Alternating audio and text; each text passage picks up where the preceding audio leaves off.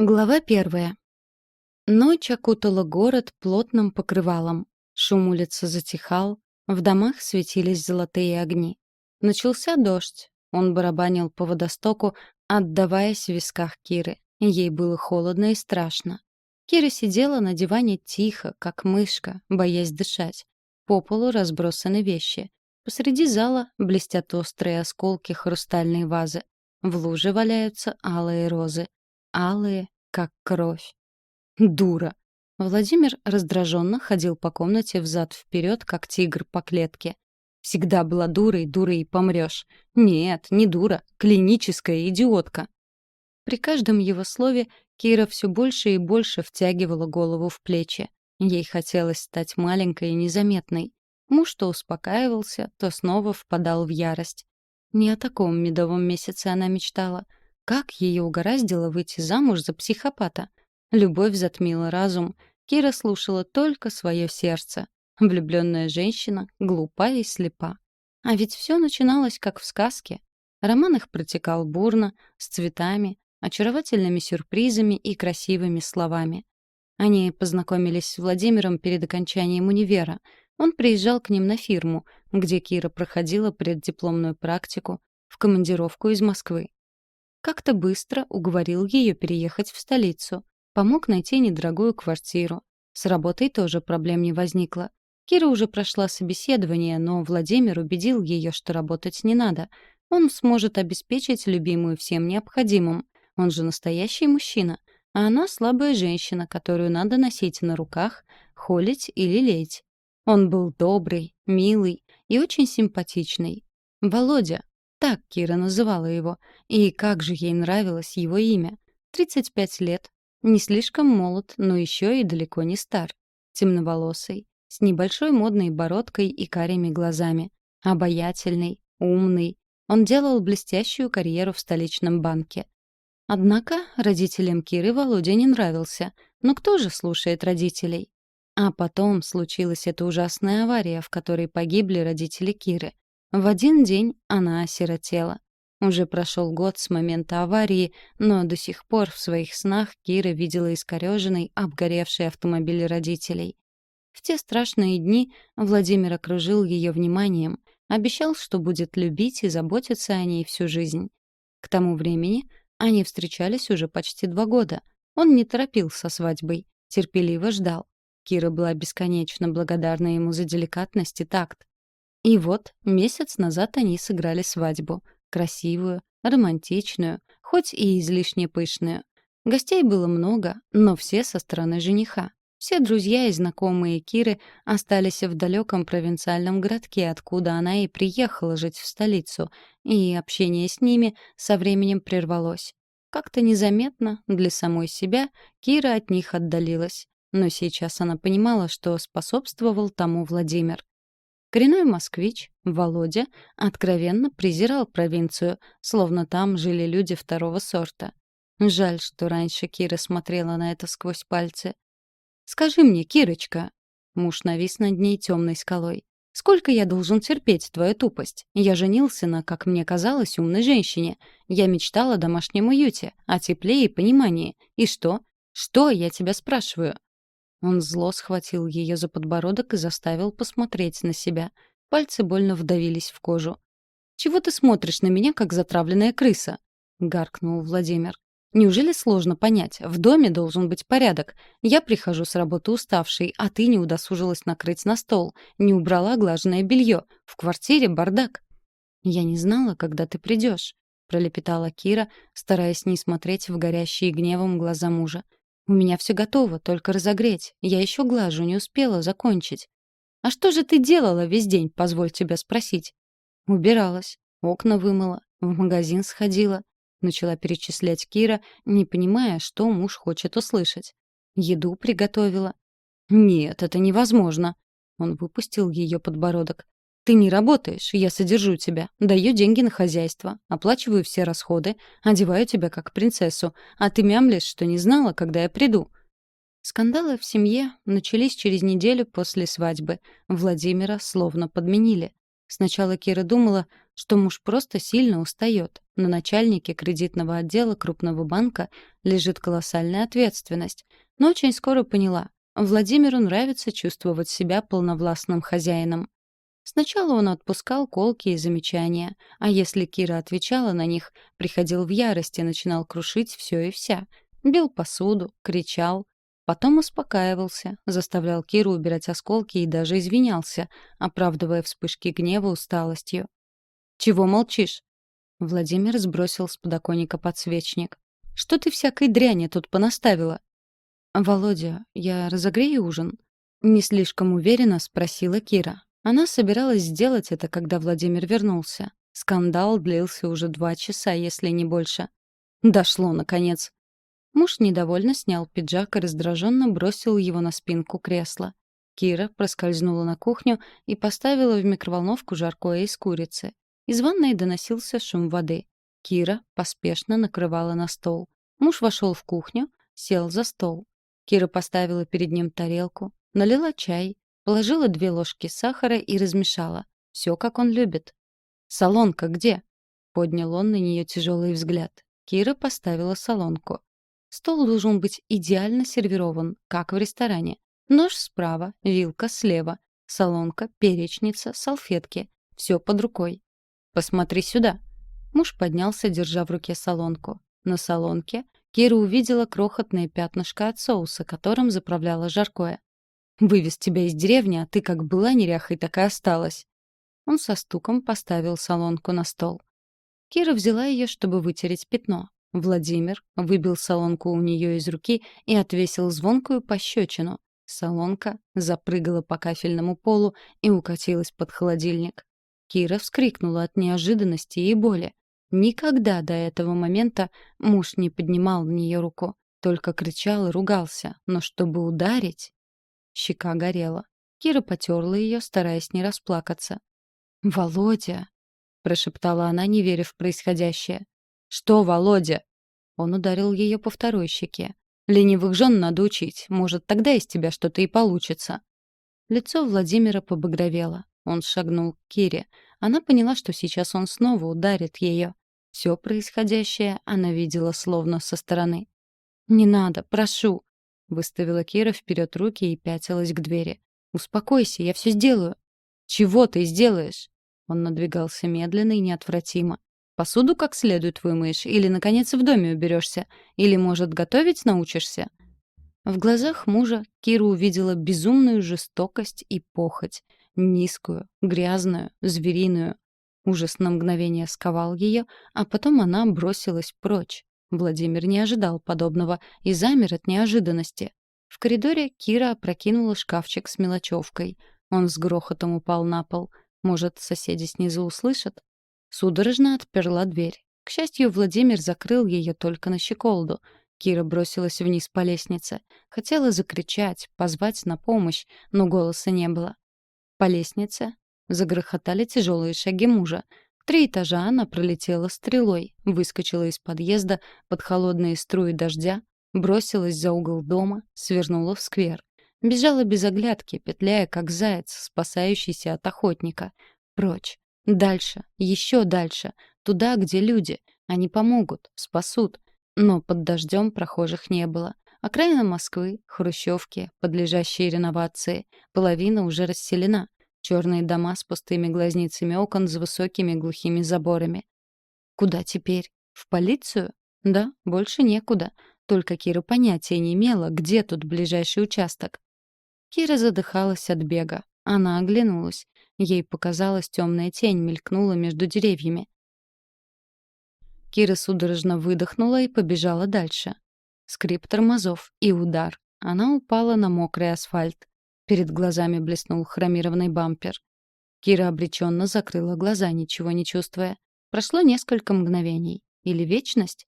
Сильные руки перевернули на спину, похлопали по щекам. «Эй! Эй!» — не слишком уверенно произнес мужской голос. Кира с трудом открыла глаза. Не потому, что не могла. Она боялась увидеть лицо мужа. Злое, безумное. «Живы?» — над ней склонился незнакомый мужчина. Она молча смотрела на него. Болели голова и бедро. Как поняла не сразу. Дождь продолжал лить. Холодные струи текли по телу. Шелковый халат прилип к коже. Володе так нравилось, когда она встречала его в этом халате. Он говорил, что у него безумно сексуальная жена. «Эй, да ответьте же!» — помахал рукой у нее перед глазами мужчина. «Вы меня слышите?» «Да», — прошептала она. «Я отвезу вас в больницу». Он осторожно поднял Киру на руки. Она обняла незнакомца руками за шею и вдруг разрыдалась.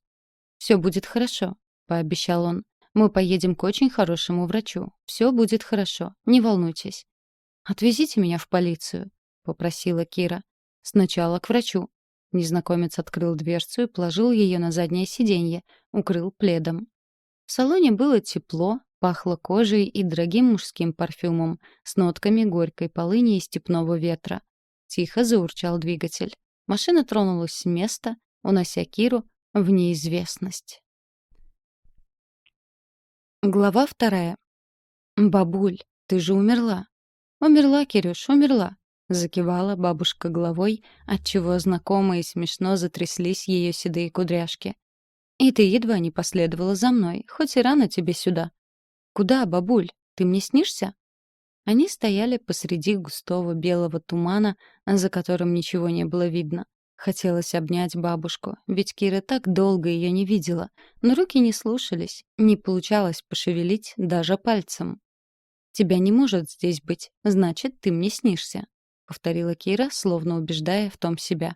«О ерунде думаешь», — проворчала бабуля. «Снишься, не снишься, может, не может, какая разница?» — нахмурилась она. «Вспомни лучше, что говорила я тебе, когда девчонкой еще была». «А что ты говорила?» Вернее, было спросить, чего не говорила ей бабушка. Когда-то, в далеком детстве, Кира очень любила вести с ней задушевные беседы за жизнь. Но бабушка умерла 10 лет назад, а вместе с ней ушли и беседы. Про мужчин. Мужчина, ударивший женщину однажды, сделает это снова и снова. «Да, говорила», — напрягла Кира память. «Из-за такого ты вышла замуж», — укоризненно покачала бабушка головой. «Плохо ты меня слушала, Кирюша». Володя никогда раньше не поднимал на меня руку. «Глупая!» — прикрикнула на нее бабуля. «Насилие бывает не только телесное, но еще и словесное». «Но я же не знала». Кира замолчала, замечая, как стремительно густеет туман, как закрывает он с собой бабушку. «Бабуль, подожди!» — крикнула она. «Поговори со мной еще!» Но ее она уже почти не видела, а слова бабушки не достигали ее слуха. Сначала к ней потянулись руки, которые она не узнала, а когда из тумана выступил муж с искаженным от злости лицом, в точности такой, какой она его видела в последний раз, Кира закричала. Проснулась она от собственного крика, отчетливо помня сон и каждое слово бабушки. В первый момент не поняла, где находится, но по белым стенам и потолку, как и по специфическому запаху, осознала. Она в больнице. Палата была небольшая, одноместная, а вот как оказалось в больнице, Кира не помнила. Кажется, ее сбила машина. Была ночь и лил дождь. Она сильно замерзла и промокла до нитки, ведь из дома бежала в одном халате. Кира приподняла одеяло и заглянула под него. Из одежды на ней не было ничего. Натянув одеяло до подбородка, она снова напрягла память. Она не помнит дороги, не заметила, как ступила на проезжую часть, и машину не увидела. Всему виной сильный дождь, а еще паника, ведь ей казалось, что Владимир преследует ее по пятам, настигает, того и гляди схватит. Визг тормозов и сейчас звучал в ушах, в висках пульсировало, и голова болела. Мужской голос спрашивал, жива ли она, а дальше темнота. Что же получалось? Ее сбила машина, и водитель привез ее в больницу. Кира прислушивалась к собственным ощущениям. Пошевелила ногами, руками, головой. Последнюю пронзила резкая боль. Все же остальное функционировало нормально. Кости целы, значит. По всей видимости, отделалась она легким испугом. Стоило вспомнить мужа, как накатила волна страха. Последнее время он был груб, но таким она не видела его ни разу. Злой, агрессивный и невменяемый. Не сбеги она, Владимир ее бы избил. Или вообще убил. Дверь в палату скрипнула и заглянула медсестра. «Проснулись?» Обрадовалась она и снова куда-то исчезла. Не прошло и 5 минут, как вошел высокий седовласый мужчина в белом халате. По его важному виду Кира догадалась — это врач. «Проснулась наша спящая красавица?» С улыбкой смотрел на нее врач, приблизившись к кровати. «А я спала?» — удивилась Кира. Она-то думала, что была без сознания или в коме. Сейчас даже смешно стало от всех этих мыслей. Но придумывала себе, как будто проблем в жизни не хватает. «Как младенец, всю ночь», — кивнул врач. «Как чувствуете себя?» «Нормально». «Повезло вам, никаких серьезных повреждений мы не обнаружили. Есть легкое сотрясение мозга. Дня 3 понаблюдаем, подлечим вас и выпишем домой». «Домой? А дома-то у нее теперь и нет, получается. Еще месяц назад у нее была родительская квартира, куда сейчас она бы с удовольствием уехала. Подальше от столицы и мужа. Но Владимир настоял на продаже квартиры, а деньги предусмотрительно положил на свой счет в банке. «Нужно наращивать подушку безопасности», — объяснил он Кире. «Без нее сейчас нельзя, слишком нестабильно все в мире». И в эту подушку он вкладывал каждый свободный рубль. Кира только после свадьбы поняла, насколько экономный у нее муж, и даже прижимистый. Нет, на ведение хозяйства он выделял ей достаточно денег, но всегда интересовался, на что она их тратит. Вроде и не требовал подобного отчета, но знал буквально все о домашних расходах. Если Кира покупала себе что-то из одежды, то почти всегда Владимир относился к этому с неодобрением. «Как будто тебе носить нечего. Шкаф вон ломится от шмоток». Подобное она слышала каждый раз, хоть и баловала себя редко.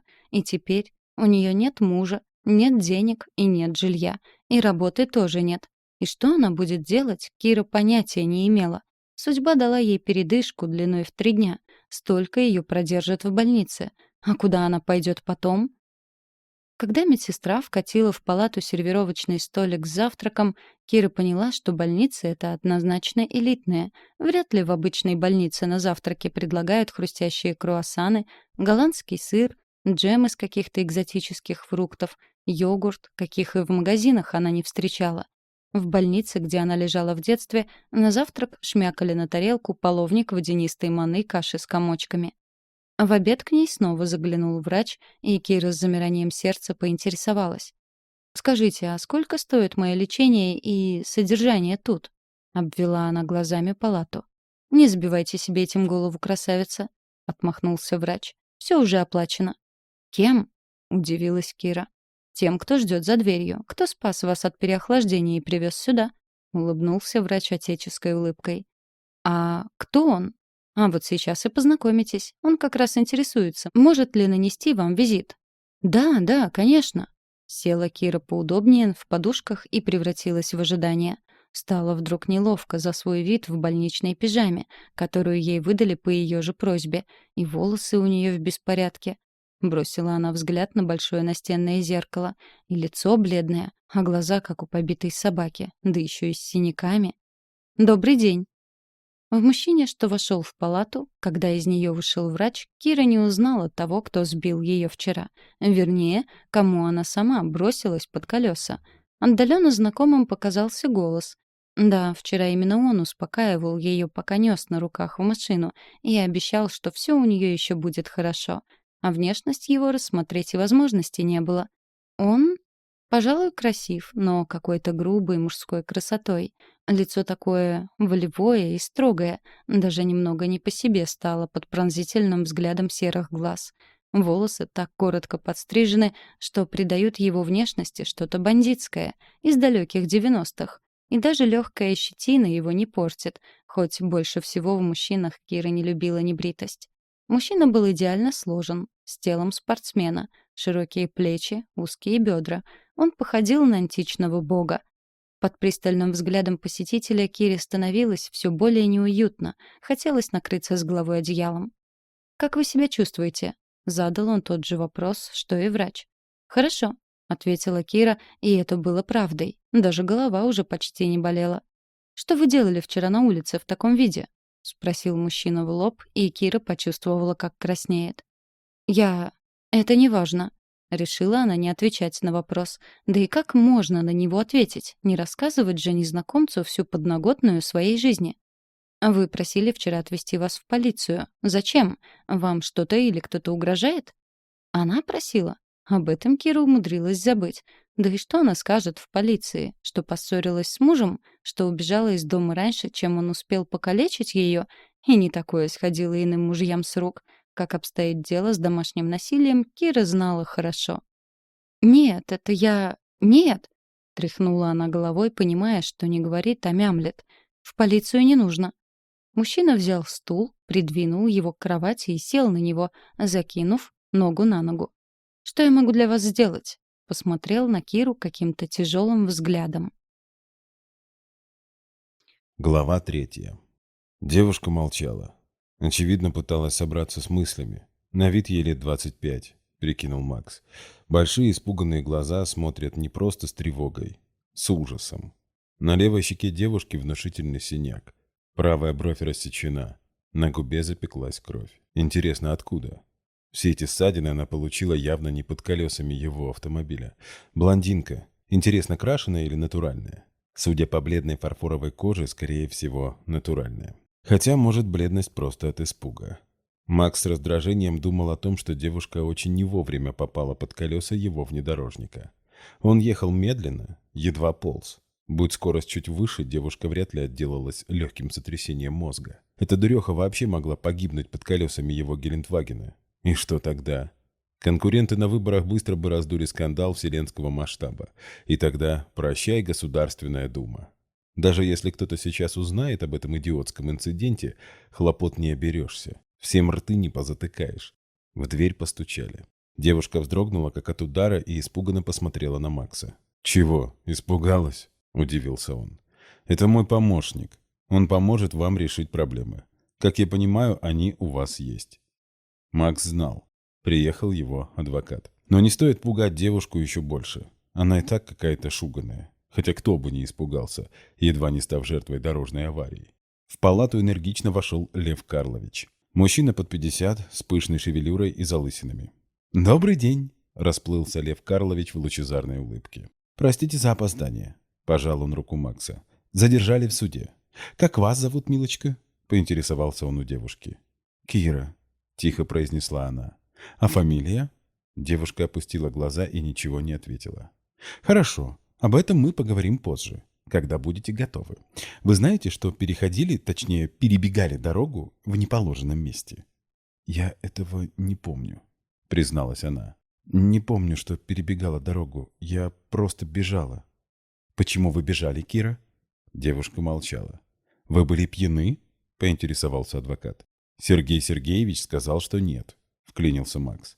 «Врач в этом уверен?» — поинтересовался Лев Карлович. «А наркотики?» «О чем вы говорите?» — удивилась девушка. «Я была не пьяна, и я не употребляю наркотики». «Хорошо», — кивнул адвокат. «Что вам надо?» — спросила Кира. «Ничего особенного», — располагающе улыбнулся Лев Карлович. «Мы пытаемся выяснить, при каких обстоятельствах вас сбила машина. Максим Андреевич очень опытный и аккуратный водитель. У него нет ни одного штрафа. Представьте себе, ни единого!» Поднял он указательный палец. «Так как же получилось, что он задел вас автомобилем? Очевидно, вы сами бросились ему под колеса». «Я бежала и не смотрела по сторонам», — потупилась Кира. «Это я виновата. Я не заметила, что выскочила на дорогу и машины не видела». «Значит, вы признаете, что в аварии виноваты вы?» – оживился адвокат. «Признаю», – кивнула девушка. «Вот и отлично». Лев Карлович шустро извлек из портфеля бумагу. «Подпишите, что не имеете претензий к моему клиенту, к Максиму Андреевичу». «Хорошо, я прочитаю». Кира взяла бумагу, начала читать, но отложила на тумбочку. Голова кружится. «Ничего, ничего, подпишите и можете отдыхать». Адвокат взял бумагу с тумбочки и снова протянул девушке. «Потом», — тихо, но твердо отозвалась она. «Я не подписываю документов, не прочитав». «Очень разумно», — с разочарованием произнес Лев Карлович. «Я зайду к вам завтра утром». Девушка откинулась на подушку и прикрыла глаза. «Так чем я могу вам помочь?» — снова спросил ее Макс. «Не знаю», — прошептала она. «Где вы живете? Возможно, ваши родные переживают за вас?» — заметил адвокат. «Мы можем сообщить им, что с вами все хорошо». «У меня нет родных», — вздохнула девушка. «Никого?» «Никого». «А друзья?» — не унимался Лев Карлович. «И друзей нет». Я живу в другом городе». «Что же вы делаете в Москве?» — насторожился адвокат. «Я не хочу говорить об этом». «Я вас понял. Поэтому вы и не хотели обращаться в полицию?» Лев Карлович оживился. «Да, девушке из провинции трудно выжить в Москве», — сокрушенно покачал он головой. «Легко ступить на скользкий путь. Мне жаль, что все так неудачно у вас сложилось. Уверен, Максим Андреевич поможет вам вернуться домой. Скажите, откуда вы приехали в Москву? Обещаю, о вашей неудачной карьере ночной бабочки никто не узнает». Синие глаза девушки вспыхнули гневом. «Я не девушка по вызову. Она осеклась. «Я была замужем. Простите, я, очевидно, не так вас понял». Лев Карлович неопределенно улыбнулся. Но стыдно ему явно не было. Подобная черствость Макса покоробила. Впрочем, что взять с адвоката? Работа у него такая. В палату вошел врач. «Ну, моя дорогая, как мы себя чувствуем?» «Немного голова кружится. И болит нога». «Скажите, Кира, ведь синяки на лице вы получили до падения?» Макс невольно напрягся, услышав вопрос врача. Значит, в своих предположениях он был прав. И кто-то с этой девушкой обошелся очень дурно. «Почему вы так думаете?» — смутилась Кира. «Потому что я очень хороший врач», — улыбнулся доктор. «И могу отличить раны от падения на асфальт от ударов ладонью и кулаком. Кто вас избил?» «Послушайте, Сергей Сергеевич, не думаю, что задавать подобные вопросы уместно», — возмутился адвокат. «Мы пытаемся разобраться в аварии, а что было до нее, нас не интересует. Пожалуйста, не мешайте. Девушка не станет выдвигать претензий к Максиму Андреевичу. Она признает, что виновата сама. Ведь так?» — посмотрел он на Киру. «Так зачем углубляться в подробности? Ситуация для всех очень неприятная». «Я выполняю свой долг и лечу пациентку. Мне надо знать, насколько серьезно она пострадала. Подробности получения травм меня не интересуют, но я хочу иметь полную картину повреждений». Адвокат отвел врача к окну и начал что-то тихо и быстро говорить ему. «Кира, вы хотите, чтобы я помог вам?» — спросил Макс. «Почему вы хотите помочь мне?» Она недоверчиво смотрела на него. «У меня есть на это причины. Я публичный человек и не хочу, чтобы вы вдруг передумали и закатили скандал. Я уже признала, что сама во всем виновата». «Значит, моя помощь вам не нужна?» Он пристально смотрел в лицо девушки. Макс давно не испытывал жалости. Никому. Пожалуй, последний раз он жалел свою одноклассницу. Он тогда учился в 5 классе. Почему-то все ополчились на очень некрасивую новенькую девочку. За нее Макс расквасил нос отпетому хулигану. Тогда ему было жаль одноклассницу. Больше никто не дразнил и не издевался над девчонкой. Через год она вместе с родителями уехала на Дальний Восток, и больше они не виделись. Но Макс не мог забыть, с какой благодарностью одноклассница смотрела на него тогда. А он ощущал себя настоящим рыцарем в сияющих доспехах. И пусть прекрасная дама не была столь прекрасна. Главное, что она была счастлива, обретя защитника. Сейчас перед ним сидела девушка, похожая на загнанного зверька. Испуганная, беспомощная. Он подобрал ее на мокрой дороге босой, в тонком халате. От кого она бежала по холоду и непогоде? Без теплой одежды, без документов, без мобильника. Практически голая, незащищенная от промозглого дождя и жестокости мира. Откуда у нее синяки на лице? Кто ударил ее и почему? Может, она сама это заслужила? Но разве можно бить женщину? Даже если она виновата. Только последний мерзавец поднимет руку на того, кто слабее. Кира молчала, но он видел. Девушка в смятении. О чем она думает? Чего боится? «Максим Андреевич», адвокат подошел к нему. «Мы можем идти. Дело улажено, вашей вины в произошедшем однозначно нет. Это неоспоримо доказывает медицинский осмотр пациентки. Все необходимые справки Сергей Сергеевич подготовит к моменту выписки Киры. Вы повели себя в высшей степени благородно, доставив девушку в клинику и оплатив все расходы на лечение». «Хорошо», — коротко кивнул Макс и пожал адвокату руку. «Идите, я немного побуду с Кирой». «В этом нет необходимости», — нахмурился адвокат. «Это мне решать», — отрезал Макс. «Как прикажете», — пожал плечами Лев Карлович. «До свидания. До завтра, Кира». Он подхватил со стула портфель и покинул палату. Врач вопросительно смотрел на Макса. «Я собирался осмотреть больную. Оставьте нас ненадолго», — попросил Макс.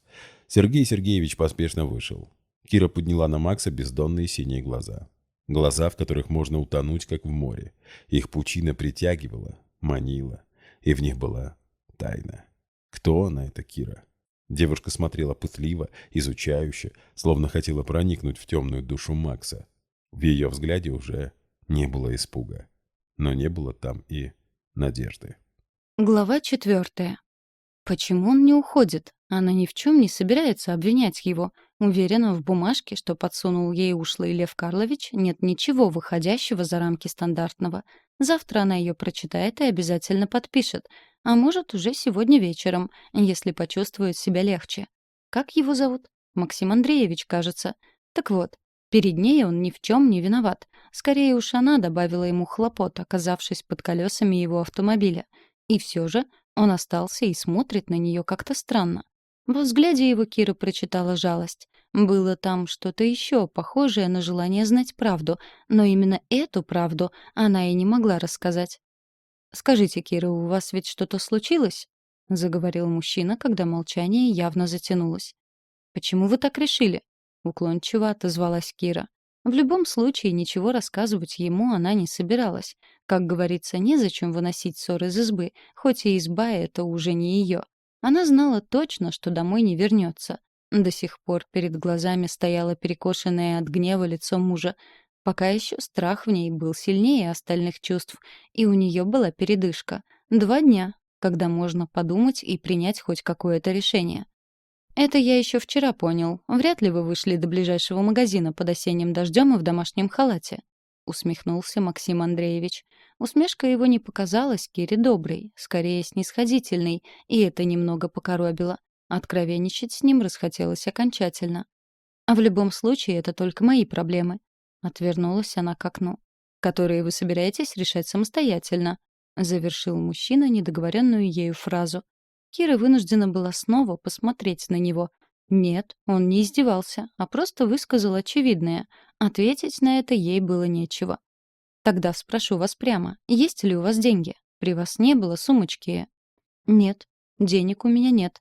Но, должно быть, есть тот, кто может их вам одолжить?» «Почему вас это так интересует?» — не сдержала раздражение Кира. «Почему он не оставит ее в покое? Ведь видно, что ее судьба ему до лампочки. Потому что именно под колеса моей машины вы вчера едва не попали. И это я вас привез в больницу и оплатил ваше лечение. Не считаете, что я имею право знать хоть какие-то подробности?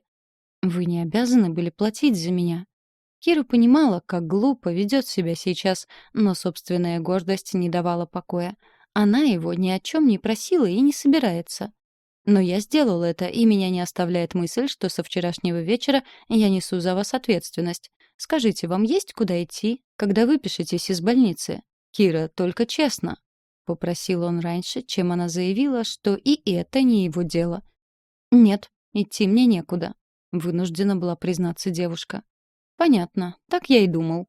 Протянул Максим Андреевич. «Вам некуда идти, у вас нет денег, но вы упорно отказываетесь от помощи. Не кажется вам, что ведете вы себя глупо?» Теперь в его голосе звучало раздражение.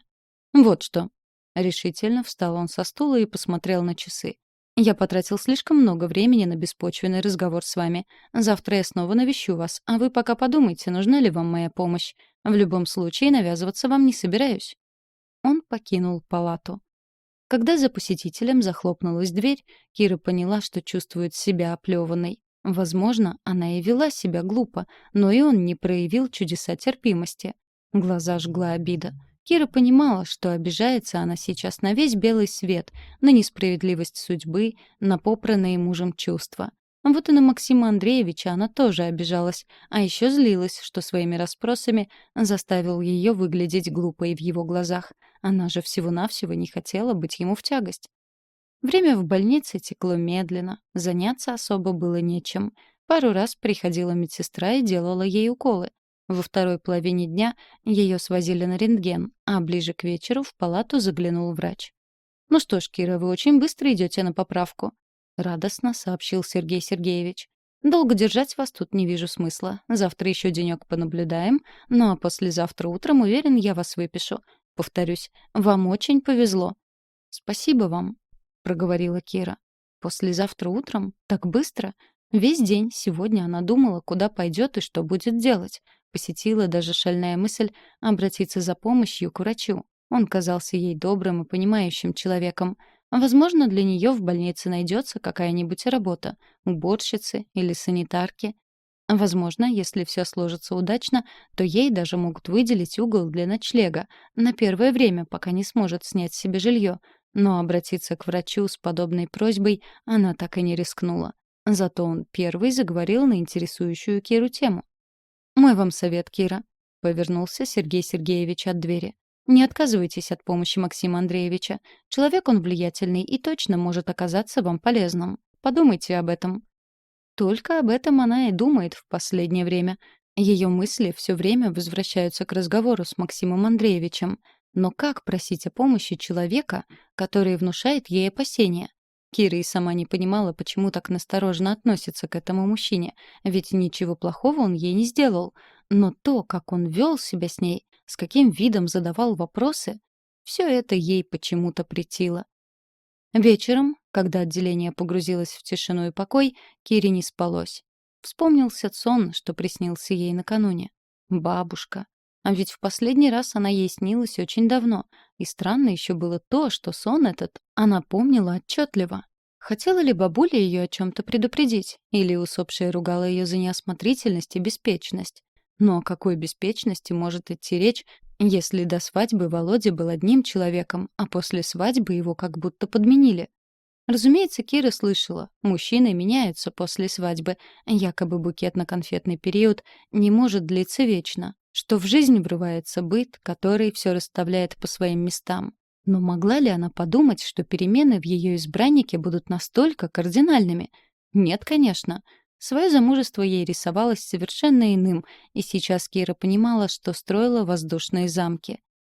Измучившись от бессонницы и не в силах больше ворочаться в кровати, Кира вынуждена была попросить у дежурной медсестры таблетку снотворного и, как результат, проснулась, когда санитарка принесла завтрак. «Выспалась, голубушка? Гораздо же ты спать, милая!» По-доброму проворчала пожилая женщина. «Так и обход можно проспать, и все на свете!» Подкатила она столик к кровати. Что она имела в виду под «все на свете», Кира так и не поняла, но от чего то испытала стыд за собственную сонливость. Снотворное оказалось крепким, и сегодня ей ничего не приснилось. Едва она успела привести себя в порядок после завтрака, как в палату вошел Сергей Сергеевич с обходом. Задав Кире несколько стандартных вопросов, врач вынес вердикт. «Завтра мы вас выписываем». И Кира чуть не расплакалась, ведь она так и не поговорила с Сергеем Сергеевичем о своем будущем, и сегодня нужно обязательно выбрать удачный момент, когда он будет свободен. После обхода Кира достала из тумбочки бумажку, что вручил ей вчера Лев Карлович, и на подписании которой так настаивал.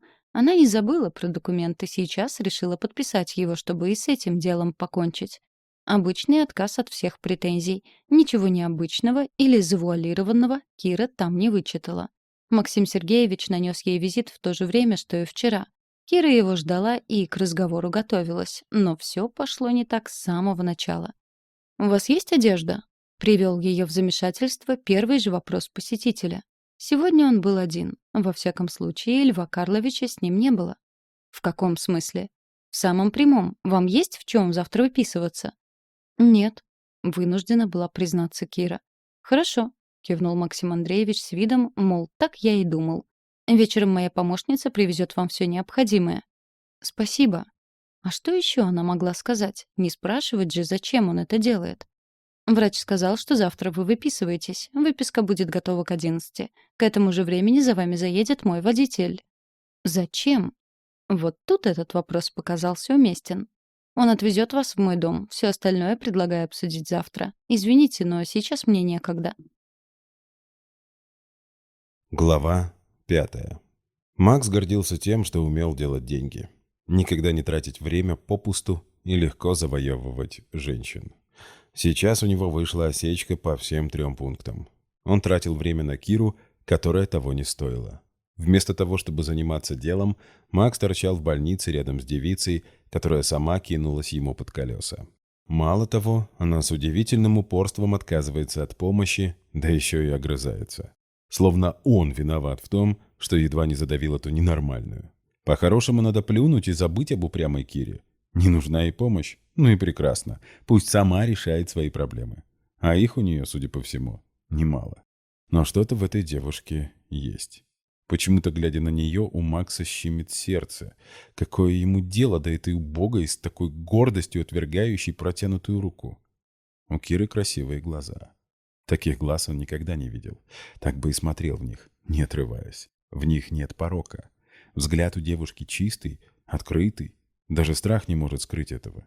У Полины глаза темные, развратные, хитрые. В них горит огонь наживы. Любовница Макса даже не скрывает этого. Полина горда и тщеславна. Для нее главное — вызвать зависть у окружающих, чтобы все видели, у нее все лучше, чем у других. Она самая-самая во всем. Молода, красива, богата, ленива, как кошка, похотлива и желанна. Полина дивно хороша. Хороша во всем. Не только красива, но и умна, отлично образована, настоящая леди. И настоящая великосветская шелюха. Алчная до удовольствия и до денег. И еще вопрос, что для Полины важнее. Пожалуй, деньги. Она мечтает выйти замуж за Макса, постоянно ноет, что он не любит ее, а он ее и не любит. Да и она его тоже. Какая любовь? Один секс. Но надо отдать должное, секс фантастический. Полина напрочь лишена комплексов, опытна, умела в постели. Что еще надо для полного счастья? Очевидно, что-то еще надо. Знать бы что. У Полины холодное сердце. Такое же холодное, как у Макса. Видимо, это их объединяет. Оба трезво смотрят на жизнь. Оба не верят в любовь и прочную сентиментальную дребедень. Он бы женился на Полине, если бы видел в этом смысл. Но семья и дети не нужны ему. Да и Полина скорее утопится в бассейне с шампанским, чем испортит идеальную фигуру беременностью. Ее желание выйти замуж за Макса – это желание закрепить свое положение в высшем обществе. Полине нужен брачный договор, дающий ей безграничные права и не предусматривающий никаких обязанностей перед мужем. Макса роскошная Полина вполне устраивает в качестве гражданской жены. На больше она может не рассчитывать. Если она даже посмеет подумать изменить Максу, то он сразу же вышвырнет ее за дверь, как нашкодившую собачонку. Она приняла это негласное условие, и их обоих это устраивает. По крайней мере, пока. Не нравится такая жизнь Полине, может быть свободна. Свято место пусто не бывает. Тем более, что и без него она не пропадет. Найдет себе какого-нибудь папика. Или даже не папика. Будет ублажать его, как и Макса. Петь сладким голосом дифирамбы. Выклянчивать дорогие подарки. И будет жить очень даже счастливо. Как все просто. Он знает, сколько стоят ласки Полины. Платит ей и делает вид, что верит в искренность любовницы. Но хочется иного. Только есть ли оно это иное? Зачем он решил взять Киру в свой дом?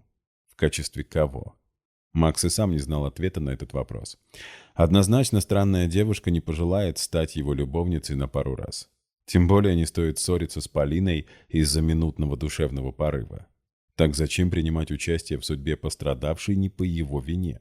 Чтобы снова ощутить себя рыцарем на белом коне? Снова поймать восхищенный женский взгляд? Мало ему того, как Полина ловит каждое его движение, предугадывает любое желание.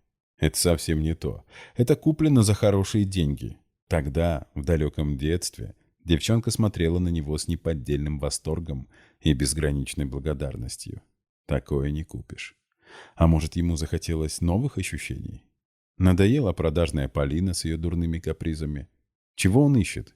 Что ему до этой Киры?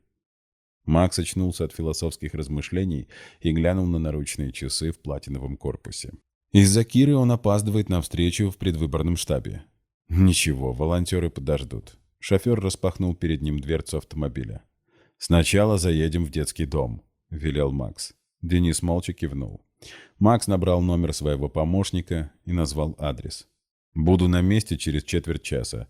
Подъезжай и подвези подарки детям», — приказал он. «Знаю, что планировали завтра. Ты всегда все делаешь, как написано в бумажке». Незапланированный визит произведет приятное впечатление на сотрудников детского дома и избирателей. Волонтерам ждать моего приезда. Никто не расходится. «Что значит фотографа нет?» — возмутился Макс. «Что значит ты его отпустил? Ты соображаешь, что делаешь? Я за что вам плачу? За то, что дурака валяете? Немедленно сюда, оба! Оба! Понял?» Макс с раздражением сбросил вызов. Сборище бездельников и лентяев. Сдержанно рыкнул он. Засветился экран мобильника. Бестолковый помощник Бурмин хочет уточнить детали. Но Макс ошибся. На этот раз звонила Полина. «Милый», — томный голос обволакивал. «Напоминаю, сегодня у моей сестренки презентация. Полина, я занят до поздней ночи. Сходишь одна». «Ну, дорогой, Даша так ждала эту выставку. Мы должны пойти». «Я занят», — отрезал Макс. «И я не ценитель авангардного искусства». «Ты обещал», — заныла Полина. «Я сказал нет». Макс поморщился, вспомнив свой визит в мастерскую младшей сестры Полины. Цветные кляксы и хаотичные грязные полосы на холстах не произвели на него ни малейшего впечатления. Полина упрашивала Макса купить одно из творений для своего офиса за бешеные деньги. Он наотрез отказался. Полина и Даша обиделись. Ничего, перебьются. Платить за откровенную мазню он не станет. Кидать деньги на ветер не в его правилах. Глава 6. Ближе к вечеру Кира поймала себя на мысли, что привыкла уже к этой палате и персоналу больницы. За 2 дня она отдохнула так, как не получалось отдыхать целый месяц, сколько пробыла замужем. Дома всегда было столько дел, что порой и присесть-то не получалось. А уж о том, чтобы прилечь или просто посмотреть телевизор, и речи быть не могло. С первого дня замужества на плечи Киры легли все бытовые хлопоты, и тем обиднее становились упреки Володи, ведь среди них не было ни одного справедливого. Вечером, когда Кира увлеченно читала любовный роман, который нашла тут же, в отделении, в палату вошла женщина лет 35 в элегантном деловом костюме. Кира сразу сообразила, кто это, но ждала, когда женщина заговорит первая. «Добрый вечер», — улыбнулась посетительница. «Я Майя, помощница Сафронова Максима Андреевича. А вы Кира?» Еще шире улыбнулась она и протянула Кире руку. «Будем знакомы». Кира пожала руку, подарив женщине ответную улыбку, и попыталась вспомнить, где могла слышать фамилию Сафронов. Она ей показалась смутно знакомой. «Максим Андреевич поручил мне купить для вас одежду», — отчитывалась Майя. «Надеюсь, я угадала ваши вкусы, и одежда вам придется по душе. С размером, кажется, я попала в точку». Окинула она Киру взглядом. Как только вошла в палату, Майя поставила на кровать большой пакет с логотипом известного бренда. «Неужели она именно там выбирала одежду?» — мелькнула в голове Киры. Сама она на этот бутик только смотрела, уверенная, что цены там заоблачные. «Спасибо большое», — проговорила Кира. Ну а что еще она могла сказать? Она боролась с любопытством. Уж очень хотелось заглянуть в пакет. «Да было бы за что», — улыбнулась Майя. «Это же моя работа. Еще Максим Андреевич просил напомнить вам, что завтра в 11 за вами приедет машина. Водитель поднимется, чтобы помочь вам с вещами». «Да не нужно, зачем?» Таково распоряжение Максима Андреевича. Ласково, но настойчиво перебила ее Майя, и Кира поняла, что спорить бесполезно. «Надеюсь, мы скоро с вами увидимся, ведь теперь вы будете жить в доме моего начальника. Вот тогда и познакомимся поближе. А сейчас, извините, мне надо идти, дела не ждут». Все это Майя произнесла очень быстро, не дав Кире и слова вставить. Бросив на прощание «до новых встреч», помощница Максима Андреевича стремительно вышла. Кира поскорее заглянула в пакет. Любопытство снедало ее. Там было все, начиная от белья и заканчивая тончайшим шейным платком. Трикотажное платье темно-синего цвета ей понравилось безумно. Она даже не удержалась и примерила его. Вот вроде ничего особенного в облегающем фигуру платье не было, но качество и стильность бросались в глаза с первого взгляда. Даже растрепанная и ненакрашенная, Кира в нем смотрелась элегантно. А еще в пакете были колготки и высокие сапожки из тончайшей кожи. Порадовало Киру, что каблук на сапожках был невысокий, как она любит. Майя действительно угадала ее вкусы и пристрастия. Серый драповый кардиган, сшитый как пальто, но без подклада, отлично должен был завершить ее образ стильной женщины. Только вот она таковой не являлась и никогда не носила настолько дорогие и качественные вещи. В отдельном пакете Кира нашла зубную щетку и пасту, пенку для умывания, тоник, увлажняющий крем. Были тут и гигиенические прокладки на каждый день, и влажные салфетки. И все это было куплено не в магазине бытовой химии или в промзоне супермаркета. На всем, даже на компактной массажной расческе со своим футляром, стоял фирменный логотип производителя косметики и парфюмерии класса люкс. Кира такое знала, но никогда ею не пользовалась. Все это стоило приличных денег. Кира повесила пальто и платье в шкаф. Остальные вещи сложила обратно в пакет и задумалась. Кого она сейчас обманывает? Саму себя разве что. По сути, все эти вещи, преподнесенные ей в дар Максимом Андреевичем, являются ничем иным, как милостыней. Просто милостыни это в особо крупных размерах, и на улице такую не подают. Кто она? Бомжиха? Ответ напрашивался сам. Конечно, можно рискнуть и вернуться домой, но что ее там ждет? Злой муж, который теперь уже, скорее всего, бывший. 100% бывший. Жить с Володей Кира больше не сможет. Если останется с ним, даже если он пообещает никогда так больше себя не вести, она будет жить в постоянном страхе. Да, он и не пообещает. Почему-то Кира не сомневалась. После ее бегства Володя стал злиться на нее еще сильнее. А это значит, что на глаза ему лучше не показываться. Даже документы остались дома, и вернуться за ними она не рискнет. Одним махом Володя вычеркнул ее из социальной жизни. По сути, ее сейчас нет. Для всех она перестала существовать, и есть только Сафронов, который взял на себя роль ее покровителя. Но и от него Кира не знает, чего ожидать. Для нее он посторонний человек, к тому же очень влиятельный, по словам того же Сергея Сергеевича. Сафронов, Сафронов. Кира и так и эдак смаковала его фамилию, но так и не получилось вспомнить, где она могла ее слышать. Перед сном, лежа в кровати, Кира не переставала размышлять о собственной участи.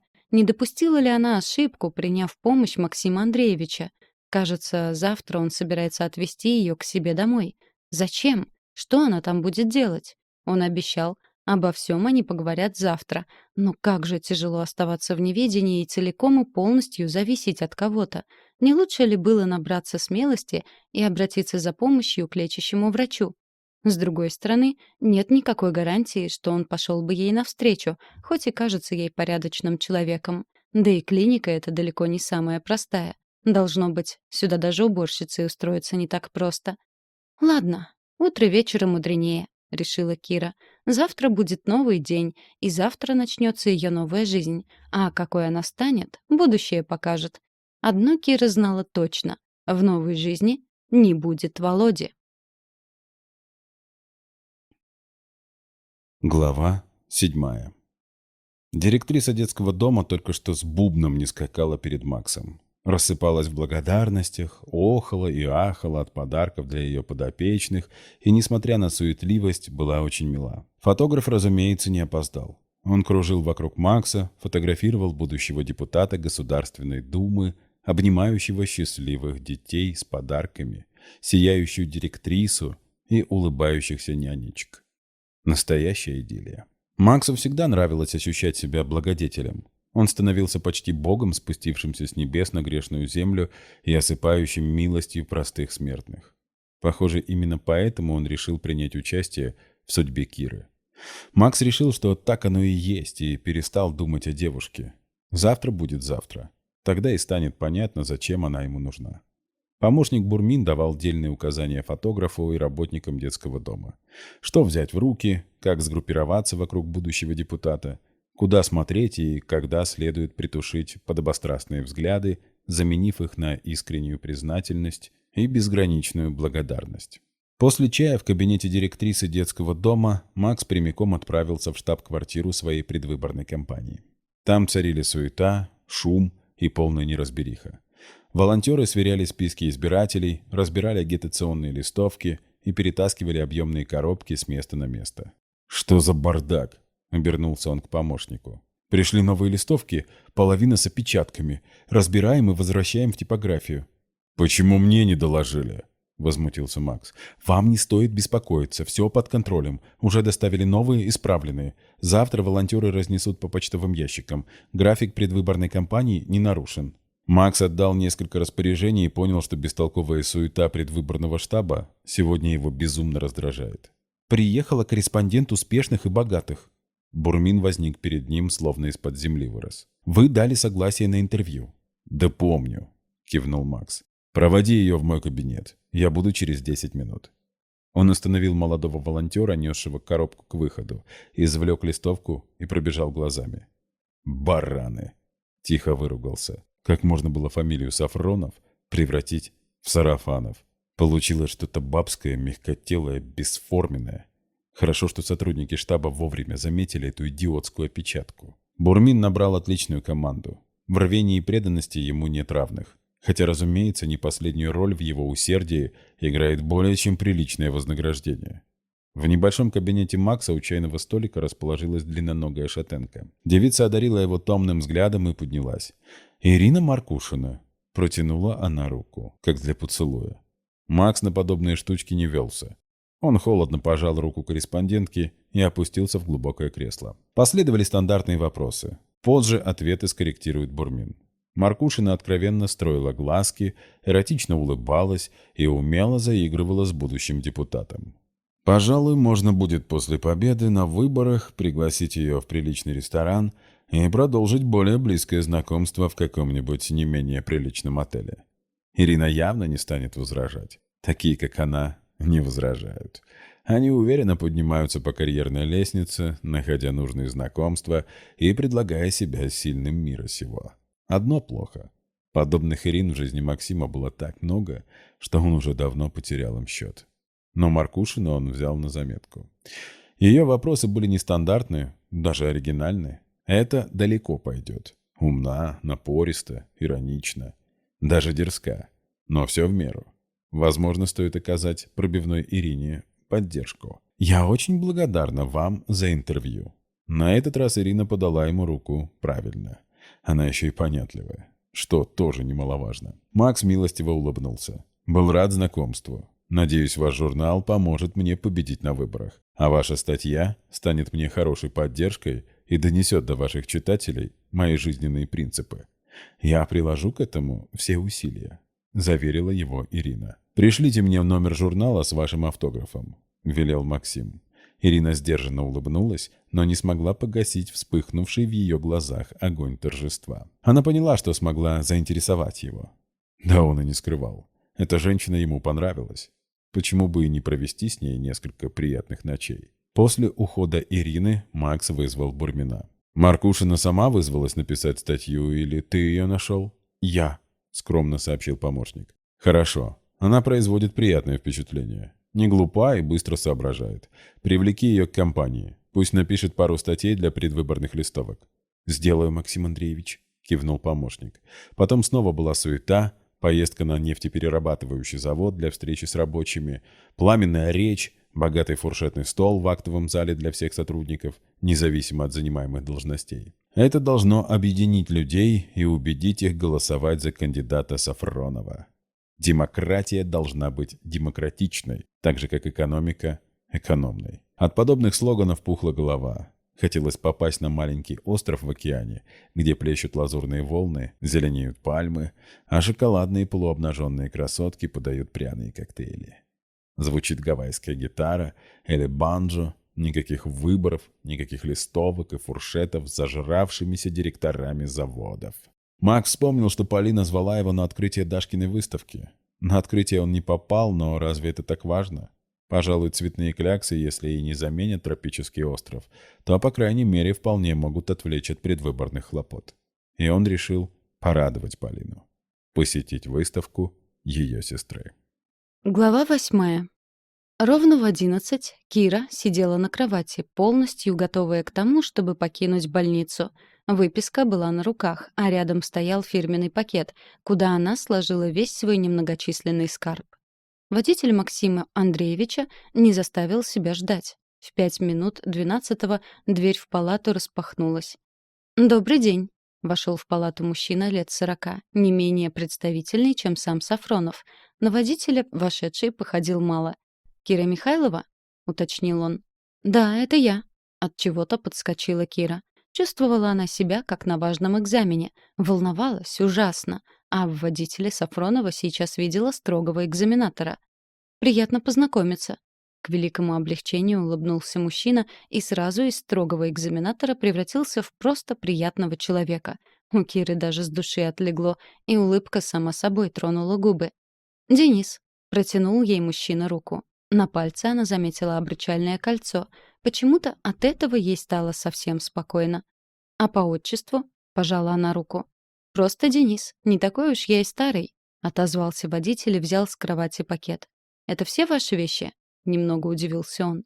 «Ну да», — развела руками Кира. «Ну, тогда прошу». Денис распахнул дверь, пропуская девушку вперед. «Не люблю больницы», — пробормотал ей в спину. «Поскорее хочется отсюда удрать». «Видно, с больницами у него связано что-то личное», — решила Кира, но интересоваться, конечно же, не стала. «А далеко ехать?» — поинтересовалась она, поудобнее расположившись на переднем сиденье. «Да не очень. Дом за городом, но дорога туда свободна. Домчу вас быстро», — пообещал водитель. И действительно, уже через полчаса они въехали в коттеджный поселок, который с первого взгляда произвел на Киру неизгладимое впечатление. Все дома здесь были богатые и величественные, а дом Сафронова, возле которого они и остановились, переплюнул все остальные. Робость одолела Киру, когда через кованые ворота машина въехала на ухоженную территорию огромного сада. Вдоль широкой подъездной аллеи тянулись ровные ряды деревьев. Справа Кира рассмотрела большую беседку, а слева — теннисный корт. На сам дом, к которому приближались, она и вовсе боялась смотреть. И в этом белом особняке, как сама же назвала его про себя, ей предстояло какое-то время жить, пока не найдет себе жилье попроще, как и средства, на которые сможет его снимать. «Ну вот и приехали», — с улыбкой повернулся к ней Денис.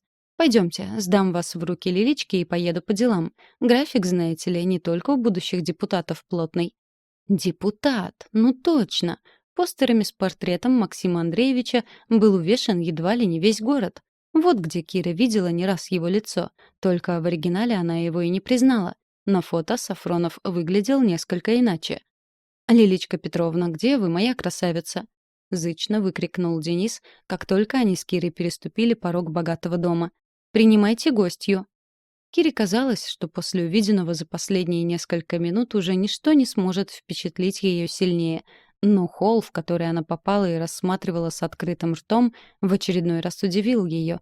Если опустить размеры холла, гостиной и куполообразный потолок, чего тут только не было, начиная от камина, выполненного в викторианском стиле, и заканчивая картинами на стенах. Антикварная мебель, напольные вазы, явно купленные не в обычном магазине, плазма чуть ли не во всю стену, стильные бра, развешанные по периметру гостиной. Ой-ой, куда же она попала? И широкая лестница, убегающая на второй этаж, сродни той, что она видела в старом фильме «Унесенные ветром». Не хватало только красной дорожки. «И чего ты орёшь на весь дом, как оголтелый?» — послышался недовольный голос, а потом и сама хозяйка появилась в холле. На вид женщине Кира дала бы не больше 40, а может и меньше. Одета женщина была форменная, скорее всего, платье, но до такой степени подчеркивающее изгибы ее фигуры, что впору выпускать ее в нем на подиум. Светлые мелированные волосы были стильно коротко подстрижены и искусно уложены, словно женщина только что вышла из салона. На лице макияж, на ногтях маникюр. Это точно домработница? Судя по белоснежному фартуку, да, но таких Кира даже в кино не видела. «Лилечка Петровна, драгоценная моя, это Кира», — представил ее Денис. Отчего-то Кира подумала, что к Лилечке этой он испытывает душевный трепет. Мысль вызвала невольную улыбку, завидев которую домработница почему-то нахмурилась. «Кира, значит? Максим Андреевич предупредил о вашем появлении», — сухо проговорила она. «Это все ваши вещи?» — кивнула на пакет, что продолжал держать Денис. В этот момент Кира почувствовала себя нищенкой. Собственно, именно таковой она сейчас и являлась, но отчего-то реакция домработницы ее разозлила. «Да, это все мои вещи», — строго отозвалась она и забрала у водителя пакет. «Небогато», — протянула женщина. «Следуйте за мной, милочка, а ты займись делом», — прикрикнула на Дениса, отчего тот быстро ретировался. Женщина направилась к лестнице, и Кира молча последовала за ней. Девушка поняла, домработнице она не понравилась. Впрочем, эта женщина могла относиться к числу тех, кому в принципе не нравились люди. Вот и на доброго Дениса она умудрилась спустить собак на глазах у Киры. «Ваша комната», — распахнула перед ней женщина одну из многочисленных дверей на втором этаже. «Обед в 2 часа. Максим Андреевич будет обедать дома. Не опаздывайте. Он наверняка захочет с вами переговорить. Меня называйте Лилия Петровна». Без каких-либо эмоций проговорила домработница. Впрочем, одну эмоцию Кира все же уловила — легкое презрение, отчего стало еще грустнее. На особо теплый прием в этом доме она и не рассчитывала, но и к такому оказалась не готова. «Спасибо вам». Нашла она в себе силы поблагодарить Лилию Петровну, чем заслужила очередной хмурый взгляд.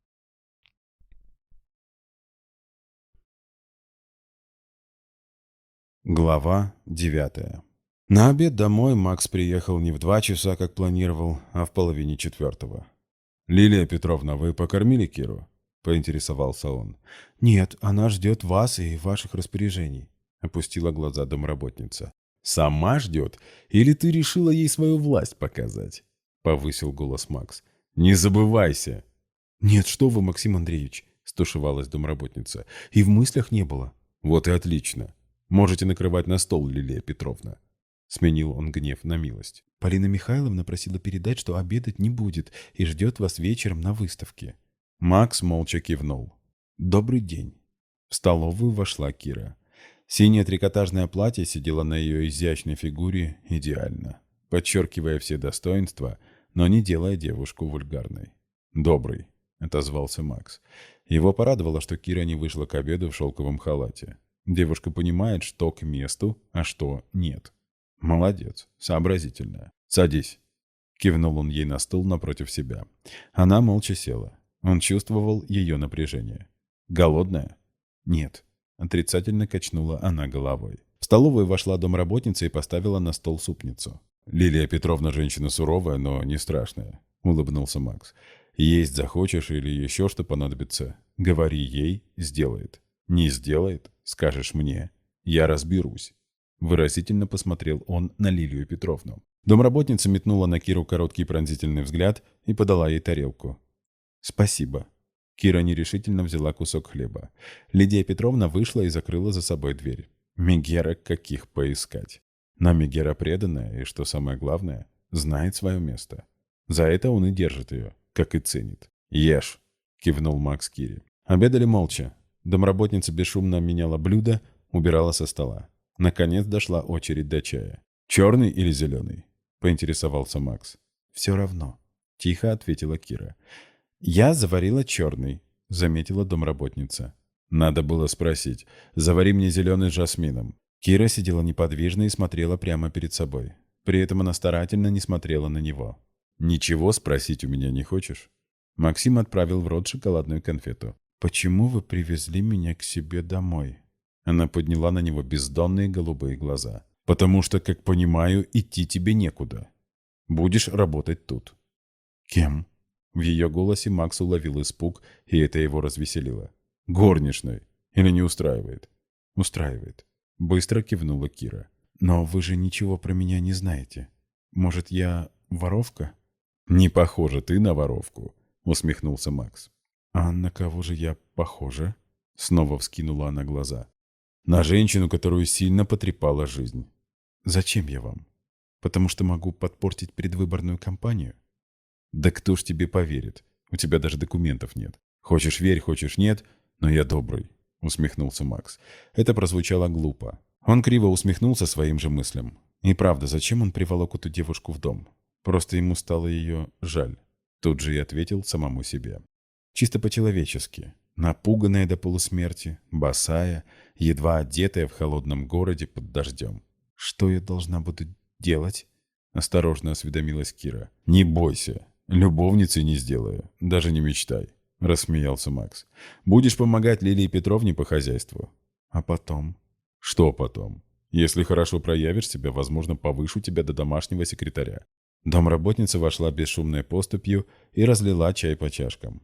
Пододвинула Максу вазочку с миндальными сухариками и тихо удалилась. «У меня нет документов», — напомнила Кира.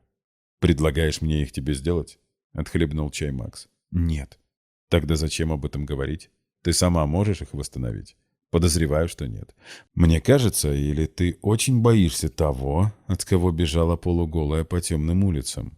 Да, боюсь, призналась Кира. И кто же это? Твой любовник или муж? Муж. И давно вы женаты? Месяц. Ты немногословна. Рассказывать нечего. Кира смахнула со щеки слезу. Стало быть, медовый месяц не удался. Кивнул Максим. Всякое в жизни бывает. Как же ты вышла замуж, не узнав человека как следует? Кира молчала. Москвичкой стать захотелось? Продолжал допытываться Макс. Нет, я просто ошиблась. Думала, что знаю его. Мы встречались 2 года. И ни одного тревожного звоночка? Удивился он. Нет. Или я просто не услышала их, призналась Кира. Я любила его. Думала, и он меня любит. Знаешь, как говорят? Бьет, значит, любит. Максим пододвинул Кире вазочку с сухариками. Попробуй. Это полная чушь, резко ответила девушка. Да, все мы умны задним умом, согласился Макс. Возможно, я помогу тебе с документами. Сейчас мне некогда, потом. Но это будет зависеть от тебя. Как поведешь себя и как проявишь. Да, мой господин, криво усмехнулась Кира. Я все поняла, мой повелитель. А ты остра на язык, прищурился Макс. Откуда я знаю, как должна вести себя, чтобы угодить вам? Мне угождать не надо. Просто выполняй свои обязанности, как положено. О них тебе расскажет Лилия Петровна. Но и дерзить мне не советую. Я не твой муж, бить не стану. Но на улицу вышвырну в том, чем тебя подобрал. В халате и босую. Не посмотрю на погоду. Я поняла. Тихо ответила Кира, и ее покорность неприятно царапнула Макса. Покорность граничила с обреченностью. Он поставил девушку на место, дал ей понять, кто тут хозяин. И в очередной раз доказал, что все мужики – козлы. Чем сейчас он отличается от ее мужа-садиста? Да практически ничем. Макс понял, что злился сам на себя. Глава 10. Максим Андреевич уехал, а настроение Киры уверенно стремилось к нулевой отметке. И чего-то расселась, как барыня. Появилась в столовой Лилия Петровна. Вся из себя она представляла ходячий упрек, вернее, стоячий. Застыла возле обеденного стола, за которым продолжала сидеть в одиночестве Кира, уперла руки в бока и, не мигая, буравила ее взглядом. «Ты здесь не гостья, как ясно мне дал понять хозяин. Пойдем, выдам тебе форму и расскажу об обязанностях. И столоваться теперь, будь добра, на кухне вместе со мной. А то ишь...»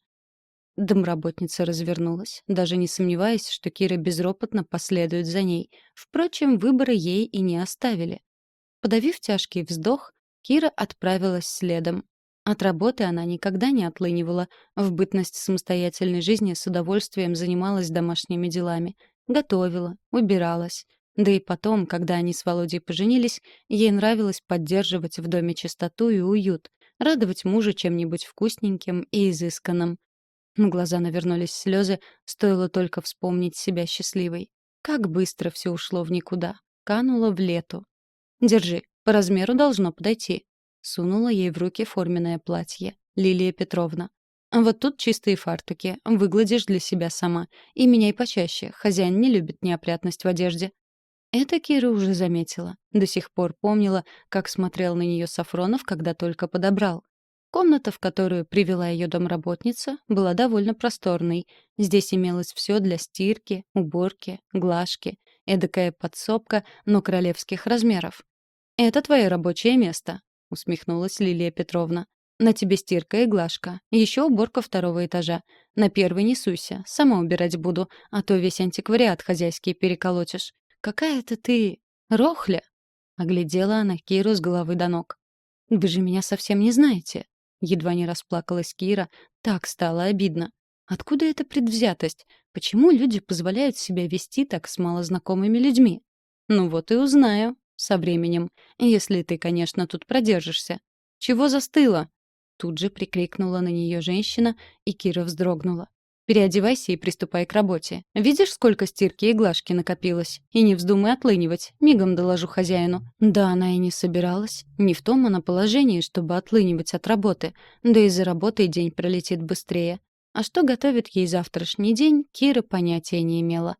В этом доме никого не интересовало, что единственная вещь, которую она не любила, была глажка белья. Работа есть работа, и частенько мы находимся не в том положении, чтобы выбирать. Вот и Кира сейчас не в том положении. Как там говорят? Дают — бери? Похоже, сама судьба дала ей шанс выкарабкаться. Как долго придется карабкаться, Кира не знала, но воспользоваться шансом была обязана. Один плюс был во всем происходящем. Кире очень понравилось форменное платье, и сидела оно на ней не хуже, чем на Лилии Петровне, а то и лучше. И в нем было удобно двигаться, наклоняться. Наверное, шили платье на спецзаказ по чьей-нибудь индивидуальной выкройке. Как говорится, респект и уважуха тому человеку. За работой время полетело быстрее, а усталость, что постепенно накапливалась в теле, позволяла реже думать о плохом. И все же совсем прогнать грустные мысли не получалось. Как она докатилась до роли приживалки? Получается, что работать она сейчас на Сафронова будет за крышу над головой кусок хлеба? Что ж, наверное, в ее положении и это уже неплохо. Как сообщила ей все та же Лилия Петровна, ужин в этом доме подавался в 8 вечера. Когда хозяева ужинают, мы с тобой будем делать то же, но на кухне. Не забыла сообщить ей домработница. Опоздаешь, придется кусочничать. Ничего греть или готовить вечером я не разрешу. Еще мне бардак не наводили на кухне на ночь глядя. Не собиралась Кира ничего готовить для себя и радовалась, что не заставляют ее это делать для других. Она не профессиональный повар и своими умениями дилетанта боялась травмировать чей-нибудь слишком притязательный вкус. Однако, кого имела в виду Лилия Петровна, когда говорила «ужинают»? В доме проживает кто-то еще, кроме Максима Андреевича? Уточнить у не самой доброй женщины Кира не рискнула. Должно быть, она сама скоро об этом узнает. С делами Кира управилась довольно быстро. До ужина еще оставалось 2 часа с хвостиком, и чтобы не попадаться лишний раз на глаза домработницы, она решила скрыться в своей комнате. Комнату в этом доме ей выделили небольшую, но чистую и светлую. Имелось в ней и все необходимое для жизни. Только душ у них с Лилией Петровной был один на двоих, и комната домработницы была по соседству. Ну да ладно, это меньшее из зол в жизни Киры. У Киры по-прежнему ничего толком не было из вещей, не считая того, что купил ей Сафронов, и вот этого вот платья. Но, по словам той же Лилии Петровны, время после 8 вечера считалось у прислуги свободным, и расхаживать по дому в единственном платье, в котором, к тому же, провела весь день, не очень хотелось. А из другой одежды у Киры был разве что банный халат. И вот тут она всерьез задумалась, а не нанести ли ей визит в квартиру Володи, которую еще совсем недавно она считала и своей.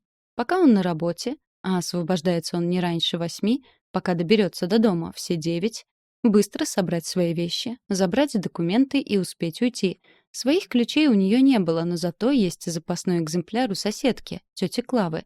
Кира сама их ей оставила, чтобы поливала цветы на выходных, когда они с Володей куда-нибудь уезжали. Сейчас ей уже не верилось, что совсем недавно у нее была другая жизнь. Володя очень любил уикенды, как сам их называл, и частенько в выходные они отправлялись с палаткой на природу.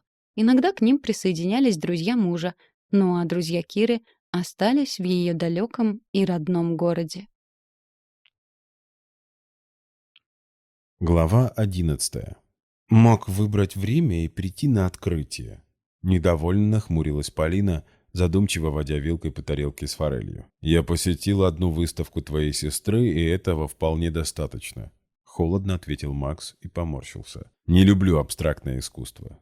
«Твое присутствие на открытии новой выставки подняло бы статус Дарьи». «Статус надо поднимать не с моей помощью, а талантом. Коего у твоей сестры нет от слова совсем». «Ты груб», — надула губы Полина. «Я объективен. Купи одну из ее картин», — потребовала Полина. «Это удачное вложение денег». «Не знал, что у тебя есть чувство юмора», — хмыкнул Макс. «Больше ничего не придумала?» «Даше нужен удачный старт. Даше нужен пинок. Может, тогда делом займется, а не этой бездарной мазнёй». Макс раздраженно бросил на стол скомканную салфетку и нажал на кнопку звонка. В столовую вплыла Лилия Петровна и замерла на пороге. «Подайте чай. Пусть принесет Кира». «Хорошо, Максим Андреевич», — с достоинством кивнула домработница. «Кира?» — вскинула широкие брови Полина. «Это еще кто?» «Новая горничная». Макс проводил взглядом домработницу. «Зачем нам новая горничная?» – недовольно спросила Полина. «Не нам, а мне». «Тебе так нравится подчеркивать, что я всего лишь твоя гражданская жена?» «Давай называть вещи своими именами.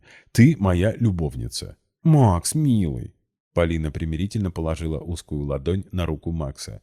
«Ты устал и раздражен. Не сердись и не цепляйся к словам». «Ты права». Макс поцеловал Полине руку. «Устал страшно. Безумный какой-то день». В дверь постучали. «Да!» — раздраженно бросила Полина. В столовую вошла Кира. Она держала в руках поднос с чашками, заварочным чайником, молочником, сахарницей и вазочкой с шоколадом. Посуда на подносе тихонько позвякивала. Девушка сосредоточенно смотрела на посуду и неуверенной походкой двигалась в сторону стола. «И ты ее нанял горничной?» — расхохоталась Полина. «Она сейчас все уронит!» Кира вздрогнула, посуда на подносе закачалась еще сильнее. Девушка поспешно поставила поднос на стол. Посуда зазвенела. Полина закатила глаза к потолку. Кира вопросительно смотрела на Макса. «Разливайте чай», — кивнул на чашки Сафронов. «Именно для этого вы сюда принесли всю эту посуду. Я люблю крепкий. Полина с молоком». «Молока немного», — снисходительно добавила Полина.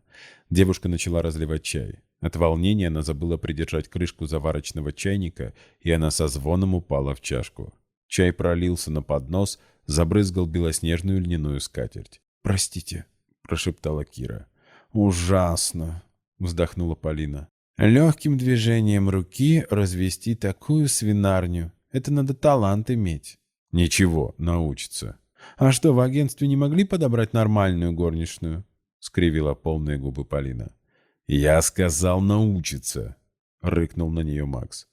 «Кира, унесите посуду, поменяйте скатерти и заварите новый чай», — велел он. «Не суетитесь, и все получится». Девушка покраснела до корней волос, судорожно поставила на поднос посуду и поспешила выйти. «Где ты ее подобрал?» — не унималась Полина. «Неважно. Зачем она тебе? Лиля вполне справляется. Кира будет работать в моем доме столько, сколько я посчитаю нужным», — отрезал Макс. Он и сам еще не знал, зачем ему Кира. То ли реально жалко стало, то ли захотелось позлить Полину, то ли девушка его чем-то зацепила. Думать об этом сейчас не хотелось. Макс устал. Ему хотелось чая, потом завалить Полину на широкую кровать и получить от нее то, чем она владела виртуозно.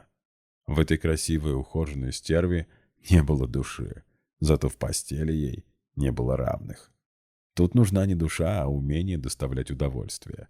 Впрочем, Макс в долгу не оставался. Он знал, как порадовать партнершу. Кира вернулась, поменяла скатерть и через 5 минут подала новый чай. На этот раз сделала все как положено, ничего не пролила и не уронила. Только когда протягивала чашку Максу, рука у нее дрогнула. «Осторожнее с кипятком!» — прикрикнула на нее Полина. Теперь девушка держала себя в руках. Она налила чай с молоком и поставила перед Полиной. «Идите», — отпустил Киру Макс. «Простите, я хотела узнать», — нерешительно произнесла девушка. «Что?» — Макс отхлебнул горячий чай. «Я могу после 8 часов сходить домой». «Зачем?» «Забрать вещи и документы». «Нет. Заберете завтра вечером. Денис отвезет. А сегодня поможете Лилии Петровне. Она не справляется». Макс коротко кивнул Кире, отпуская ее. Он видел, как Полина проводила Киру тяжелым взглядом. «Так у нее еще и документов при себе нет?» Удивленно посмотрела она на Макса. «Серьезно, где ты ее раскопал?» «На улице подобрал», — ухмыльнулся Макс. «Почти так же, как и тебя». Он потянул Полину за руку и усадил к себе на колени. Провел ладонью по ее прохладному бедру. Полина прикусила нижнюю губу. Ее темные глаза стали черными. В них вспыхнул огонь похоти. Низменный, порочный. Она была развратна до мозга костей. В принципе, светская дива мало чем отличается от обычной шлюхи. Тоже берет деньги за секс, тоже готова юлой крутиться ради подачки. Правда, подачка в данном случае стоит недешево. Полина отодвинула чашки в сторону и села на край стола напротив Макса. «Ну что, соскучился?» — пропела она низким голосом. «Очень», — ухмыльнулся Макс и рывком раздвинул ее колени. Глава 12. Привычка рано вставать выработалась у Киры давно, да и никогда она не была совой. Мама так и называла ее «ты моя печушка».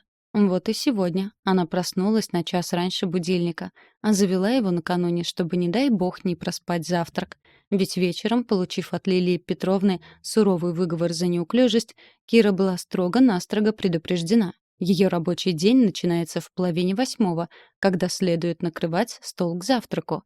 При этом сначала нужно накормить хозяев, а уж потом позаботиться о себе. В 7:30 так в 7:30. И у нее в запасе еще целый час.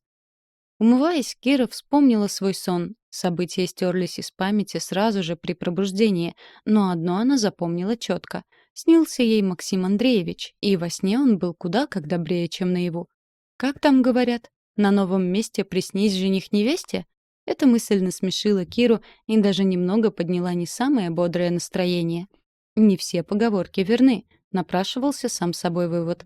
Сафронов точно никогда не станет ее женихом, а она... С нее, пожалуй, вообще хватит семейной жизни. Нажилась за месяц так, что на всю оставшуюся жизнь хватит. За час до начала рабочего дня Кира не только успела привести себя в порядок, но и поставила стирку, рассортировала выстиранное вчера белье и даже часть его выгладила. В кухню она вошла ровно в половине восьмого и встретила ее Лилия Петровна словами: «Ну, наконец-то! По-твоему, я тут все одна должна делать?» Упрек показался Кире настолько несправедливым, что она не сдержалась. «Лилия Петровна, если вам нужна моя помощь на кухне, почему вы не сказали об этом вчера?» «А догадаться трудно?» — не осталась в долгу домработница. «Не вчера же родилась, вот и замужем успела побывать», — презрительно добавила. В который раз Кира задалась вопросом, чем же она так не приглянулась с первого взгляда этой женщине, но снова предпочла промолчать. Никому не нужны лишние конфликты, да и, наверное, Лилия Петровна здорово выматывается за день, ведя хозяйство в таком огромном доме. Причем одна. Кира, выполняя вчера свою часть работы, умоталась, а тут и вставать с домработницы приходится ни свет ни заря, чтобы приготовить полноценный завтрак не из полуфабрикатов, а чтобы с пылу с жару. В общем, тут не ругаться нужно, а сочувствовать. «Застели стол скатертью и расставь приборы», — велела домработница, отправляя новую порцию сырников, судя по запаху, на сковородку. «Разложи по вазочкам повидло, сметану, орехи. Завари чай, зеленый и черный. Неизвестно, какой сегодня пожелает хозяин. Да поживее, двигаешься, как амеба». Последнюю фразу Лилия Петровна пробормотала себе под нос, но Кира и ее расслышала.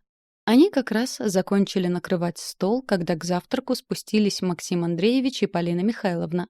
Теперь Кира знала, кто еще проживает в этом доме — любовница Сафронова, ну или гражданская жена. О том, что они не являются супругами, она узнала вчера от Лилии Петровны. И еще Кира стала невольной свидетельницей интимной сцены между любовниками. Она не собиралась подсматривать, ничего подобного у нее в мыслях не было, когда вчера после ужина решила спуститься в кухню, чтобы попить воды. Она даже до лестницы не дошла, когда заслышала характерные звуки. Вернулась к себе, поняв, что и к чему. Кира никогда не была ханжой, но такого понять не могла. В доме, где кроме хозяев живет еще и прислуга, подобным все же лучше заниматься в спальне. Ну да ладно. Все люди разные, и к жизни они относятся тоже по-разному. Хочется им, пусть делают это в столовой. В любом случае, ее личная жизнь Сафронова не касается. А предупрежден, значит вооружен. Впредь будет вести себя осмотрительнее. «Милый, не мог бы ты распорядиться, чтобы подавала к столу Лилия Петровна, а не это?» Капризно протянула Полина Михайловна, когда Кира вынесла блюдо с горячими сырниками. Все остальное уже было на столе, и даже морс Кира разлила по бокалам заранее. Слышать презрение в голосе любовницы хозяина было неприятно, но Кира сделала вид, что ничего не произошло. «Полина, перестань», — снисходительно отозвался Максим Андреевич. «Очень быстро Кира всему научится, я не сомневаюсь». И Кира встретилась с ним глазами, в которых не прочитала ничего, кроме привычного равнодушия. Вообще, Сафронов ей казался человеком, лишенным эмоций. Возможно, в политике только такие и умеют становиться своими. Ведь, как известно, именно наши эмоции порой мешают нам жить нормально. Вот, например, если бы она могла не реагировать на колкости Полины Михайловны или на придирки Лилии Петровны, насколько проще ей было бы жить? «А если я просто не хочу ее видеть?» — не унималась любовница Сафронова. «Пусть занимается другими делами в доме, а не маячит у нас перед глазами». «Привыкнешь, дорогая», — строго перебил ее Максим Андреевич и нахмурился. «С каких это пор ты стала такой привередливой? С тех пор, как тут появилась эта...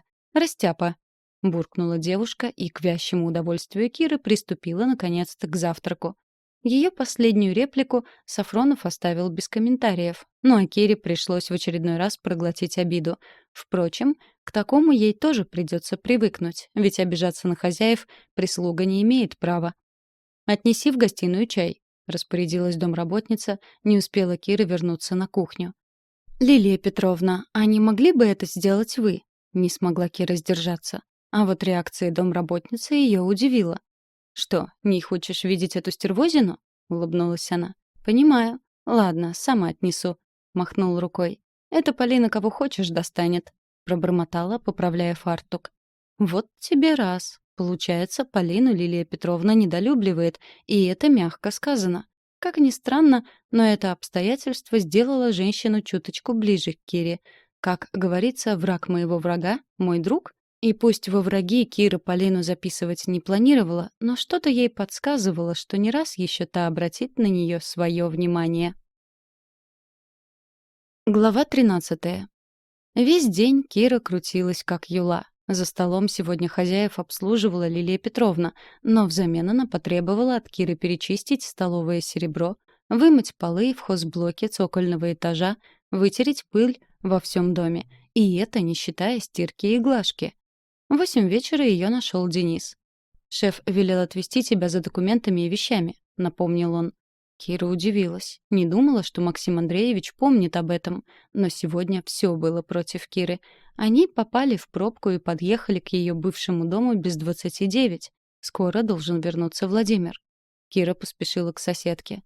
«Ты что, съехала?» — удивилась тетя Клава. «Да». Кира поспешно кивнула, понимая, что уходит драгоценное время. «То-то я тебя не вижу». Тетя Клава копалась в ящике старого трюмо, стоящего в коридоре. «Куда я их засунула? Что, разошлась с Володей?» «Да, тетя Клава, мне бы поскорее вещи забрать, пока он не вернулся. Не хочу с ним ругаться». «Да уж, ругаться Володя умеет. Нервный он очень», — продолжала искать ключи соседка. «Вот, нашла». Радостно протянула она связку Кире. «Я их в квартире оставлю и дверь захлопну». Кира поспешила покинуть квартиру соседки. Торопливо отперла дверь. К счастью, замок Владимир не сменил. В квартире было тихо. Кира зажгла свет, заглянула в шкаф. Ее вещей не было их и в чулане. Она открыла ящик под диваном. И там пусто. Документов на привычном месте тоже не оказалось. И что делать? Она услышала, как отпирается замок. Владимир уже вернулся. Кира заметалась по квартире. Спрятаться? Но куда? Ужас охватил ее. «Явилась?» — мрачно спросил Владимир, запирая дверь и убирая ключи в карман. Мышеловка захлопнулась. «Нагулялась, шлюха?» «Не подходи ко мне!» — попятилась девушка. «Дрянь, редкая дрянь, которую я пригрел на своей груди», — процедил муж. «Хуже блудливой кошки». Он медленно подходил к девушке, наслаждаясь ужасом на ее лице. Владимир поднял руку для удара. Кира закричала и выскочила на балкон, успев захлопнуть за собой дверь. На ее счастье на балконе стояла швабра. Кира засунула палку в ручку двери. На какое-то время это задержит Владимира. Она в отчаянии посмотрела вниз. С 3-го этажа прыгать высоко. Владимир барабанил в балконную дверь. За стеклом она видела перекошенное злостью лицо мужа. «Помогите! Пожар! Пожар!» — закричала Кира и не узнала своего голоса. Ей казалось, она кричит беззвучно, как в своих кошмарах. Несмотря на ужас, она сообразила. Просто звать на помощь бессмысленно. В лучшем случае кто-то позвонит в полицию и пожалуется на хулиганов за стеной. Пожар — другое дело. Тут опасность подстерегает и соседей. «Пожар!» Кира пыталась кричать как можно громче. От ужаса у нее перехватило горло. Затрещала дверь на балкон. Еще немного, и Владимир выломает ее. На соседних балконах появились люди. Кто-то выскочил во двор. Прохожие останавливались, задирали головы, ища горящую квартиру. «Что? Где пожар?» Обеспокоенно смотрели они по сторонам. Пусть ее примут за сумасшедшую. Сейчас это не важно. Лишь бы забрали из дома. Не дали Владимиру избить ее. А в том, что и на этот раз он поднимет на нее руку, Кира не сомневалась. «Вызывайте пожарных и полицию!» — кричала Кира. «Быстрее! Сейчас газ взорвется!» Раздался звонок в дверь квартиры. Владимир исчез в глубине комнаты. Послышался шум, и Кира увидела, как в зал, пятясь, вошел муж. На него надвигался Денис, держа в руках монтировку. «Кира, не бойтесь, выходите!» — крикнул водитель. Девушка нерешительно открыла дверь и проскользнула мимо мужа в коридор. «Полиция уже едет», — произнес Денис. «Соседи вызвали. Посидите в машине, а я тут подожду, чтобы ваш муж не сбежал ненароком». Полиция приехала быстро, но с Кирой разговаривать не стали. Денис объяснил, что все им рассказал сам. «Показания с вас снимут завтра. Максим Андреевич дал указание отвезти вас в участок». «Он знает, что произошло?» — удивилась Кира. «Разумеется. Я увидел вас на балконе, понял, что что-то пошло не так. Вызвал полицию и, пока поднимался по лестнице, позвонил шефу». «Вы ему обо всем докладываете?» — поежилась Кира. Ее бил озноб. «Только то, что может быть важно». «Спасибо, Денис. Если бы не вы, даже подумать страшно, что бы со мной Владимир сделал. Убил бы, наверное. Главное, что все обошлось». До дома Сафронова они доехали быстро. Пробки на дорогах уже рассосались. «Кира, Максим Андреевич велел зайти к нему в кабинет, как только ты вернешься». Лилия Петровна с интересом смотрела на девушку. Кира поспешила на второй этаж. В коридоре налетела на Полину. «Простите», — поспешно произнесла она. «Не надо носиться по дому, как ошпаренная», — скривила Полина губы. «Осторожнее, ты едва не сбила меня с ног». В кабинете, кроме Сафронова, сидела темноволосая девушка. Ухоженная, безумно элегантная. Она приветливо улыбнулась Кире. «Ирина Маркушина», — представилась она, — «корреспондент». «Утром Ирина возьмет у вас интервью», — Максим Андреевич указал Кире на кресло. «Сейчас она задаст вам несколько вопросов. Завтра продолжите». «Интервью?» — удивилась Кира. «У меня? О чем?» «О том, как Максим Андреевич помог вам в сложной жизненной ситуации», — деловито сообщила Маркушина. «Небольшая статья будет размещена в дайджесте на этой неделе. Попробуем также напечатать ее в одном из изданий, сотрудничающих с нами». Повернулась она к Сафронову. «Небольшая, ненавязчивая, но ёмкая статья не будет лишней для привлечения внимания к вашей кандидатуре». Неужели из банального бытового скандала между супругами можно извлечь какую-то выгоду в борьбе на выборах? Очевидно, тут все средства хороши. Глава 14. Слишком много событий для одного вечера, который обещал быть рядовым. Голова у Киры гудела, и пришлось обратиться за помощью к Лилии Петровне, когда вышла из кабинета Сафронова. А пробыла она там с полчаса, в течение которых Ирина Маркушина задавала ей вопросы. Все они относились к тому периоду жизни Киры, что прошел после аварии, а точнее к 3 дням. То, как жила она до встречи с Максимом Андреевичем, никого не интересовало. «Лилия Петровна, не подскажете, где в этом доме аптечка?» — спросила Кира, когда домработница открыла дверь своей комнаты, выглядя при этом крайне недовольной. Ее раздражение Кира могла понять, ведь рабочий день давно закончился, и все, что с ней сегодня произошло, тоже уложилось в какие-то 2 часа. Тем не менее, настенные часы уже показывали начало 11-го. «Что с тобой?» — хмуро поинтересовалась Лилия Петровна. «И зайди уже, чего в коридоре топтаться? Не ровен час дикая полька проскачет». Распахнула она дверь пошире, и Кира вошла в комнату. «Извините за позднее вторжение», — спохватилась она. «Мне просто больше не к кому обратиться. Очень болит голова». «Что неудивительно», — проворчала женщина, отправляясь к комоду. «В таком-то дурдоме». Что она имела в виду, Кира уточнять не стала, да и от головной боли ее начало подташнивать. «Держи», — сунула ей в руку Лилия Петровна таблетки. «Мне только они и помогают. И иди уже, спать хочу». Практически вытолкала ее домработница за дверь. «В отличие от некоторых, мне завтра вставать ни свет ни заря», — ворчала она, закрывая дверь. С таблетками Кира отправилась на кухню. Там она еще и ополоснула лицо холодной водой. Немного стало полегче. Да и скоро должна начать действовать таблетка. Кира решила немного побыть еще в тишине на чистой кухне. Она и стакан за собой вымыла, и убрала на место, и брызги вытерла. Лилия Петровна и не заметит, что была тут Кира в запретное время. Но в комнату идти не хотелось, а с окна кухни открывался чудесный вид на сад в свете фонарей. Как быстро лето сменило осень, а в воздухе пахло приближающейся зимой, прямо как ее жизнь, что из счастливой и полной планов превратилась вдруг в бестолковую и никому не нужную. Кира смотрела на деревья. С одного под порывом ветра сорвало сухой листок, и, кружась, он опустился на землю. Этот лист хоть освобождает место новому молодому, который вырастет будущей весной, да и судьба у него быть опавшим, пройдя жизненный цикл. А для чего сорвала ее? И почему она продолжает кружиться в воздухе? Не потому ли, что нет ей больше нигде места? Прошло, наверное, минут 20, когда Кира решила подняться к себе в комнату. Головная боль прошла. Спасибо Лилии Петровне. Да и пора было ложиться спать, ведь завтра ей предстоял насыщенный день. Она уже приблизилась к двери и приоткрыла ее, как до нее донеслись голоса. «Она же к тебе клеилась!» «Не говори глупостей, Полин, такая у нее работа!» «Потеть, краснеть и преданно заглядывать тебе в глаза? И почему она приперлась сюда?» «Потому что я ее пригласил. Мог бы пообщаться с ней в офисе», — говорили Максим Андреевич и Полина Михайловна. Кира почувствовала себя преступницей, невольно подслушивая их разговор, но и выйти она не могла. Чтобы попасть в свою комнату, нужно было пройти через холл, где в этот момент они беседовали. Кира только и могла что прикрыть дверь, но даже так слышала каждое слово. «Ты специально тащишь в дом баб, чтобы я ревновала?» Полина уже кричала, немало не заботясь о посторонних в доме. «Полин, ты всегда ревнуешь на пустом месте. Прекратим пустой разговор. Я дико устал».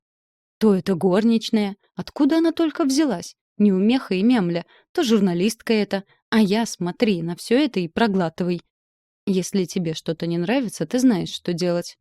В отличие от любовницы, Сафронов явно старался говорить спокойно, но и он был готов сорваться. Это Кира поняла по его интонациям. «Не дождешься. Жду тебя в спальне», — послышался звук шагов на лестнице. Кира очень надеялась, что Максим Андреевич последует за ней, но в следующий момент дверь в кухню распахнулась. «Вы?» — увидел он ее, стоящую у окна. Кира специально отошла подальше от двери, но и это не помогло. «Вы все слышали?» Прошел он к холодильнику, достал бутылку молока и припал к горлышку. И это был не вопрос, а утверждение. Кира снова испугалась, что ее сейчас обвинят в подслушивании. «Не обращайте внимания», — вернул Максим Андреевич бутылку на место и захлопнул холодильник. Очень не кстати. Кира вспомнила, как мама всегда ругала папу за то, что пьет молоко прямо из бутылки. Она считала, что после этого молоко быстро скисает. Впрочем, так оно и было, но переубедить папу не могла. «Я и не обращаю», — сочла нужным ответить Кира. «Правильно делаете. Полина такая...»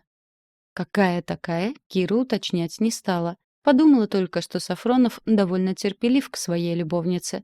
Попробовала бы она закатить Володе такую истерику. Но вот зачем она только его вспомнила? Как и сравнение тут неуместны. Сафронов от Володи отличается как черный кофе от молока.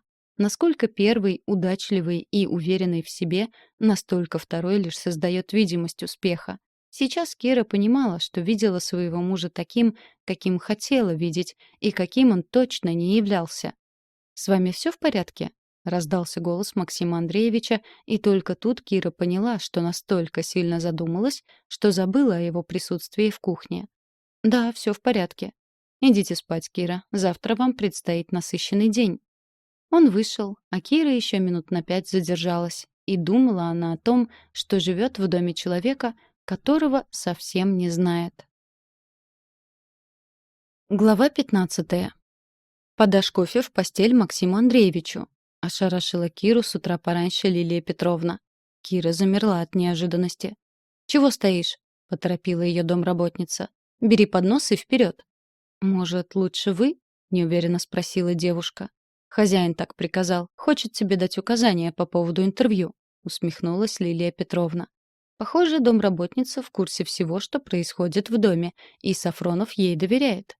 Кира подхватила поднос и поднялась по широкой лестнице, ведущей на второй этаж. Постучала в спальню. «Войдите», — услышала в ответ.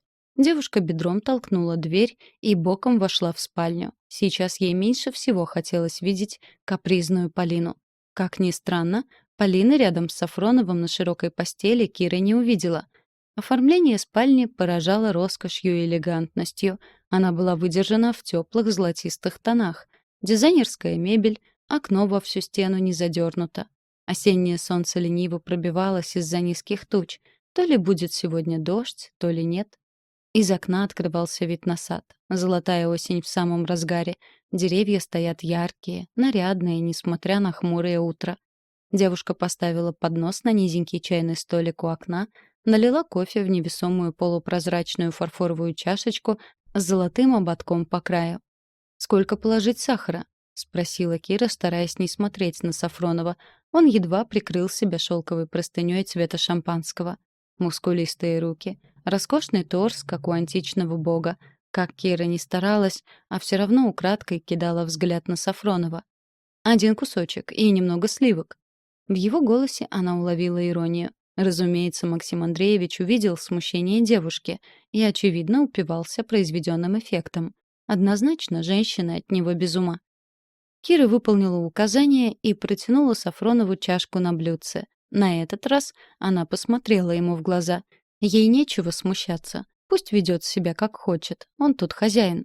«Себе налейте», — приказал Максим Андреевич, продолжая с интересом наблюдать за девушкой. Так вот для кого была вторая чашка.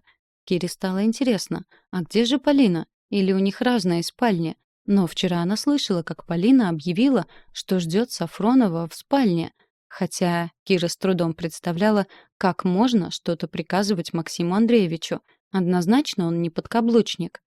«Не скажу, что интервью с вами для меня очень важно», — произнес Сафронов. «Но лишним не будет. Выполняйте все, что говорит Маркушина. Она объяснит, в каком ключе собирается написать статью.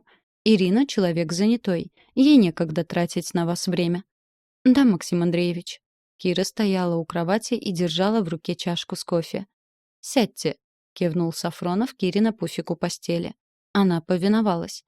«Ваш паспорт у меня. Я надеюсь, вы оценили услугу, что я вам оказал, поэтому постарайтесь не разочаровать Маркушину. И меня». «Я могу забрать паспорт?» — осторожно поинтересовалась Кира. «Зачем? Пока вы работаете у меня, он вам не нужен. Сейчас вам все равно некуда идти. Денег у вас нет. Вы их еще не заработали. Составьте список одежды и вообще вещей, которые вам необходимы. Вашу одежду ваш бывший муж выбросил на помойку. Редкий козел. Как вас угораздило выйти за такое ничтожество?» Я не знала, что он такой. Мы долго встречались, и все было хорошо. Кира пригубила кофе. Себе она забыла положить сахар и налить сливок. Она невольно поморщилась. «Не любите кофе?» «Забыла положить сахар», — призналась Кира. «Так положите. Вы слишком скованы. И налейте сливок, если вам так нравится. Поверьте, я не кусаюсь и не насилую горничных». Последнее замечание заставило девушку покраснеть. Сафронов рассмеялся. «Вы очень забавная». «Забавной может быть собачка». Кира резко поднялась и поставила чашку на прикроватную тумбочку.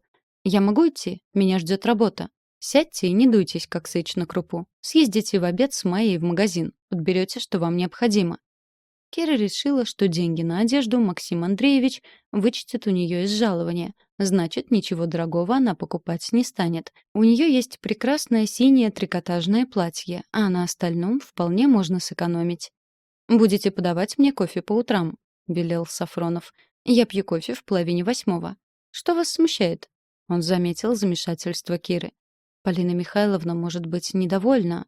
«Она всегда недовольна, особенно тем, что ее не касается. Вы не обязаны выполнять ее указания. В моем доме Полина Михайловна на правах гостья». Похоже, Сафронов крепко поругался со своей любовницей, если дает понять прислуге, что распоряжение Полины можно игнорировать. Однако, очевидно, в ближайшее время они помирятся, так что не стоит злить Полину лишний раз.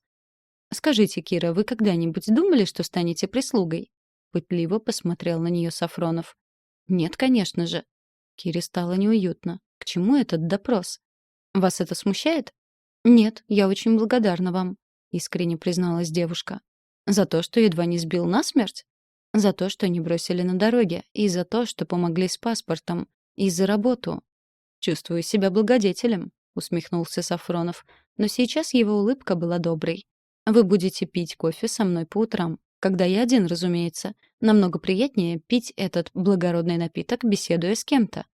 «Боюсь, из меня плохой собеседник», — призналась Кира. «Не поверите, из меня тоже», — рассмеялся Максим Андреевич. Глава 16. Кира направлялась в полицейский участок, когда позвонила Ирина Маркушина. «Здравствуйте, Кира», — бойко поприветствовала ее журналистка. «Не могли бы вы подъехать в редакцию к часу?» «К часу?» Кира посмотрела на наручные часы. Стрелки показывали начало 12-го, а еще у нее на 2 назначена встреча с помощницей Максима Андреевича, с Майей. Вместе они должны купить ей одежду, которой ее так вероломно лишил муж. «Бывший муж», — напомнила себе Кира.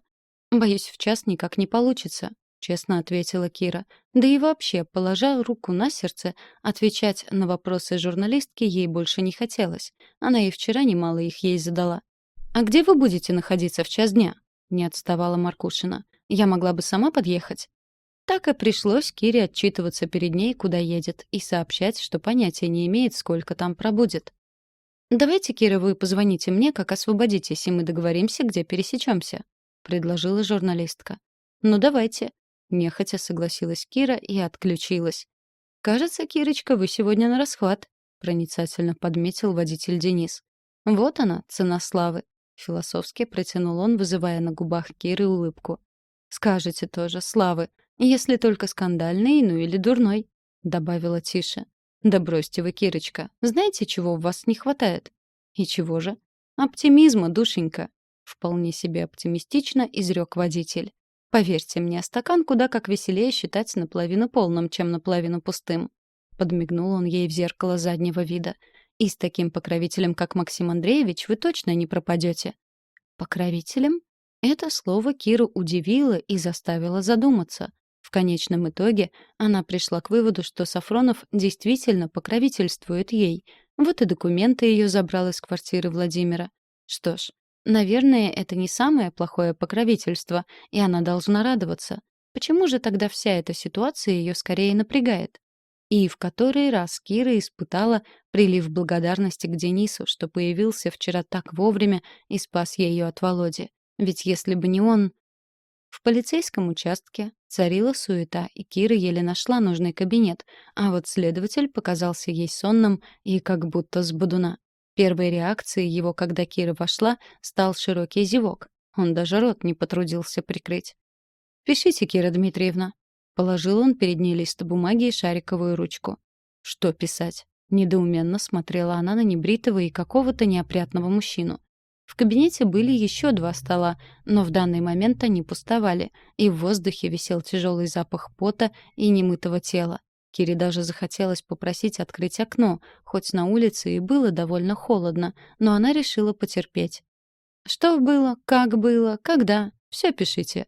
Снова зевнул следователь, и теперь Кира явственно уловила запах перегара. Ну что ж, писать так писать. События вчерашнего вечера восстановить было нетрудно, хоть и очень не хотелось этого делать. Записывая все на бумаге, Кира снова пережила весь тот ужас, что испытала вчера. «Вы уверены, что муж хотел вас ударить?» — посмотрел на нее следователь покрасневшими глазами, пробежав ими написанное. «Думаю, да». «Так уверены или только думаете?» «А вы бы что подумали на моем месте?» «На вашем месте я бы не стал соваться в квартиру, когда с работы должен вернуться муж». «Это сейчас что было? Он пытается виноватой выставить ее?» Кира не находила слов. До такой степени была возмущена поведением этого мужчины. «То есть из ваших слов следует, что муж вас бил?» — задал следователь очередной вопрос. «Нет, он меня не бил раньше. Когда ударил меня, я убежала. Но вы уверены, что и на этот раз ударил бы?» «Подождите. Что вы хотите сказать? Что я все придумала?» — осенила Киру. «Что это? Хваленая мужская солидарность или отсутствие способности соображать с перепоя? Я хочу сказать, что семейные разборки лучше решать между собой, а вы сейчас выносите ссор из избы». Тут Кире вспомнился случай, рассказанный кем-то и когда-то. Она уже не помнила кем. Одну женщину регулярно бил муж. Однажды она позвонила в службу спасения как раз в тот момент, когда в очередной раз на нее набросился муж. Она кричала в трубку, что муж ее убивает, и получила поистине идиотский ответ. Мол, вот когда убьет, тогда и звоните. Эта история очень нашумела, потому что в тот день несчастную женщину муж действительно убил. Ну а следователь, что сидел сейчас перед Кирой, почему-то напомнил ей того диспетчера из службы спасения. «Что дальше?» — поинтересовалась Кира, решив не тратить на него ни свое время, ни свои нервы. «Ну а что дальше? 15 суток исправительных работ и свобода?» — хмыкнул следователь. «Можно было бы обойтись и без этого, если бы не ваше заявление». Выходила от него Кира крайне раздраженная. И это правосудие? Тот, кто должен ее защищать и охранять, еще и обвинить ее умудрился в том, что она вчера едва не пострадала от кулаков мужа. Уму непостижимо. Зато управилась в участке Кира довольно быстро и созвонилась с журналисткой. Договорились встретиться они в фудзоне торгового центра, где и планировался шопинг с Майей. Оставалось надеяться, что за час они с Ириной Маркушиной уложатся. Глава 17. «Вы были у следователя?» — поинтересовалась Маркушина, поудобнее расположившись в кресле. «Предлагаю позавтракать. Я не успела утром перекусить». «Это будет скорее обед», — заметила Кира. «В полиции я была, но лучше бы я не писала заявление. Меня убеждали не жаловаться на мужа». «Да?» — оживилась журналистка. «Очень интересно. Похоже, господин Сафронов не позвонил в полицейский участок и не предупредил о вашем приходе. Тем лучше. Значит, все будет более чем естественно. Расскажите, пожалуйста, подробно, как вас встретил следователь и что говорил?» Встретил неплохо, но, мне кажется, он был очень утомлен. Кира не стала рассказывать, что от него нещадно разило перегаром. Возможно, у него есть более важные дела, и заниматься бытовыми ссорами ему не с руки. Они заказали бизнес-ланч. Зеленый чай с жасмином привнес непринужденность в беседу. Вопросы Ирина задавала простые, без подковырок. Так, по крайней мере, казалось Кире. Маркушина расспрашивала девушку о ее прежней жизни, об ее интересах, о том, где познакомилась с мужем и когда заметила в нем перемены. Кира отвечала искренне, но сдержанно. Ей не хотелось выставлять на всеобщее обозрение личную жизнь, хотя, возможно, ее горький опыт поможет другим женщинам избежать подобной участи. Маркушина, опытный корреспондент, уложилась с интервью в час. «А вы можете показать мне, что получилось перед публикацией?» — поинтересовалась Кира. «Разумеется», — коротко кивнула Ирина. «Пришлю на вашу почту. Если пожелаете что-то изменить, звоните, обсудим». Корреспондент ушла, а Кира заказала пирожные и позволила себе насладиться бездельем. Зато после обеда ей придется работать, не покладая рук и не отдыхая ни минутки. Лилии Петровне все равно, чем была занята Кира. Главное, чтобы свои обязанности выполняла и от работы не отлынивала. Майя появилась в кафе ровно в 2 часа дня. «Интервью прошло успешно?» — поинтересовалась она. «Наверное», — пожала плечами Кира. «У меня до этого никогда его не брали. Надеюсь, Максим Андреевич останется доволен». «Даже не сомневаюсь. Маркушина очень грамотный корреспондент. Господин Сафронов ей вполне доволен. Пока, по крайней мере». Кира расплатилась, и они покинули кофейню. Сафронов велел выдать Кире небольшую сумму в виде аванса, хотя сумма больше походила не на аванс, а на карманные деньги. Но зато Кира может побаловать себя пирожными или еще какой-то приятной мелочью. Пора учиться радоваться таким мелочам. Майя повела Киру, разумеется, не в бутик известного бренда. Видимо, Сафронов решил, что загладил вину перед Кирой, и больше ее баловать не стоит. Тем не менее, магазин женской одежды, куда вошли Кира и Майя, был не из дешевых.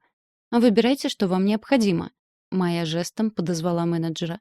«Вот эту милую девушку надо приодеть. Помогите, пожалуйста, сделать правильный выбор». Кира выбрала только самое необходимое. Все равно рано или поздно придется за это платить. Кто знает, как поведет себя ее благодетель через неделю. Состоятельные люди очень переменчивы. Сегодня он хочет помочь, а завтра у него много дел, и подобная обуза раздражает, как надоедливая муха. «Вам нужно демисезонное пальто, скоро начнутся холода», — напомнила Майя. «Думаю, это бежевое из альпаки отлично подойдет. И к нему вот этот шарф. Тепло, уютно и элегантно». Кира благодарно взглянула на Майю. Она как-то совсем не подумала, что легкая куртка, одетая на ней, хороша, пока тебя возят в автомобиле. Потом зашли в обувной отдел. Кира выбрала не слишком изящные, зато удобные сапожки и классические черные туфли на небольшом устойчивом каблуке. «Не стесняйтесь, покупайте, что нравится. Все оплачивает Максим Андреевич», — сообщила Майя. «Не хочу злоупотреблять его добротой». Кира повертела в руках потрясающие туфли на шпильке и без сожаления поставила их на место. «Он и так много для меня делает». «Да, Максим Андреевич редкой души человек», — согласилась Майя. Не успела Кира переступить порог особняка Сафронова, как на нее накинулась Лилия Петровна. «Вот и звезда наша приехала». Домработница поливала цветы в холле. «Интересно, кто за нее работать будет?» «Лилия Петровна, не сердитесь на Киру», — примирительно остановила недовольную речь домработницы Майя. «Максим Андреевич дал четкие указания на сегодня». «Дать-то он их дал, а я одна не справляюсь», — продолжала ворчать Лилия Петровна, правда, уже менее сердито. Кира поспешила переодеться и отправилась гладить белье в цокольный этаж. Через несколько минут туда спустилась и Лилия Петровна. «Что, понравилось давать интервью?» — ехидно поинтересовалась она. Максим Андреевич сказал, что это надо для его предвыборной кампании. Кира включила утюг и начала гладить льняную скатерть. «Понятно. Типа, тебе это даром не надо», — не поверила домработница. «Нет, конечно», — пожала плечами Кира. «Ничего занимательного в этом нет». «Да неужели? А мне ты показалась очень даже довольной. Вот, посмотри». Лилия Петровна потыкала в смартфон и протянула его Кире. «Такая несчастная овечка, что прям плакать хочется». От неожиданности Кира едва не выронила утюг. «Неужели интервью так быстро опубликовали? Быть такого не может». «Не может, но есть». Это была электронная версия журнала. А ведь Маркушина обещала показать статью до публикации. Впрочем, кто же верит журналистам? Кира пробежала статью глазами. Написано все верно. История Киры вызывала сочувствие. Сафронов представал в роли защитника униженных и оскорбленных. Обещал, что будет уделять много внимания борьбе с бытовым насилием. Говорил о необходимости создать сеть убежищ для женщин, подвергшихся побоям со стороны мужей. В общем, все правильно. Вот только фото в конце статьи неприятно царапнули девушку. На них Кира выглядела изможденной, с синяками под глазами, и вообще вид у нее был затравленный. Над ее фото отлично поработали специалисты фотошопа. «Я и правда такая?» — печально спросила Кира, возвращая смартфон Лилии Петровне. «А ты что думала? На мисс Мира точно не тянешь. Но, если по правде, на девушку из трущоб тоже. Перестаралась корреспондентка. Однозначно перестаралась. Вид у тебя такой, что хочется полезть в кошелек и отдать тебе последние гроши. Думаю, корреспондентка знает, что делает. Не сомневаюсь, теперь за нашего хозяина пойдут голосовать толпы несчастных и обиженных женщин». Глава 18.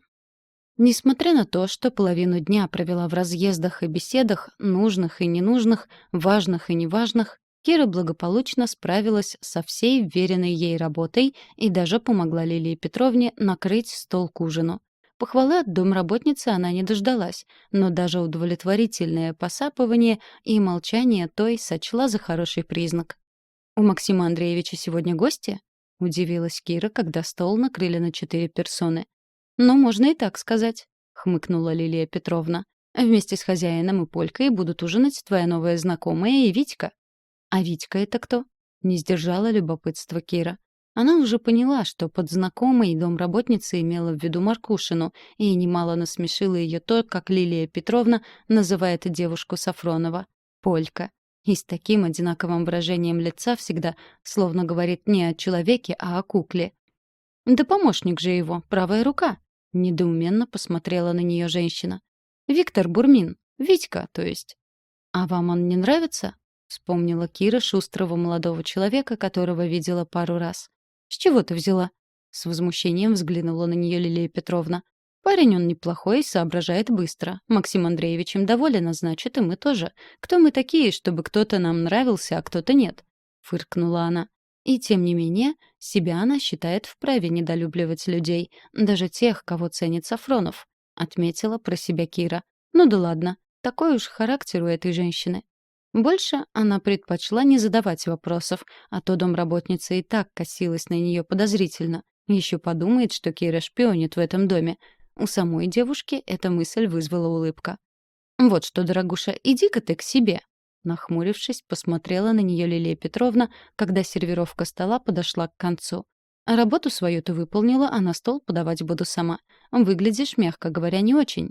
Цокнула она языком. От того, как это было преподнесено, Киру покоробило, конечно же, но сам факт, что она сегодня может быть свободна, очень обрадовал. Она на самом деле даже не устала, а умоталась сегодня. Ноги уже еле держали. И меньше всего она хотела прислуживать за столом хозяину дома и его гостям. А потому, сдержанно поблагодарив домработницу, Кира с тихой радостью удалилась в свою комнату. К вечеру ветер стих, и погода установилась на удивление спокойной. Даже подозрительно тихо было кругом, как будто затишье перед бурей. Кира открыла окно в своей комнате и вдыхала вечернюю свежесть полной грудью, сидя за ноутбуком прямо на кровати. Раньше, когда жила с родителями, она очень любила такие вечера, когда можно заниматься ничего не деланием с чистой совестью. Потом почти каждый вечер они встречались с Володей, и тогда она думала, что лучше него нет мужчины в мире, а за то короткое время, когда была замужем, подобные тихие вечера почти не выпадали. У Володи все было регламентировано и расписано чуть ли не до секунды. А в одно и то же время он возвращался с работы. Ужин уже должен был быть подогрет, и как только муж входил в квартиру, Кира подавала горячее на стол. Нет, нет, нет и нет. Она отказывается вспоминать того, кто стал самым большим разочарованием в ее жизни, и не будет она думать о том, что, возможно, своим заявлением могла подпортить ему репутацию. Как говорится, за что боролся, на то и напоролся. И жертвой была она, а не ее бывший муж. Кира откинулась на подушку и подумала, что нужно отпроситься на завтра у Сафронова, чтобы успеть подать документы на развод. Ни единого лишнего дня она больше не хотела оставаться женой этого человека, пусть даже и только по документам. Лишь когда получит свидетельство о разводе на руки, сможет вздохнуть спокойно, и тогда решит, как жить дальше. И как же хорошо, что у них нет детей. С горькой иронией размышляла Кира. Сейчас их развести должны быстро и даже в одностороннем порядке, а были бы дети, все могло бы затянуться. Вспомнился один разговор, хоть Кира этого и не хотела. «Володь, а ты хочешь детей?» Она не заводила с ним подобные разговоры до свадьбы, хоть часто мечтала, как они будут жить вместе, как по квартире будут бегать их дети. Кира очень хотела родить Володе ребенка, потому и рискнула спросить об этом. Каждый мужчина должен построить дом, посадить дерево и вырастить сына. Но всему свое время. Наше время еще не пришло. А вот поживем пару лет для себя, а потом уже подумаем о детях. Строго ответил ей тогда муж. И больше Кира эту тему не поднимала, хоть осадок в душе и остался. Сейчас, предаваясь непрошенным воспоминаниям, она понимала. Ее муж любил пафос буквально во всем. Особенно любил выражаться высокопарно, что частенько резало слух, как расстроенный музыкальный инструмент. Вот и та его поговорка о дереве, доме и сыне. А если бы у них родилась девочка? Гипотетически, конечно. Ее бы Володя не считал своим ребенком, а себя настоящим мужчиной? Кира вскочила с кровати, разозлившись на себя окончательно. Правильно говорят, что самые нежеланные мысли обычно бывают очень навязчивыми. Она не хотела думать о муже, но не так-то просто было прекратить это. Звукоизоляция в доме была отличная. Ну или гости Сафронова вели себя очень тихо. Сквозь закрытую дверь в комнату до Киры не доносилось ни единого звука из гостиной. Поскольку время уже приближалось к 10, Кира справедливо рассудила, что гости должны были разойтись. Только поэтому она решилась принять душ, не рискуя ни с кем столкнуться. Взяв банные принадлежности, Кира выскользнула из комнаты. До их общей с Лилией Петровной ванной было всего несколько шагов, и Кира их почти преодолела, когда до нее донесся женский голос. «Слушай, я делаю все, что в моих силах, а ты своим нетерпением только мешаешь. Сегодняшняя статья должна была поразить его в самое сердце, а меня сделать его лучшим другом. Дальше дело пойдет быстрее и веселее. Потерпи еще немного». Кира замерла, узнав голос Ирины Маркушиной. Доносился он из приоткрытой двери в одну из гостевых спален. Но о чем она говорила? Или о ком? Неужели о Сафронове? Глава 19. Она терялась в догадках. Что за интригу плетет Маркушина? Но ничего путного на ум не приходило. Впрочем, Киру это не должно интересовать. У нее своих проблем выше крыши. Кира уснула, едва коснувшись головой подушки. Будильник противно трезвонил, молотом отдаваясь в мозгу. Кире показалось, что она не спала и 5 минут. Девушка поспешно привела себя в порядок и спустилась на кухню. Там уже вовсю орудовала Лилия Петровна. Гости остались ночевать. Максим Андреевич сказал мне об этом почти ночью. И когда я должна была все успеть? Ворчала домработница. Как мне приготовить завтрак на такую ораву? У меня только 2 руки. Пришлось готовить 2 гостевые комнаты. Ирка та еще привереда. Затребовала посреди ночи себе какао. Типа, ей надо что-то срочно написать для Максима Андреевича. «Что же меня не разбудили?» — удивилась Кира. «Да ладно, ты вчера вроде как полдня выходная была», — махнула рукой домработница. «А потом крутилась, как белка в колесе. Я же понимаю, что ты умоталась». Кира благодарно улыбнулась в ответ. «Спасибо». «Не расслабляйся», — нахмурилась Лилия Петровна. «Завари чай с жасмином для Полины, черный для гостей и свари кофе для Максима Андреевича. Да пошевеливайся». Домработница снова из доброй и отзывчивой превратилась в колючую и сердитую. Она словно захлопнула перед Кирой створки своей раковины. Странная женщина эта Лилия Петровна. То сочувствует, то злится на Киру. Тяжелый у нее характер.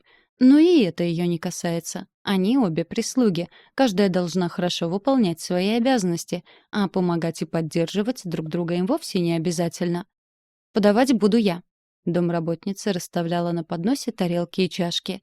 «Дай столовые приборы», — командовала Кире. «И сахарницу. Хлеб нарежь. Белый и черный. Не знаю, что эти гости предпочитают. Одни проблемы от них», — продолжала ворчать Лилия Петровна. «Заваривать чай просто. Ополоснуть кипятком заварник, положить побольше чая, залить горячей водой и все. А с кофе возни больше. Кира заваривала его как себе, добавляя щепотку соли для усиления вкуса. Хотя вряд ли Максим Андреевич обратит на это внимание. «Что ты там возишься?» — торопила Киру домработница. «Наливай уже этот кофе. Он должен закипеть 3 раза». Кира подняла турку с огня и подула на пенку. «Кончай эти колдовские ритуалы, толку от них ноль. Кофе он и есть кофе. Я бы его вообще в машине варила, да хозяину не нравится. На шута она на кухне стоит, если кофе надо варить на плите». «Вот видите? Значит, он гурман».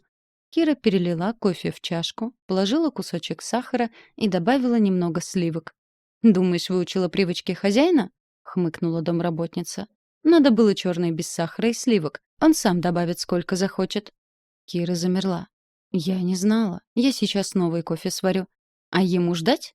Лилия Петровна смерила Киру недовольным взглядом и выплыла из кухни, держа поднос на вытянутых руках. Кира начала загружать посудомоечную машину. Домработница умела задействовать при готовке завтрака не одну сковороду, а также несколько ковшиков и кастрюль. Готовила Лилия Петровна очень вкусно. Ее соусы неподражаемы. Кира видела, как та колдовала над ними, но рецепт спросить не рискнула. Да и зачем ей это сейчас? Кого баловать деликатесами? На кухню влетела Полина и почти швырнула в Киру заварочным чайником. «Что это за помои?» «Что, простите?» — не поняла Кира. Она поспешила открыть крышку чайника. Ничего особенного. Все как положено. «Ты что, на заварке экономишь?» — продолжала бушевать Полина. «Воруешь ее, что ли?» «Я могу заварить крепче». Кира поспешно включила электрический чайник. «Я не знала, что вы любите очень крепкий». «Не очень, а нормальный. Не умеешь — не берись. Лилия Петровна отлично без тебя все делала и не дерзила». Кира поняла, что лучше не отвечать на необоснованные обвинения. Чай она заварила как положено. На кухню бочком вошла домработница, тихонько поставила поднос на столешницу и начала что-то перекладывать в ящичках. «Научите эту неумеху заваривать чай как положено», — сердито бросила домработница Полина. «Я не пью подобное пойло». «Сейчас я заварю сама», — заверила ее домработница. Полина бросила гневный взгляд на Киру и вышла с кухни, сердито стуча высокими каблуками. «Знаешь, какая муха Польку укусила?» — хмыкнула Лилия Петровна, заваривая чай. «Нет, откуда?» — тихо ответила Кира. «Максим Андреевич восхитился твоим кофе. Похоже, ты права, и он настоящий гурман. А я и не знала». Он сам сказал, какой кофе ему подавать. Я просто выполнила указание. Зря Полина Михайловна так разозлилась. И чай я заварила правильно. Хорошо, что ты это Польке не высказала. Она взрывная. Может такую истерику закатить, что только держись. И ногами топает, и посуду бьет. Это она называет эмоциональностью. А по мне так обычная нервная стерва. Вздохнула домработница, очевидно припомнив подобную выходку Полины. Однозначно, и она попадала под горячую руку любовницы хозяина. Таких как раз богатые мужики и любят. Не хватает им адреналина в бизнесе, что ли? Ох, что-то я разболталась. Спохватилась Лилия Петровна. Не дело хозяев обсуждать. Кира ничего не ответила, но ей почему-то было приятно, что ее кофе понравился Максиму Андреевичу. Глава 20. Человек ко всему привыкает. На что так быстро, Кира даже не догадывалась. В общей сложности прошло каких-то 10 дней, как она поселилась в доме Сафронова, но Кире уже казалось, что давным-давно она живет именно так. Каждый день у нее начинался в одно и то же время и совершенно одинаково. Завтрак в компании Лилии Петровны, который иногда она же помогала ей готовить, как и накрывать хозяйский стол. Кира бы делала это каждый день, разделяла обязанности домработницы, но зачастую Лилия Петровна была не в настроении и гнала ее из кухни, мол, нечего ей там делать раньше времени. Впрочем, за это ей Кира была только благодарна. Прислуживать Максиму Андреевичу за столом, да еще и по утрам, ей не очень-то и хотелось. Да и за это время она успевала выполнить часть своей работы по дому. Днем у Киры обычно выпадало несколько свободных часов, которые она могла посвятить себе. И тогда она читала. В доме Сафронова имелась огромная библиотека, под которую была выделена отдельная комната. А вот там Кира и проводила в основном часы досуга. Она устраивалась в удобном кресле и погружалась в вымышленные миры. До того, как ее жизнь резко переменилась, она и сама не знала, что любит читать. Библиотека была еще и тем хороша, что в нее почти никогда и никто не заходил, и даже наводить порядок в этой комнате входило в обязанности Киры. Так что эту территорию, пропитанную типографскими запахами и атмосферой легкого волшебства, она могла считать почти своей личной. Иногда Кире казалось, что Максим Андреевич забыл о ее существовании. Конечно же, она не обижалась, прекрасно осознавая свое место в жизни этого человека, как и в его доме. Но порой даже она сама себя чувствовала незаметной и никому не нужной. Впрочем, Сафронова и дома-то почти не бывало. Сразу после завтрака он уезжал и возвращался частенько за полночь, когда Кира уже спала. В те редкие дни, когда он ужинал дома, а ей разрешалось ему прислуживать, они и встречались. Но даже тогда, как правило, за ужином Сафронова составляли компанию его помощник или адвокат, или оба сразу. И на Киру хозяин дома внимания не обращал. Как-то раз, за завтраком, Лилия Петровна невольно раскрыла Кире глаза на простую истину. Как же хорошо, что хозяин отправил Польку отдыхать. Хоть неделя передышки без этой стервозины. Выдала домработница одну из редких своих улыбок. А ведь и правда. Кире еще и потому так легко дышалось в доме Сафронова, что его подружка отсутствовала. После очередного скандала с Максимом Андреевичем она укатила на Гоа. Лилия Петровна разузнала, что путевку ей хозяин купил двухнедельную. Что-то Кире подсказывало, что и ему без домашних скандалов работается проще, спокойнее. Она нет-нет да сравнивала Сафронова со своим бывшим мужем. Насколько первый был терпеливым, настолько второй нетерпимым, как она сейчас понимала. В бытность своего короткого брака с Володей она и слова ему лишнего сказать не могла, даже если было оно по делу. От одного ее взгляда, который муж мог истолковать неверно, он взрывался как порох и скандалить любил. Как же это отравляло их семейную жизнь? Кира до сих пор не понимала, как за короткое время человек может настолько перемениться. С Володей это случилось буквально за день, сразу после свадьбы. Кстати, от следователя она знала, что муж ее получил таки 15 дней исправительных работ, и уже скоро его должны были отпустить, о чем Кира думала с замиранием в сердце. Оставалось надеяться, что заключение, пусть и такое короткое, его хоть чему-то научит. Кира уже подала заявление на развод, и развести их обещали через месяц. Наверное, Девушка могла бы сказать, что жизнь потихоньку налаживается, если бы все чаще не думала, что живет не своей жизнью. Вот вроде и крыша есть над головой, и работой она обеспечена, но что она при этом из себя представляет? Ничего, ровным счетом. А вот и Сафронов, по всей видимости, в этом был с ней солидарен, раз даже аванс ей не выплатил. Денег у нее не было от слова совсем, и набраться смелости поговорить об этом с Максимом Андреевичем она не могла. Те крохи, что выделил ей когда-то на карманные расходы, уже давно закончились. Потом Сафронов и замечать-то ее, кажется, перестал. Временами она полагала, что отрабатывает в ее доме проживание и питание, и хотя даже за это она была ему благодарна, но в глубине души испытывала унижение. В один из дней Лилия Петровна отправила Киру на рынок за продуктами, выдала ей список, несколько устных напутствий и денег под расчет. Роль носильщика выполнял Денис. Ну и в качестве благодарности Лилия Петровна предложила водителю пообедать с ними. «Не откажусь, дорогая вы моя», — засветился Денис, как медный тазик, сгрузив пакеты с продуктами на кухонный стол. «Все, что исходит из ваших рук, Лилечка Петровна, все выше всяких похвал». Схватил он женщину за руку и припал губами к тыльной стороне ладони. «Ну, хватит, Денис, прибереги свои комплименты для более молодых», — кокетливо отозвалась Лилия Петровна, забирая руку. Кира же в тот момент подумала о жене Дениса. Интересно, что и такое бывает. Вот вроде он очень хороший человек, добрый, порядочный и семьянин, как поняла из разговоров с ним, но все это не мешает ему заигрывать с другой женщиной, ведь с Лилией Петровной он именно заигрывал, да еще и на глазах у Киры, и домработница явно льстила его внимание.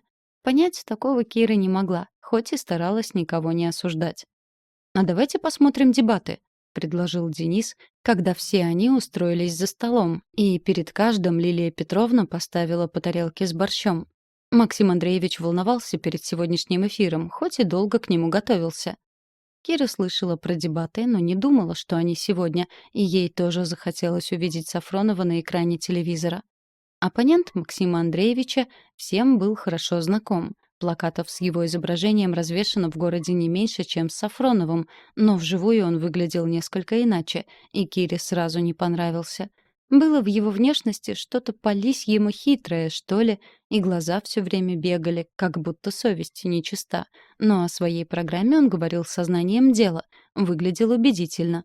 А вот вопроса, что прозвучал в тишине кухни, Кира точно не ожидала. «Скажите, Максим Андреевич, это правда, что в вашем доме живет девушка, которая едва не попала под колеса вашего автомобиля?» Замерли не только Кира, но и Денис с Лилией Петровной. Ведущая передачу продолжала безмятежно улыбаться им с экрана телевизора. «Да, это правда», — кивнул Сафронов, хоть и понятно было, что вопроса такого он не ждал. «А правда, что она выполняет всю самую черную работу по дому, и вы ей за это даже не платите?» Задала ведущая новый вопрос, и Кира почувствовала, как кровь отлила от лица. Сразу вспомнилось интервью, где примерно о том же ее спрашивала Маркушина, и она честно ответила, что пока еще не обсуждала эту тему с Сафроновым. В этот момент Кира вспомнила и о подслушанном разговоре Маркушиной с кем-то, а ведь тогда она хотела рассказать об этом Максиму Андреевичу, но на следующий день у нее это просто вылетело из головы. «Вот же погонь!» — выругалась Лилия Петровна. Максим же Андреевич повел себя более чем достойно, чем даже восхитил Киру. Эту девушку зовут Кира. Она оказалась в сложной жизненной ситуации, и я всего лишь помог ей. Да, она помогает моей домработнице выполнять работу по дому, но кто вам сказал, что она делает это бесплатно? Скажем так, до нас дошли слухи. Все так же спокойно улыбалась ведущая. В следующий раз, прежде чем задавать такие вопросы, сначала убедитесь, что слухи правдивы. Не остался в долгу Сафронов. И Кире подумалось, что в этот момент у него стало на одного врага больше. А еще она почему-то не сомневалась, что за всеми этими сплетнями стоит Маркушина. Глава 21. Кира была расстроена. Она наговорила лишнего Маркушиной. Даже подумать не могла, что та так бессовестно сольет информацию, и теперь оппонент Сафронова смело перевернул все с ног на голову.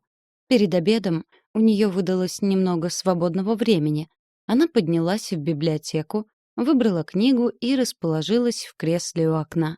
Сейчас ей больше всего хотелось забыть обо всем на свете.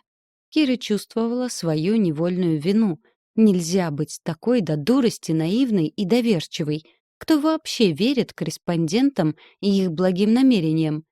Она не услышала, как кто-то вошел в комнату. Оторвалась от книги только когда на страницу легла тень.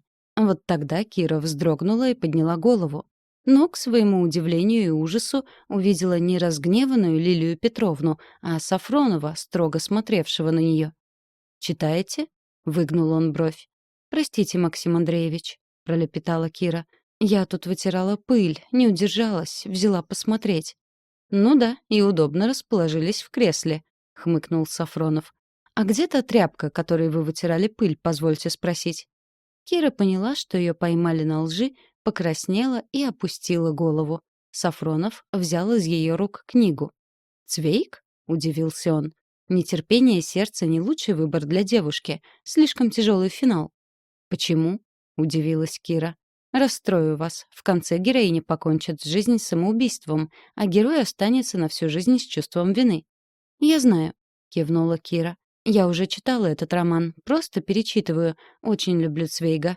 Да, финал трагичен, но не фатален. В книге достаточно оптимизма». «В нетерпении сердца? Да где вы там оптимизм нашли?» — иронично произнес Сафронов. «Если только читать книгу по диагонали и потом блистать интеллектом и говорить, что вы любите Цвейга. А доктор Кондор и его жена?» «Слепая», — напомнил Сафронов. «Да, но они любят друг друга, и они счастливы». «Про него я как-то забыл», — признался Сафронов. «Второстепенный персонаж». «У Цвейга нет второстепенных персонажей», — заметила Кира. «Пожалуй», — согласился Максим Андреевич. «Я читал Цвейга в подлиннике, намного лучше даже самого удачного перевода». «Увы, я не владею немецким», — призналась девушка. «И тем не менее вы смогли увидеть в романе то, что пропустил я». Сафронов пытливо смотрел на Киру. Не ожидал, что девушка может с интересом читать подобные книги. Кира промолчала. Разумеется, в понимании Сафронова у нее должен быть интеллект золотой рыбки, и читать она должна любовные романы о властных боссах и дерзких секретаршах.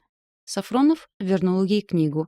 «Можете в свободное время приходить сюда и читать. Только ставьте книги на место. Они строго систематизированы». «Спасибо». Кира подняла на Сафронова благодарный взгляд. «Я очень люблю читать. Был уверен, что бумажные книги уже никто не читает, кроме меня». «Думаю, это не так. Многие любят читать их. Приятно держать книгу в руках. У нее особый непередаваемый запах. Запах старых библиотек, приключений и романтики», — кивнул Максим Андреевич.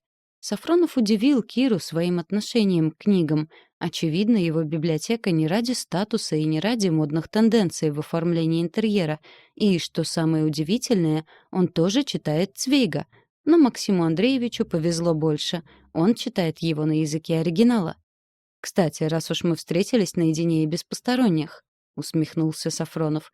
«Скажите, вы с кем-нибудь, кроме Маркушиной, обсуждали случившееся с вами?» «Нет, разумеется», — вспыхнула от негодования Кира. «Я благодарна вам за помощь и ни с кем не обсуждала произошедшее». «Верю», — кивнул Максим Андреевич. «Я видела дебаты», — потупилась Кира. «Простите, что сказала лишнего. Я не ожидала, что это подадут в подобном ключе. Многие из моего окружения знают, что произошло. Слить информацию мог кто угодно, но хотелось бы верить, что это не те, кому я доверяю. Если вы мне не доверяете, то отдайте паспорт, и я покину ваш дом». Кира с вызовом посмотрела на Сафронова. «Обещаю, как только устроюсь на работу, верну все до копейки, что вы на меня потратили. И не сомневайтесь, никаких интервью я больше давать не буду». «Не кипятитесь», — улыбнулся Максим Андреевич. «Я просто пытаюсь понять, кто так нагло все переврал.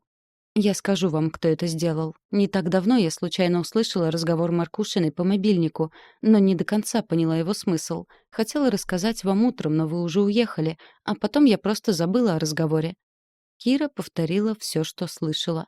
«Ну, тогда все встает на свои места», — кивнул Сафронов. «Впрочем, чего ждать от корреспондентки глянцевого издания? Жаль, что она оказалась глупее, чем я думал. Я бы мог помочь ей сделать карьеру. Теперь Маркушиной придется расстаться с мечтой о блестящем будущем. Я куплю этот убогий журнальчик. Ирине придется сильно пожалеть, что она так неразумно продала информацию моим конкурентам».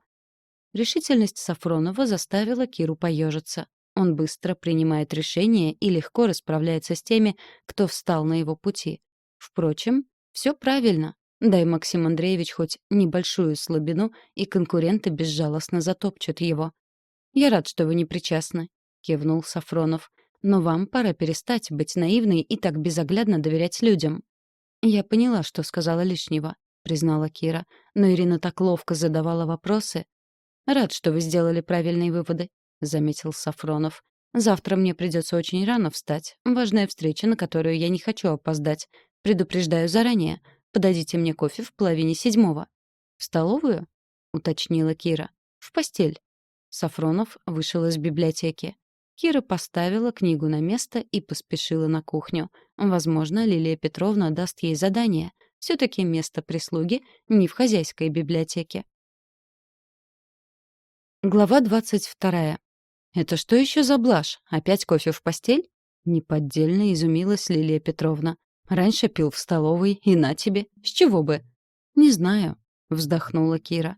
Ей самой предстоящая перспектива нравилась все меньше. Да и, откровенно говоря, она отчаянно трусила заходить в спальню Сафронова с утра пораньше. Как только представляла его, вальяжно восседавшего в кровати с едва прикрытым одеялом, бедрами, так сразу дурно становилось, и щеки принимались пылать. Вот и сейчас запылали. «А ты чего это зарделась, как маков цвет?» Подозрительно уставилась на нее Лилия Петровна. «Я? Ничего, просто тут жарко», — поспешно отвернулась Кира. «Жарко? С какого это перепугу, если я еще и не начала готовить?» — усмехнулась домработница. «Ты чего себе нафантазировала, девка? Ты эти мысли-то из головы выбрось. Не про твою честь, Максим Андреевич, не про твою. Хватит с меня одной польки, на деньгах повернутой». А вот это уже прозвучало обидно. О Сафронове Кира, если и думала, то всегда с благодарностью за спасение. Никогда и ни о чем таком она не помышляла даже близко. И стыдно ей сейчас было входить в мужскую спальню, личную и интимную территорию, а не в комнату конкретного человека. Но больше всего ее оскорбило сравнение с Полиной. Вот уж такого она от Лилии Петровны точно не ожидала. «Поглядите-ка на нее, еще и надулась». Правильно угадала домработница ее мысли. На правду не обижаться нужно, к ней следует прислушиваться и делать выводы. И на это Кира предпочла не отвечать, да и кофе уже был готов. А еще нельзя было опаздывать. За такое Сафронов ее точно не похвалит. «Вот что, давай я сама отнесу ему кофе», — отпихнула ее плечом Лилия Петровна и взялась за поднос. «Нет», — прозвучал в тишине пока еще сонной кухни голос Киры. «Отнести должна я. Распоряжения я вчера получила четкие». Ответом ей послужил внимательный взгляд домработницы, но вроде поняла ее женщина правильно. В любом случае больше ничего объяснять ей Кира не стала, а поспешила с подносом наверх. Ноги дрожали, и руки тоже. Чашка мелко подрагивала на блюдце, а блюдце на подносе. И Кира молилась, чтобы не расплескать кофе. Еще и потому не стала стучать, а сразу вошла в спальню Максима Андреевича. Вошла и замерла на пороге, во все глаза глядя на кровать. На ней никого не было, только одеяло наброшено небрежно. Именно в этот момент и появился Максим Андреевич. Он вышел из ванной полностью одетый, правда, с влажными после душа волосами. «Кира, доброе утро. Почему вы так смотрите на мою кровать, как будто там видите расчлененный труп?» В голосе Сафронова слышалась улыбка, и чувствовала Кира себя все более неловко. «Я не ожидала». Она осеклась, понимая, что не может озвучить собственные мысли. «Чего вы не ожидали?» — нахмурился Сафронов, но тут же рассмеялся, да так заливисто. «Кажется, я понял. Вы ожидали увидеть в кровати меня. Но, Кира, неужели вы подумали, что просил я вас об этом вчера?» «Да, я подумала, и именно так вы вчера и сказали. Кофе в постели — это образное выражение», — тряхнул головой Максим Андреевич, приближаясь к Кире и закрывая дверь у нее за спиной. «И поставьте уже, пожалуйста, поднос на стол». Кивнул он на журнальный столик, а сам удобно устроился в кресле. Кира выполнила распоряжение, но уйти ей не позволили. «Присядьте, пожалуйста», — кивнул Максим Андреевич на соседнее кресло. «Отчасти я потому и попросил принести вас кофе сюда, чтобы поговорить без вездесущей Лилии Петровны, с глазу на глаз, так сказать». Взял он с подноса чашку и отхлебнул горячий напиток. Как же вкусно!» С наслаждением прикрыл глаза. «Кофе вы готовите просто мастерски». «Спасибо», — скромно отозвалась Кира. «И о чем вы хотели со мной поговорить?» Она приготовилась ко всему и лихорадочно соображала, что в ее работе могло ему не понравиться. «О вас, а точнее, о вашей роли в моем доме. Дело в том, что после дебатов я понял кое-что. Конечно, Ирина Маркушина очень постаралась, чтобы в глазах избирателей я выглядел нелицеприятно, но затея ее провалилась с треском, считаю. Однако в одном она оказалась права». Посмотрел он на Киру. «И в чем же?» Вот уж не ожидала, что заговорит он на эту тему. «В том, что я не устроил вас на работу официально, как и не назначил вам жалование». Максим Андреевич снова сделал паузу, заполнить которую Кира не смогла. Что на такое ответишь? Поскольку работы по дому вы выполняете практически столько же, сколько и Лилия Петровна, зарплата у вас будет как у нее. Но это еще не все. Как вы смотрите на то, чтобы в свободное от работы время выполнять обязанности моего домашнего секретаря? «А в чем заключаются эти обязанности?» — задала Кира вполне логичный вопрос. «Разбирать мою электронную корреспонденцию, сортировать письма, отвечать на них. Вы умеете быстро печатать?» «Не знаю, насколько быстро вам нужно, но в старших классах школы я училась на секретаря-машинистку». К слову, в ее школе всех девочек-старшеклассниц обучали именно этому ремеслу, а мальчишки осваивали азы профессии плотника.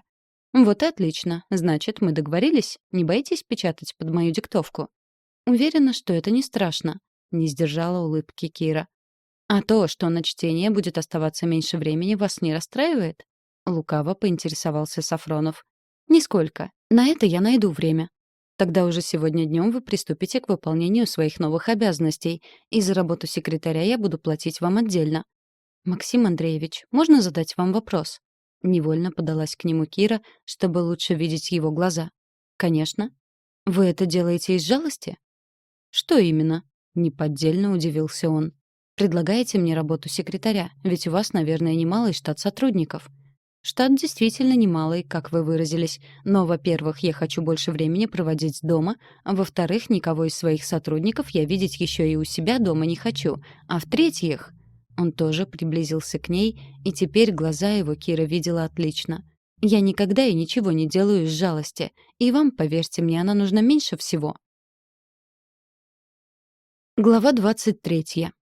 «Однако вы не выполнили мое распоряжение», — нахмурился Сафронов. «Какое?» — Кира напряглась. «Где ваша чашка? Сходите на кухню и принесите». Кира попятилась к выходу, открыла дверь и шмыгнула в коридор. Почему-то у нее бешено колотилось сердце. С чего бы это? «Что, доволен наш барин?» — усмехнулась Лилия Петровна. «Пьет кофе в постели?» Кира достала из кухонного шкафчика еще одну чашку. «Что, неужто не один?» — удивилась домработница. «То-то он Польку отдыхать отправил». «Один», — насупилась Кира. «Разбила чашку?» — набросилась Лилия Петровна на девушку. «Это же японский фарфор, он как чугунный мост стоит. Вычту у тебя из жалования». «Не разбила. Это для меня чашка. Так Максим Андреевич захотел». Домработница замерла с открытым ртом, но скоро обрела дар речи. «Полька тебя убьет», — выдохнула она. «Лилия Петровна», — укоризненно посмотрела на домработницу Кира. «Максим Андреевич хочет сделать меня домашним секретарем. Я просто работаю на него так же, как и вы, и получаю за это деньги». «Ну-ну», — протянула домработница. «Мне кофе он пить не предлагает, а тебя, значит, повысил. Быстро ты наверх карабкаешься. Глядишь, скоро Польку подвинешь». «Зря вы так». Кире стало до слез обидно. «Если бы я могла, ушла бы отсюда, но мне идти некуда». Она покинула кухню, чувствуя на себе тяжелый взгляд домработницы. Сафронов сидел в кресле у журнального столика и просматривал документы. Он молча кивнул Кире на кресло рядом. Кира налила себе кофе. «Сегодня до вечера проверите мою почту и рассортируйте письма. Корреспонденция на этот адрес приходит по выборам. Мне нужно знать, куда меня приглашают в ближайшие дни, кто просит спонсорской помощи и отдельно угрозы и оскорбления. Последние отправляйте по этому адресу. Все остальное — в предвыборный штаб. Все адреса тут». Сафронов протянул Кире лист бумаги. «Тут же пароль от почты. Будете работать в библиотеке. Домашнюю работу с вас почти всю снимаю. Будете подавать на стол и убирать со стола. Все. Лилия Петровна раньше отлично справлялась со всем. Справится и теперь». Кира представила, как будет недовольна домработница. «Что, боитесь Лилию Петровну?» — рассмеялся Сафронов. «Я ее порой сам боюсь. Налейте мне еще кофе». Протянул он чашку Кире. Девушка не знала, радоваться ли ей такому повороту или расстраиваться. Домработница права. Полина Михайловна от домашнего секретаря в восторг не придет. «Идемте», — поднялся Сафронов. «Покажу ваше рабочее место и ноутбук». На широком письменном столе в библиотеке стоял ноутбук с подключенным к нему принтером, рядом расположился органайзер, под пресс-папье стопка чистой бумаги. «Ваше рабочее место подготовили еще вчера вечером. Я скажу Лилии Петровне, чтобы она не слишком проявляла характер по отношению к вам. У меня несколько электронных адресов. Так мне удобнее. Пока разберитесь с этим. В обед я надиктую вам несколько писем и посмотрю, как хорошо и быстро вы печатаете». Сафронов отпустил Киру, и та вернулась на кухню. Она разбирала на подносе посуду, когда к ней подошла Лилия Петровна. «Напились кофе?» — иронично поинтересовалась домработница. Кира ответить не успела. На кухню вошел Денис. «Лилечка Петровна, шеф хочет поговорить с вами». «Да?» — вскинула брови домработница. «А ты, значит, посланец. Куда мне идти?» «Шеф уже в машине. Только что вспомнил, что не дал вам распоряжений на сегодня». Домработница недовольно последовала за шофёром. Она вернулась через несколько минут. «Если с посудой закончила, можешь идти печатать. Или что там он тебе приказал?» Печально произнесла Лилия Петровна. Похоже, она смирилась с тем, что лишилась помощницы на кухне.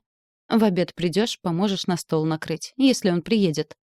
Лилия Петровна не называла Сафронова по имени, говорила только «он». Очевидно, обиделась на него. «Хорошо», — коротко кивнула Кира и направилась в библиотеку. С почтой она разобралась быстро. Удивилась обилию обращений с просьбами о помощи.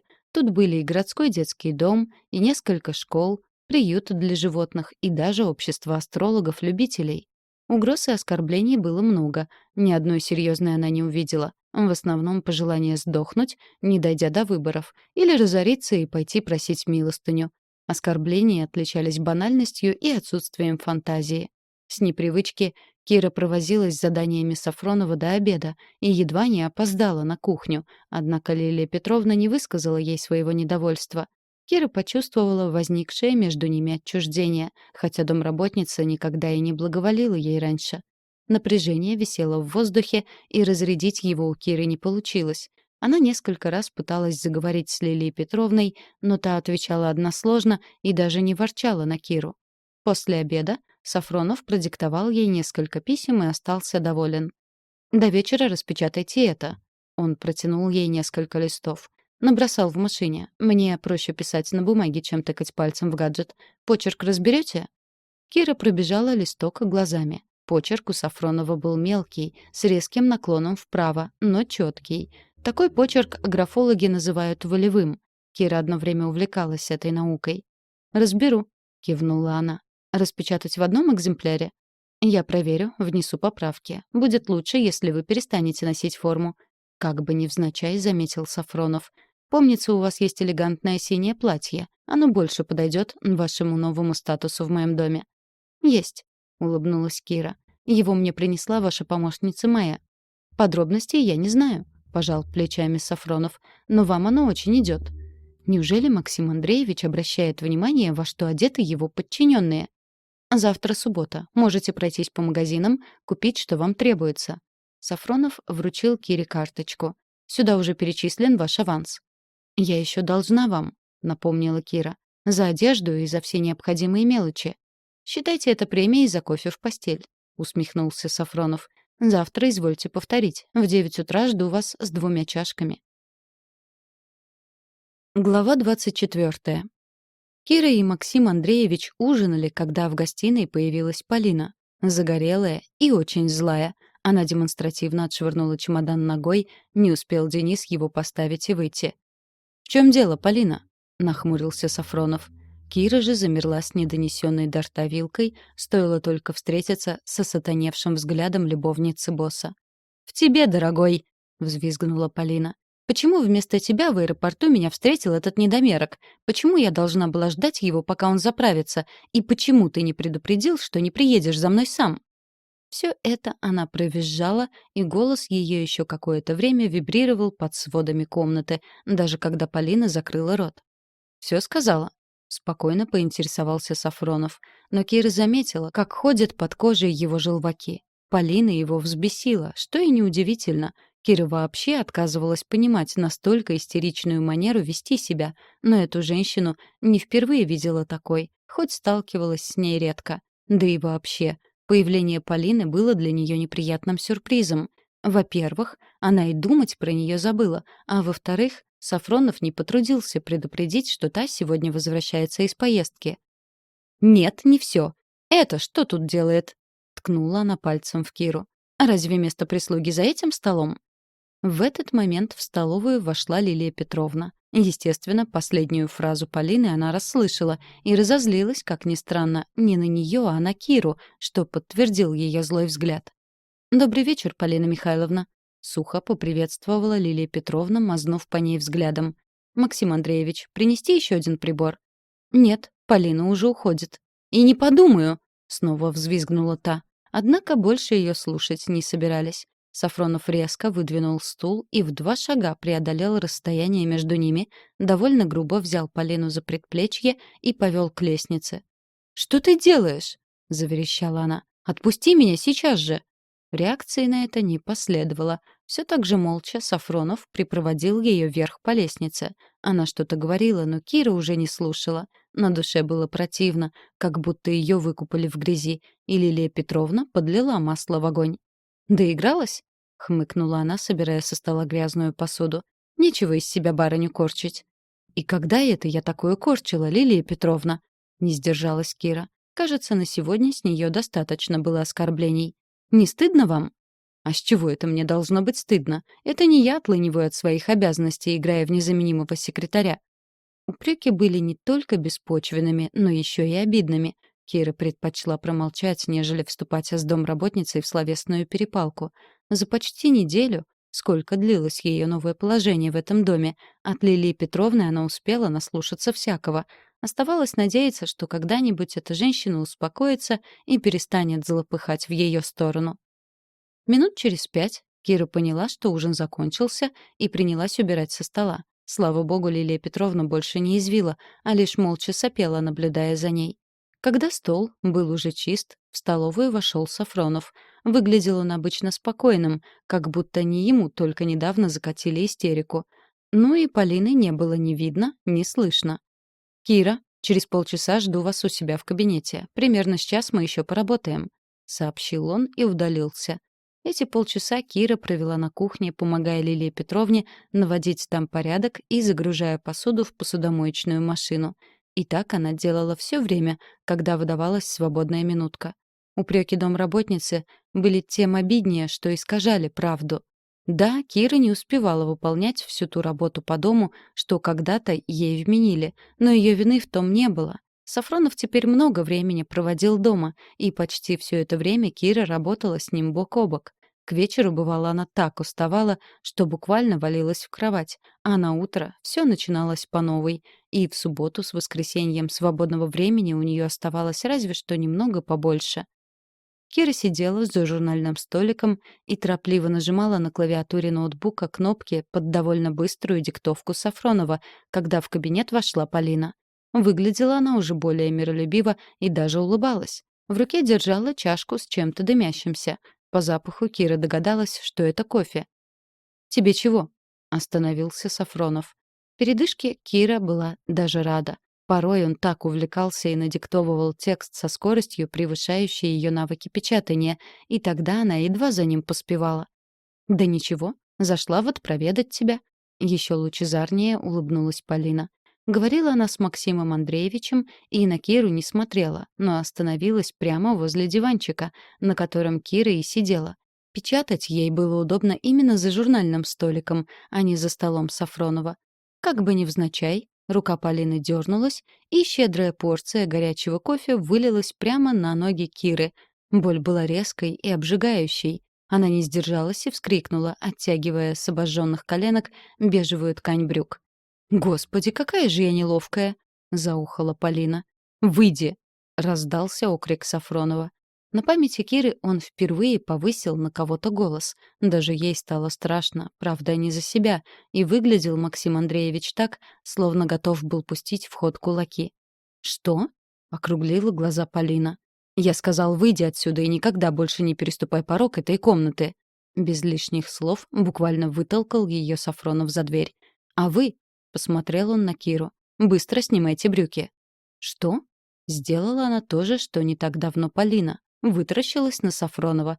«Я говорю, снимайте брюки, пока я схожу за водой. Нужно срочно обработать ожоги, чтобы не осталось шрамов».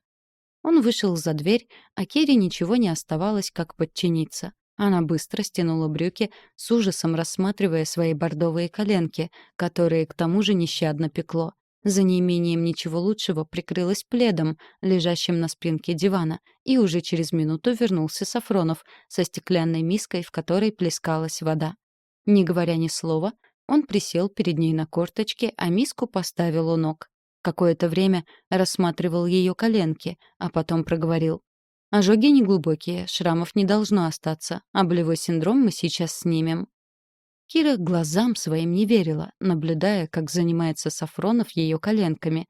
Сначала он смочил 2 марлевых тампона в воде и подержал их на обожженных участках. Потом достал из ящика стола какую-то коробочку и открыл ее. Если верить моему приятелю, то это мазь целительная. Привез из самого Тибета. Пахла мазь волшебно. Именно так показалось Кире. Какими-то травами с примесью чего-то мятно-сладкого, и она приятно охлаждала коленки, когда их смазывал Сафронов. Только вот у Киры никак не получалось избавиться от мысли, что все его движения больше похожи на ласкательные, нежели на лечащие, и каждое его прикосновение ее странным образом волновало. В животе появилась приятная тяжесть, голова слегка кружилась, а глаза сами собой увлажнились. «Ну все, жить будете», — вскинул на нее Сафронов глаза.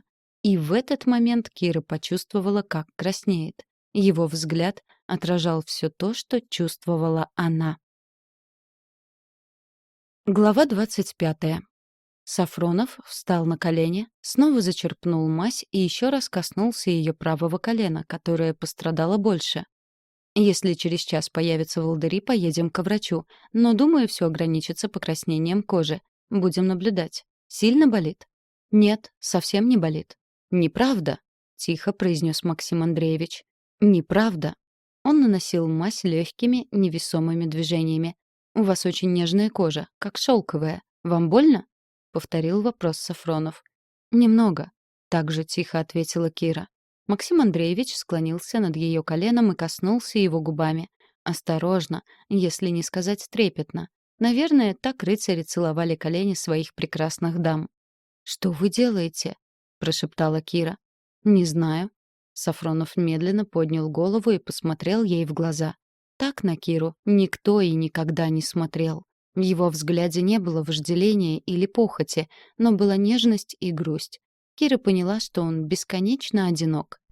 «Простите», — Сафронов поднялся на ноги. «Не хотел вас обидеть». «Ничего». Кира не знала, что ответить.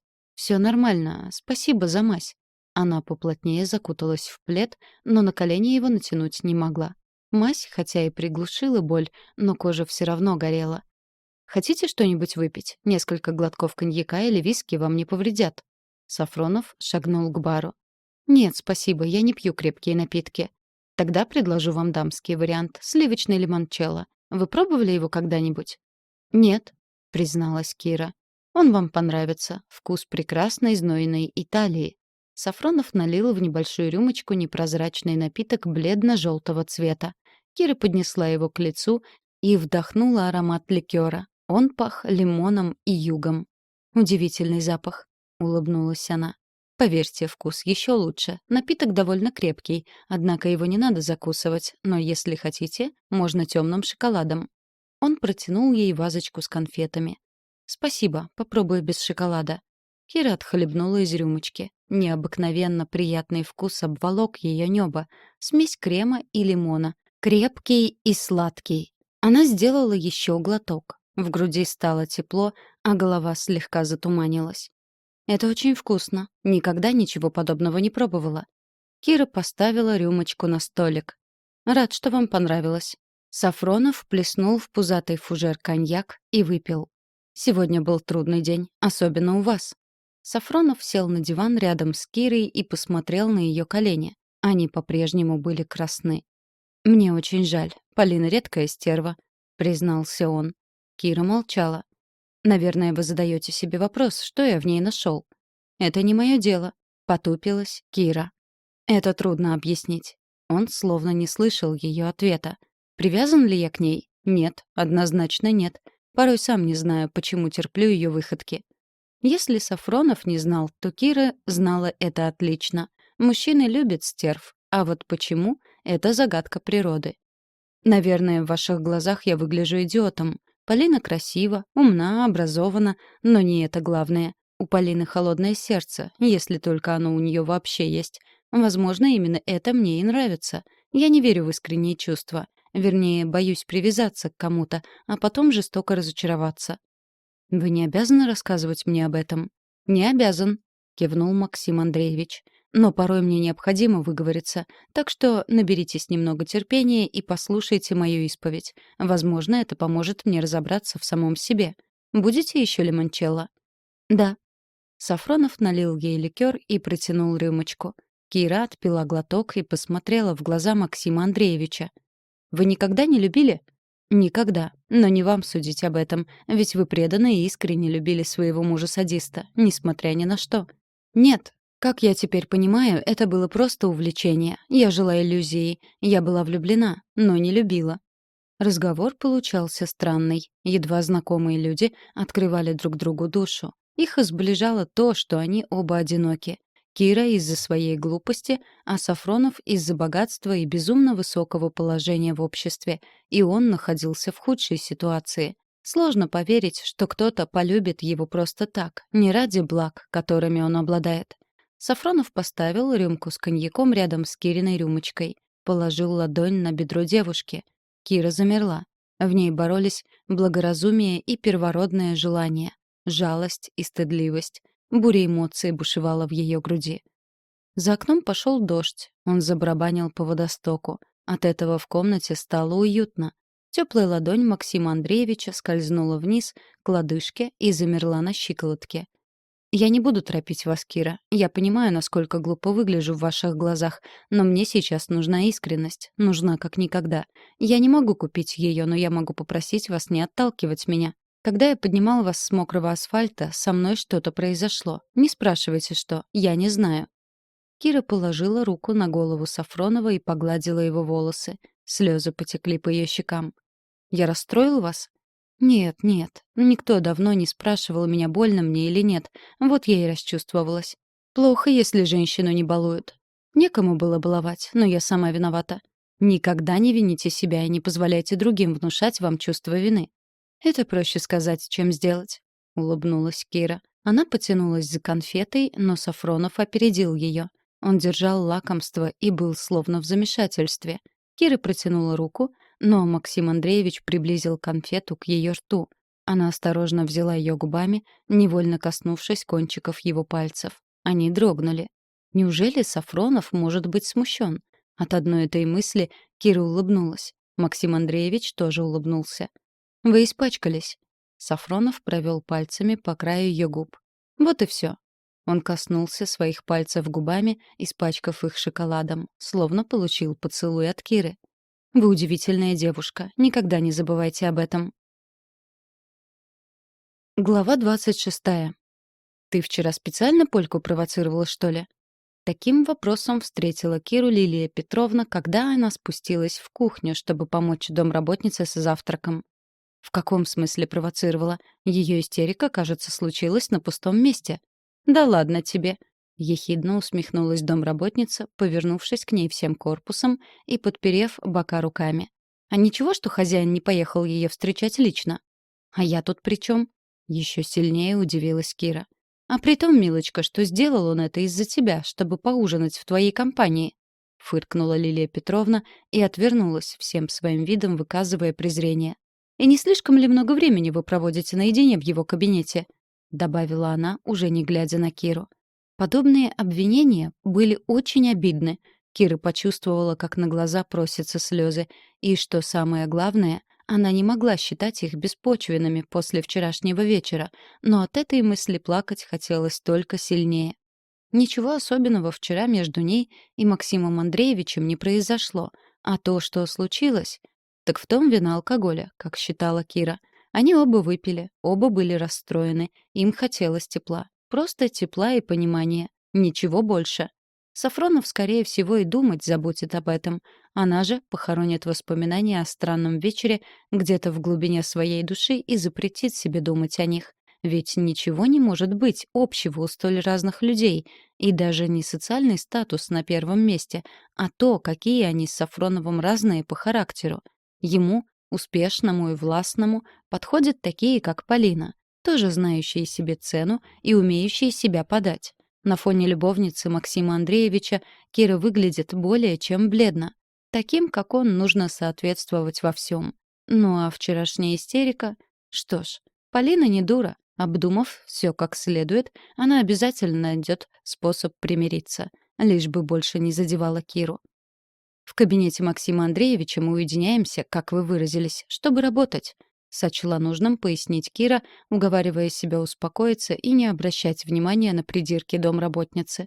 В конце концов, это не первый раз, когда Лилия Петровна несправедлива к ней. Ну да, и работаешь ты там без штанов, надо понимать». Вот тут Кира замерла. Вчера выходила из кабинета Сафронова она уже ближе к 12. И да, она воспользовалась все тем же пледом, чтобы добраться до своей комнаты. Справедливо полагала, что в доме уже все спят в это время, да и брюки от костюма были безвозвратно испорчены. Их она просто-напросто выбросила. Кроме того, вчера она не смогла бы их надеть. Коленки и сегодня еще побаливали, и Кира спрятала их под длинной юбкой. Но как обо всем узнала Лилия Петровна? Неужели она следила за ней? Кира не собиралась оправдываться, да и не в чем было. Не хотела она и дальше развивать эту тему, понимая, что тем самым только будет подпитывать неприязнь домработницы. Одного она не понимала, почему так к ней относятся настолько предвзято и так пошло с самого начала. Видно, не приглянулась ей Кира с первого взгляда. К назначенному часу Кира сварила кофе и с 2 чашками дымящегося напитка на подносе направилась в спальню Сафронова. Ожидала, что Лилия Петровна скажет ей что-то вслед, но на ее счастье домработница промолчала. Хотя, возможно, к такому она уже успела привыкнуть, ведь традиция подавать кофе в постель длилась в этом доме уже добрую неделю. Не иначе, как сегодняшний день выдался какой-то не такой, либо все с самого начала пошло не так. Только, войдя в спальню Сафронова, Кира увидела его в кровати крепко спящим. Кира замерла на пороге, не понимая, что делать. Очень быстро сообразила, что стоит и пялится на спящего Сафронова. Эта мысль и подстегнула к действиям. Она тихонько поставила поднос на столик и покинула спальню. «А вот это уже интересно. И что же ты там делала?» Напротив спальни Сафронова стояла Полина, и вид ее не предвещал ничего хорошего. «Ничего», — пожала плечами Кира. Оправдываться перед ней ей точно было не в чем, да и желания такого не было. «А ну, стой!» — преградила ей Полина путь, когда Кира уже собралась пройти мимо. И говорила любовница Сафронова слишком громко, могла разбудить того, кто спал за дверью. «Отвечай на вопрос, Моль!» Пошла на нее Полина, и Кира попятилась. Она ее обозвала молью? А вот это было обидно, но не до слез, а до зубовного скрежета. «Уйди с дороги!» — процедила Кира сквозь зубы, сжимая кулаки. «Если понадобится, то она и сдачи даст, но оскорблять себя кому попало не позволит. В отличие от некоторых, у меня куча дел». «И каких же?» — нехорошо прищурилась Полина. «Из каких это пор ты мне тыкаешь?» «Беру с тебя пример». Не осталась в долгу Кира. В отличие от Полины, которая распалялась все сильнее, она старалась говорить тихо. «Я тут хозяйка, и ты на меня работаешь». «Я работаю на Максима Андреевича и больше ни на кого». «Да я тебе сейчас...» «Что тут происходит?» Сафронов появился ровно в тот момент, когда Полина была готова броситься на Киру. Он перехватил в полете ее руку. Выглядел Сафронов заспанным, в наспех накинутом и едва завязанном на поясе халате. Кира невольно отвела взгляд, чтобы не смотреть на его обнаженную грудь. Вмиг стало неловко, и всплыли воспоминания о вчерашнем вечере. Быстро оценив ситуацию, Сафронов велел ей. «Кира, зайдите ко мне через полчаса и сварите новый кофе. Ну а ты, пойдем-ка со мной». Затащил он Полину в спальню и плотно прикрыл за ними дверь. Кира поспешила поскорее убраться, чтобы не стать невольной свидетельницей их разговора. Что-то ей подсказывало, что вести себя тише Полина не намерена, да и Сафронов явно разозлился. Если бы он на нее так посмотрел, как только что на Полину, Кира, наверное, рухнула тут же у его ног. Никогда она не видела такого взгляда даже у своего мужа, в минуты, когда он был очень рассержен. Глава 27. На кухне Кира снова принялась готовить кофе. «Что, не угодила хозяину? Твой фирменный кофе не оценил? Переделывать заставил?» — усмехнулась домработница. «Лилия Петровна», — повернулась к ней Кира. «Зачем вы сказали, что Максим Андреевич велел подать кофе?» Предположила, что он уже привык пить его по утрам. Как ни в чем не бывало, ответила домработница. «И Полина в коридоре случайно оказалась?» — поинтересовалась Кира. «Не поняла вопроса», — вскинула брови Лилия Петровна. «Ты вообще о чем? Причем тут Полина Михайловна?» Кира отметила, что сейчас домработница называет любовницу Сафронова не Полька, а по имени-отчеству. «Ты хочешь сказать, что я Полине Михайловне рассказала о вашей бурной ночи?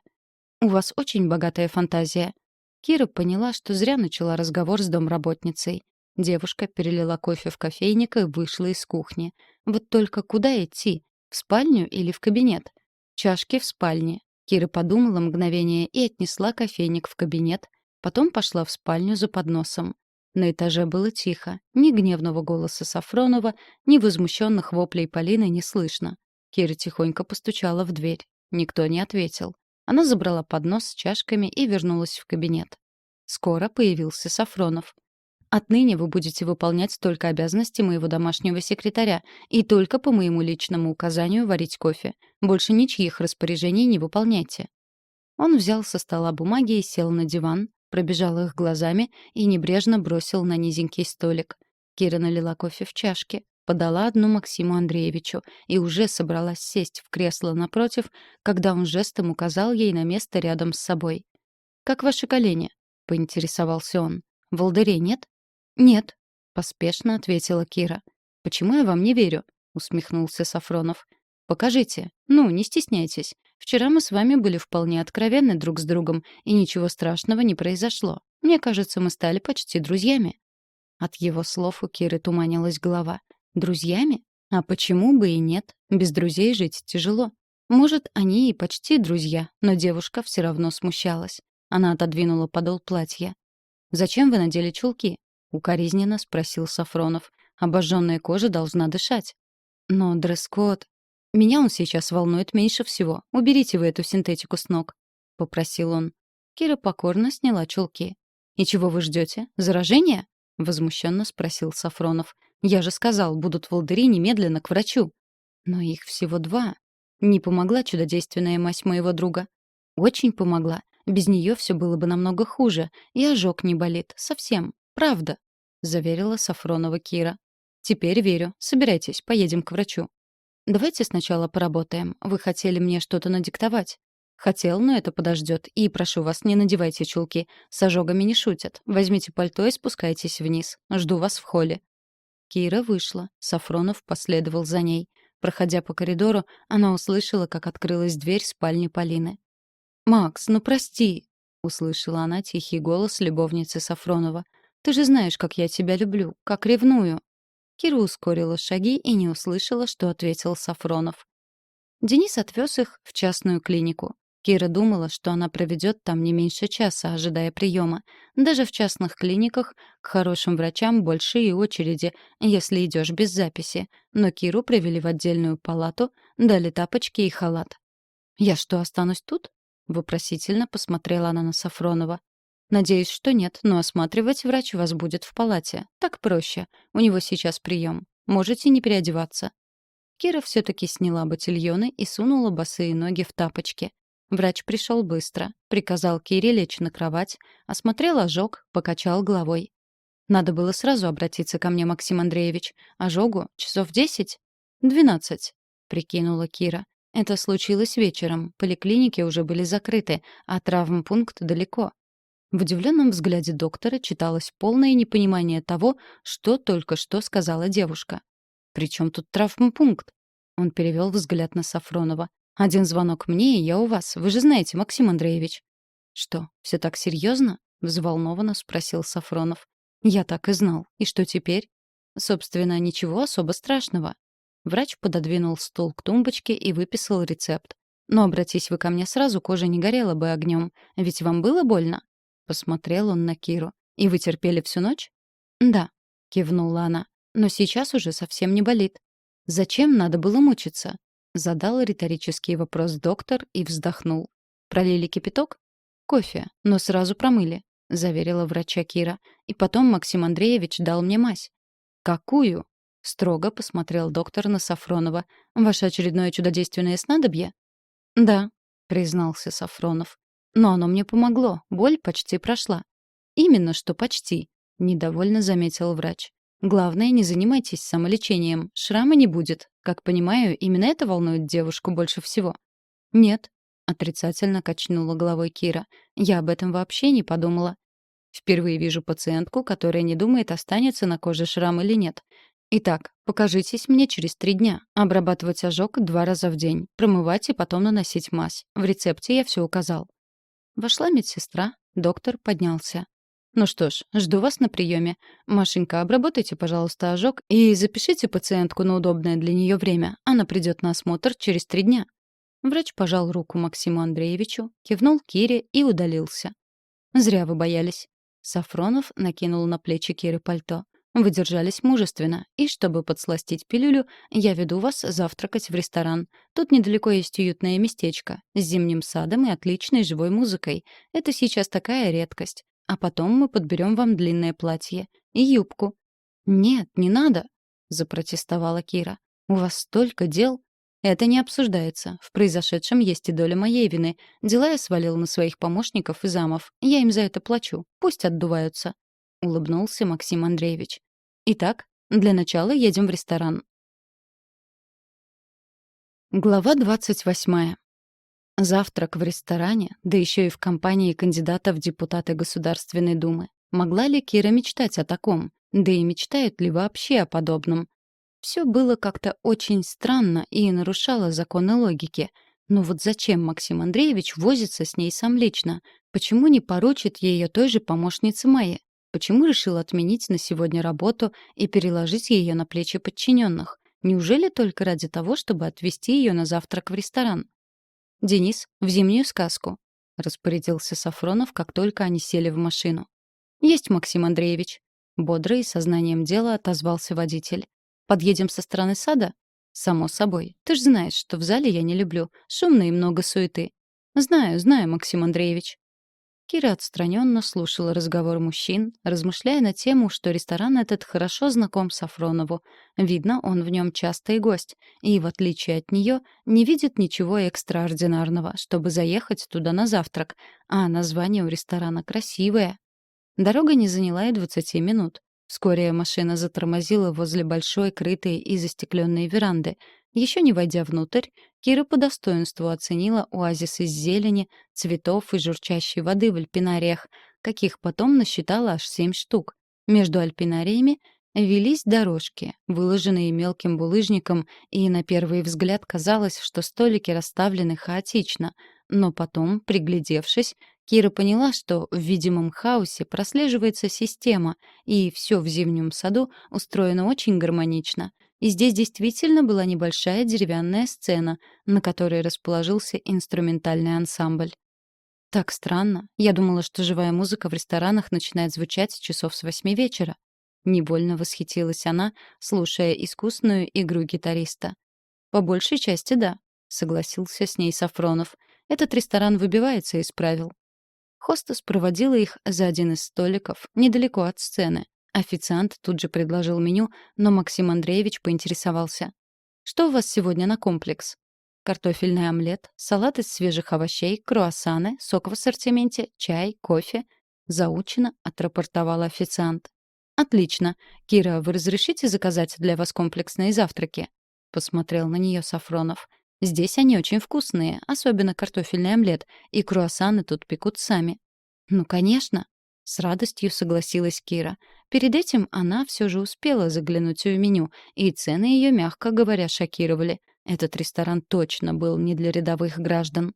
Официант ушел выполнять заказ, и тут же к их столику подошла моложавая брюнетка в строгом и деловом костюме. «Здравствуйте, Максим Андреевич. Рада видеть вас у нас». Улыбалась она так радостно, что Кире даже стало неудобно. Впрочем, на нее брюнетка даже не смотрела, пожирая глазами Сафронова. «Могу я лично чем-нибудь вам помочь?» «Спасибо, Лиза. У нас уже взяли заказ». Сдержанно улыбнулся ей он. «Отлично. Если что, вы знаете, где меня искать». Она немного поклонилась, прежде чем удалиться, или Кире это только показалось. Ну и от вопроса удержаться уже не получилось. «А вы здесь частый гость, да?» «Я бы так не сказал», — посмотрел на нее Сафронов. До этого он рассматривал певицу, что не так давно появилась и затянула джаз. Неплохой, кстати, джаз, и голос ее Кире понравился. А с Лизой мы познакомились в другом месте. Туманно закончил он. Кире в его словах послышался какой-то подтекст. Почему-то подумалось, что знакомы они были или есть ближе, чем Сафронов пытается показать. А вот и дамочка эта смотрела на него слишком ласково, даже интимно. И ее совершенно не смущало присутствие Киры, но даже если дело обстояло именно так, ее это не касалось, и мысли эти Кира решила выкинуть из головы. Вскоре официант выполнил заказ, и картофельный омлет оказался вкуснее, чем описывал его Максим Андреевич. Пышный, с хрустящей корочкой, с зеленью внутри и еще какими-то специями. Он безумно понравился Кире. Захотелось даже взять рецепт у шеф-повара ресторана. Но тут же она подумала, а для кого, собственно, собирается его готовить? Ведь теперь у нее нет ни мужа, ни дома. Стоп. «Максим Андреевич, какое сегодня число?» Напряжение замаскировать не получилось, а по спине Киры уже вовсю бегал холодок. С утра было 21 октября, пятница. С улыбкой сообщил он, но сразу же перестал улыбаться, приглядевшись к лицу Киры. «В чем дело? Что с вами?» Напрягся и Сафронов. «Вчера должны были выпустить Володю». Пробормотала она больше себе, чем ему. «А кто это?» — нахмурился было Максим Андреевич. «Ах, это же ваш бывший?» — дошло до него. По документам Володя все еще оставался ее мужем, хоть ей и обещали развести их быстро, но пока еще не вышло положенное время. «Что вас смущает, Кира? Или пугает?» — облокотился на стол Сафронов. С омлетом они уже расправились, как и с салатом. Официант принес чай, разлил его по чашкам. Даже несмотря на не самые позитивные мысли, круассаны на блюде манили Киру блестящими и румяными боками. Она не сдержалась и взяла один, с удивлением понимая, что он еще теплый. «Сама не знаю», — ответила она. «Но пока он отбывал заключение, мне было спокойнее». «Не волнуйтесь, ничего плохого он вам не сделает, не сможет сделать», — поправился Максим Андреевич. «Теперь вы находитесь под моей защитой, и обидеть вас кому бы то ни было я не позволю». Слышать это было лестно, а еще волнительно, и смотрел на нее Сафронов так же, как в прошлый вечер, когда Полина плеснула на нее кофе. Снова появилась интимность, но на этот раз она рассеялась довольно быстро. Когда спутник ее заговорил на отвлеченную тему, Кира даже подумала, что таинственный блеск в его глазах ей только померещился. Неужели концентрация эмоционального вакуума в ней превысила предельную норму, и она уже видит в мужчинах то, чего и в помине нет? На обратном пути из ресторана они заехали в аптеку, и Сафронов лично купил для нее все лекарства из рецепта. «Постарайтесь в точности выполнять предписание врача», — попросил он. «А в понедельник я вас свожу на повторный прием». «Не нужно...» — заикнулась была она, но Сафронов ее перебил. «Нужно и точка, и это говорю вам не я», — так велел врач. Когда они подъехали к дому, прежде чем выйти из машины, Максим Андреевич повернулся к Кире. «Даю вам час на отдых и жду в кабинете. Работы на сегодня у нас еще очень много». Глава 29. «Мы совсем забыли купить вам подходящую одежду. Но ничего, мы исправим оплошность вечером», — вспомнил Сафронов. А Кира уж подумала, что он забыл об этом. Но, как оказалось, Максим Андреевич помнит все. Кира поднималась по лестнице, а навстречу ей спускалась Полина Михайловна. «Ты куда?» — резко спросила ее Полина. «Наверх. А ты вниз?» — очаровательно улыбнулась Кира в ответ. Глаза Полины вспыхнули негодованием, но она ничего не ответила. Слишком двусмысленно прозвучал ответ. Кира заметила, что стала меняться. В ней пропала скованность. Она начала отвечать на хамство, не опускаясь до того же уровня. Она становилась такой, как была до замужества, и, очевидно, все это благодаря Максиму Андреевичу. Кира переодевалась, когда дверь в ее комнату бесцеремонно распахнулась. Лилия Петровна решительно переступила порог. «Ты что же это, поганка, творишь?» — подбоченилась она. «В доме без году неделя, а уже свои порядки заводишь? Думаешь, ты тут надолго? Размечталась». «О чем вы?» — не поняла Кира, не посчитав нужным накинуть халат. Она не обязана смущаться перед тем, кто без стука вламывается в ее комнату. У Полины Михайловны истерика. Она рыдает на кухне. Я ее отпаивала валерьянкой. «А я тут при чем?» Кира не спеша достала из шкафа синее платье. «У тебя хватило наглости сказать Полине, что ты переспала с Максимом Андреевичем, и он скоро с ней расстанется». Ничего подобного Кира не говорила. Но какой глубокий вывод можно сделать из двух коротких фраз? Кира улыбнулась и повернулась к домработнице. «Я не собираюсь становиться ничьей любовницей. Я не обязана давать объяснения ни вам, ни Полине Михайловне». «Ишь, как заговорила!» — прервала ее Лилия Петровна. Ее взгляд скользнул по Кире. Колени до сих пор красные. На четвереньках, что ли, стояла перед хозяином?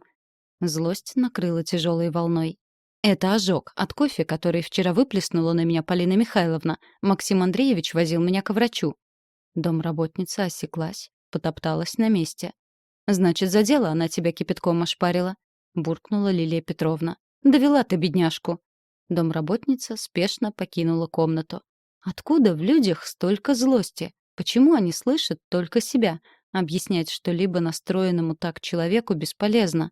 Вот и домработница не желает признавать другую точку зрения. Вбила себе в голову, что Кира решила подвинуть Полину, и ничего тут не поделаешь. Как странно устроены люди. Еще недавно Лилия Петровна явно недолюбливала Полину, за глаза звала ее не иначе, как Полька. Что же изменилось? Сафронов по-доброму относится к Кире, и это злит домработницу. Разумеется, она и сама понимает, что не его поле ягода. Но какое дело Лилии Петровне до отношений Сафронова и Киры? Очевидно, у домработницы просто скверный характер. Кира, наконец, смогла переодеться. У нее в запасе оставалось еще полчаса. Она пошла в библиотеку, взяла томик своего любимого Цвейга и погрузилась в его необыкновенные новеллы.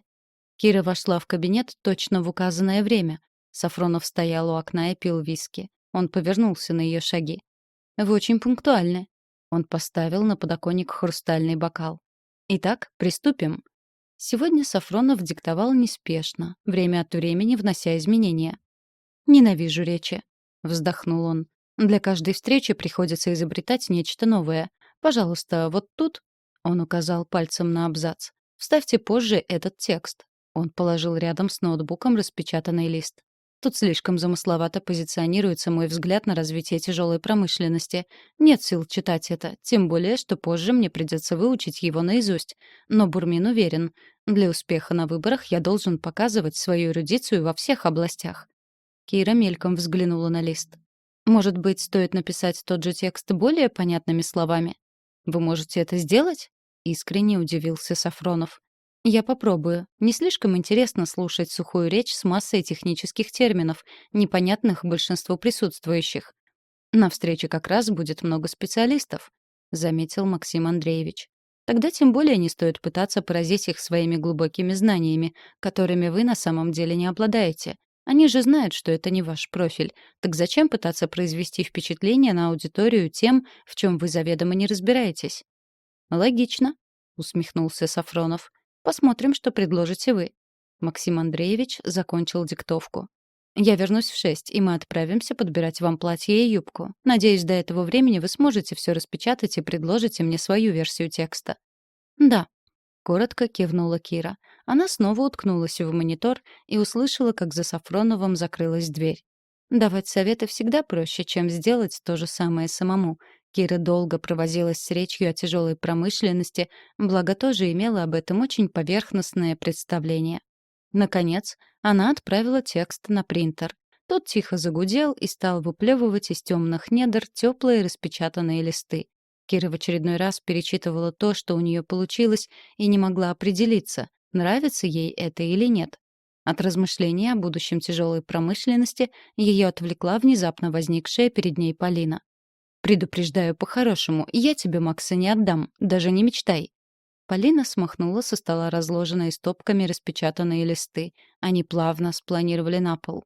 «Ты дешевая шлюха, нищенка. Нет никто и звать тебя никак, не забывайся». «Может, я и нищенка, но не продаюсь ни за какие деньги. Никому и никогда», — с нажимом произнесла Кира. Если бы взглядом можно было испепелить, от Киры осталась бы горсточка пепла. Полина метнула в нее злобный взгляд, резко развернулась и вышла. Кира проводила Полину взглядом, вздохнула и принялась собирать разбросанные по полу листы. Снова разложить их в нужном порядке было делом непростым. Глава 30. Свежо предание довериться с трудом. Так вроде говорится. Кира в этом лишний раз убедилась на собственном опыте. Сафронов не вернулся в 6, как обещал. Вместо него на пороге кабинета появился Денис. «Кирочка, Максим Андреевич вам просил передать вот это». Протянул он ей пластиковую дебетовую карту. «А еще он приносит свои извинения за то, что не сможет составить вам компанию сегодня вечером в походе по магазинам». На этом месте губы водителя растянула улыбка. У него появились срочные дела. Он велел не скупиться и тратить сколько потребуется. «Все, что ли, сказал?» — почесал Денис затылок. «Вроде все. Радостно посмотрел на Киру. «Жду вас в машине. Через сколько будете готовы?» Не то чтобы Кира сильно уж расстроилась. Ходить по магазинам и выбирать себе одежду в компании Сафронова само по себе было удовольствием сомнительным. Ей с его помощницей Майей было неудобно заниматься этим делом, а тем более с ним лично. Немного разочаровал Киру тот факт, что Максим Андреевич с легкостью дает обещания, которые сам же потом и нарушает. Впрочем, не ей его судить, и у него действительно могли возникнуть срочные дела. Как бы там ни было, в магазин она поехала одна. Весь шопинг не занял и часа. Купила себе Кира из одежды только самое необходимое, и уже к 8:30 Денис ее привез домой. «Доброй ночи, Кира», — пожелал ей водитель. «Передайте мои наилучшие пожелания Лилечке Петровне, этой чудо-женщине». «Обязательно», — пообещала Кира, а сама понадеялась, что Лилия Петровна уже отдыхает, ведь рабочий день закончился полчаса как. Домработница не спала, а удобно расположилась в холле перед плазмой чуть ли не во всю стену. Ноги женщины были укрыты пледом, в камине потрескивал огонь. Из освещения было включено только бра над камином. На журнальном столике стояла вазочка с конфетами, фарфоровый чайник и чашка ему в комплект. Вся эта картина несколько удивила Киру. Ни разу она такого не наблюдала в этом доме. «А что ты так смотришь на меня?» — первой заговорила Лилия Петровна. «Рабочий день закончился, имею право отдохнуть». «Да, конечно», — сухо отозвалась Кира и направилась было к лестнице. «Не хочешь похвастаться покупками?» — остановил ее голос Лили Петровны. «Да нечем особенно хвастать», — повернулась к ней Кира. «Как так? До такой степени скромница, что не воспользовалась шансом?» — усмехнулась домработница. «Каким шансом, Лилия Петровна?» «Ой, вот только не нужно разыгрывать тут кроткую овечку», — подтянула она плед повыше и подоткнула его под ноги. «Оставь это для хозяина, а я тебя насквозь вижу». «Что вы видите, Лилия Петровна?» «Вижу, как ты липнешь к Максиму Андреевичу. Сомневаюсь уже, что случайно ты попала ему под колеса. Вот и деньгами он тебя теперь снабжать начал. Донылась, вся такая бедная, несчастная». «Лилия Петровна!» — не сдержалась и вскричала Кира. Обвинения этой женщины были даже не обидными, а нелепыми. Но та ее словно не услышала. «Только Полька-то оказалась хитрее тебя», — рассмеялась домработница. Поистерила, да укатила на уикенд с любовничком. Куда укатила? С кем? Кира уже ничего не понимала. «В Париж, однако», — издевательски проговорила Лилия Петровна. «С Максимом Андреевичем, с кем же еще? Обещали вернуться к вечеру воскресенья или в понедельник утром. Вот так-то, дорогуша». Довольно хмыкнула она. Кира отказывалась понимать то, что услышала, как и не видела причин для столь бурной радости. «Приятного вечера, Лилия Петровна», — предельно вежливо сказала она и поспешила в свою комнату, а вот там первым делом осмыслила слова домработницы. Получается, то дело, о котором говорил Денис и из-за которого Сафронов нарушил свое обещание, была поездка с Полиной в Париж. Кира опустилась на кровать и рассмеялась. «О, боже!» — пробормотала она сквозь смех. «О, боже!» — повторила с горечью. Да, ей было обидно, но также она понимала, что обижаться не имеет права. Сафронов ей ничего не должен, он всего лишь проявляет любезность по отношению к Кире. Если она что-то себе надумала, то это только ее проблемы. И хорошо, что случилось это сейчас, а не когда фантазии ее разыгрались бы не на шутку. Больнее было бы падать. Ну а Полина... Что ж, она просто берет свое, не гнушаясь средствами. Стоит ли на нее за это обижаться? Нет, конечно. Но и себя в обиду давать не должно. Впредь она будет держать Полину на расстоянии, да и Сафронова тоже. Кира развесила новые вещи, сходила в душ и с чистой совестью отправилась в библиотеку. Проходя мимо холла, заметила, что Лилии Петровны там уже нет. Тогда она завернула на кухню, сделала себе чай и прихватила пирожное. И просидела она в библиотеке до самой ночи, никем не потревоженная. Пару раз отвлеклась от чтения, вспоминая поступок Сафронова, но сразу же гнала от себя эти мысли, стараясь получить от свободного вечера все возможные блага. На следующий день, сразу после завтрака, Кира отправилась на прогулку. Пару дней назад она приметила симпатичный парк. Наверное, в этом парке летом бывает очень красиво. Сейчас, конечно, местами он выглядел унылым, вот и фонтан не работал. Но Кире все равно парк нравился. В это не самое раннее субботнее утро народу тут было очень мало. А еще она себе сегодня позволила подольше поваляться в постели. Утром не столкнулась с Лилией Петровной, и та не успела наговорить Кире гадостей. И погода сегодня до конца октября выдалась замечательная. Даже местами проглядывало солнышко. Но на всякий случай оделась Кира потеплее.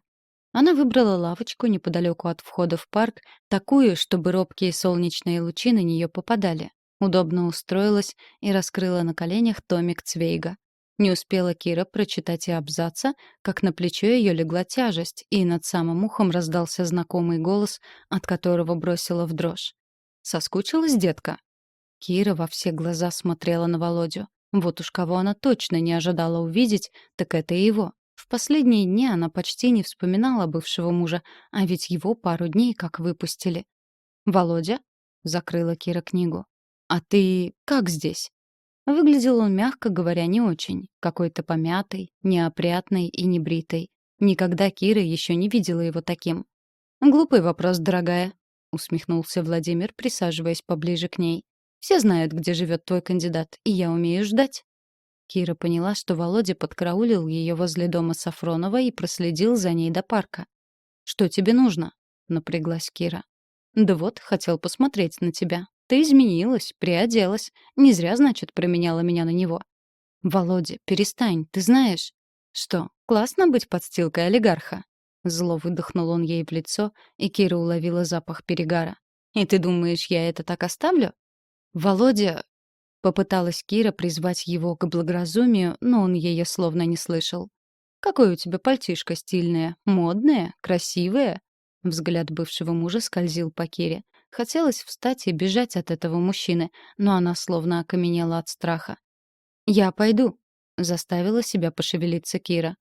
«Постой, еще минутку», — схватил ее Владимир за руку. «Это тебе на память».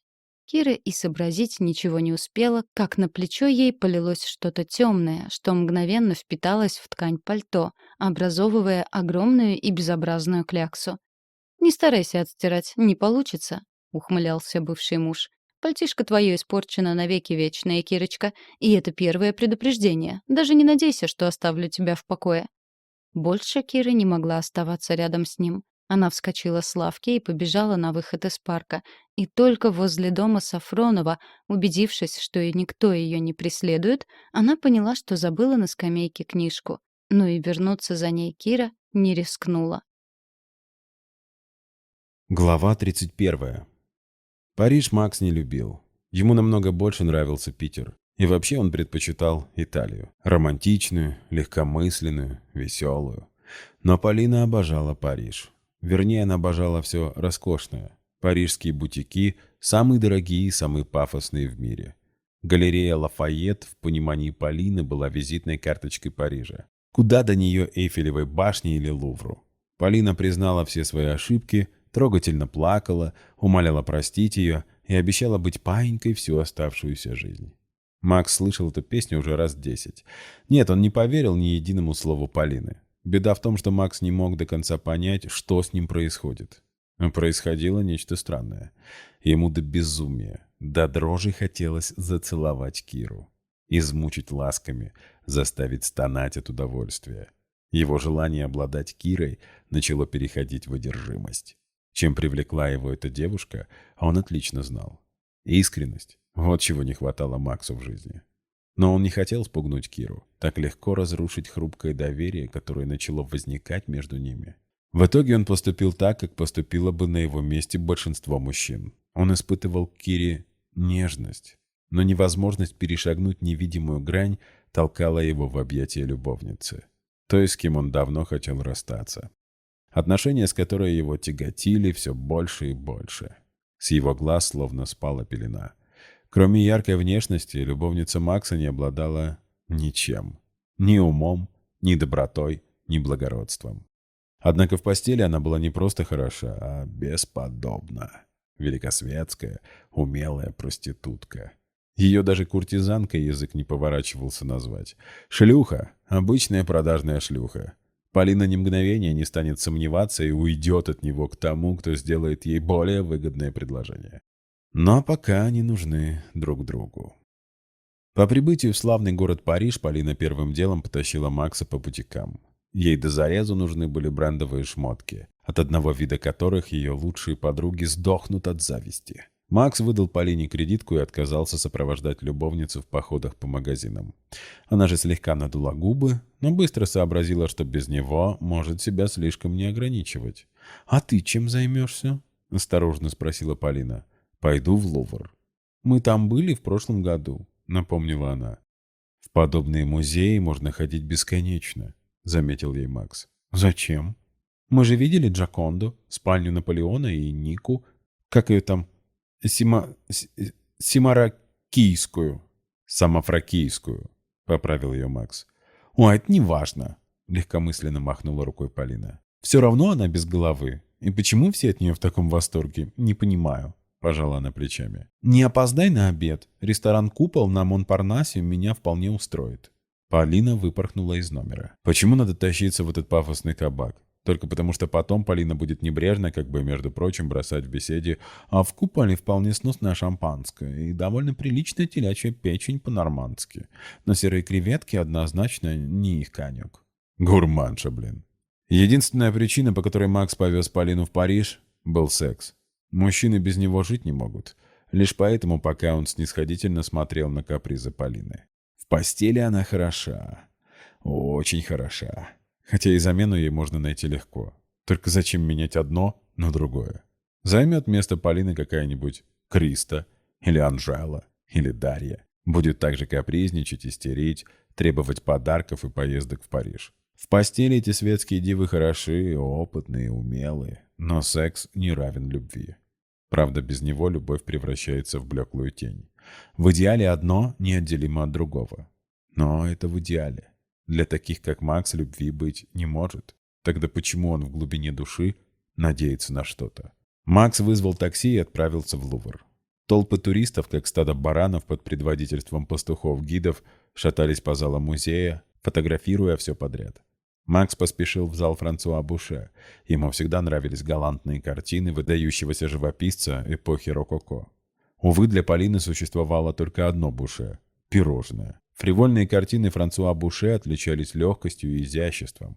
Их откровенный эротизм не был пошел или вульгарен. Пастушки, одалиски, нимфы, купальщицы резвились на лоне природы, бесстыдно демонстрируя юные обнаженные тела.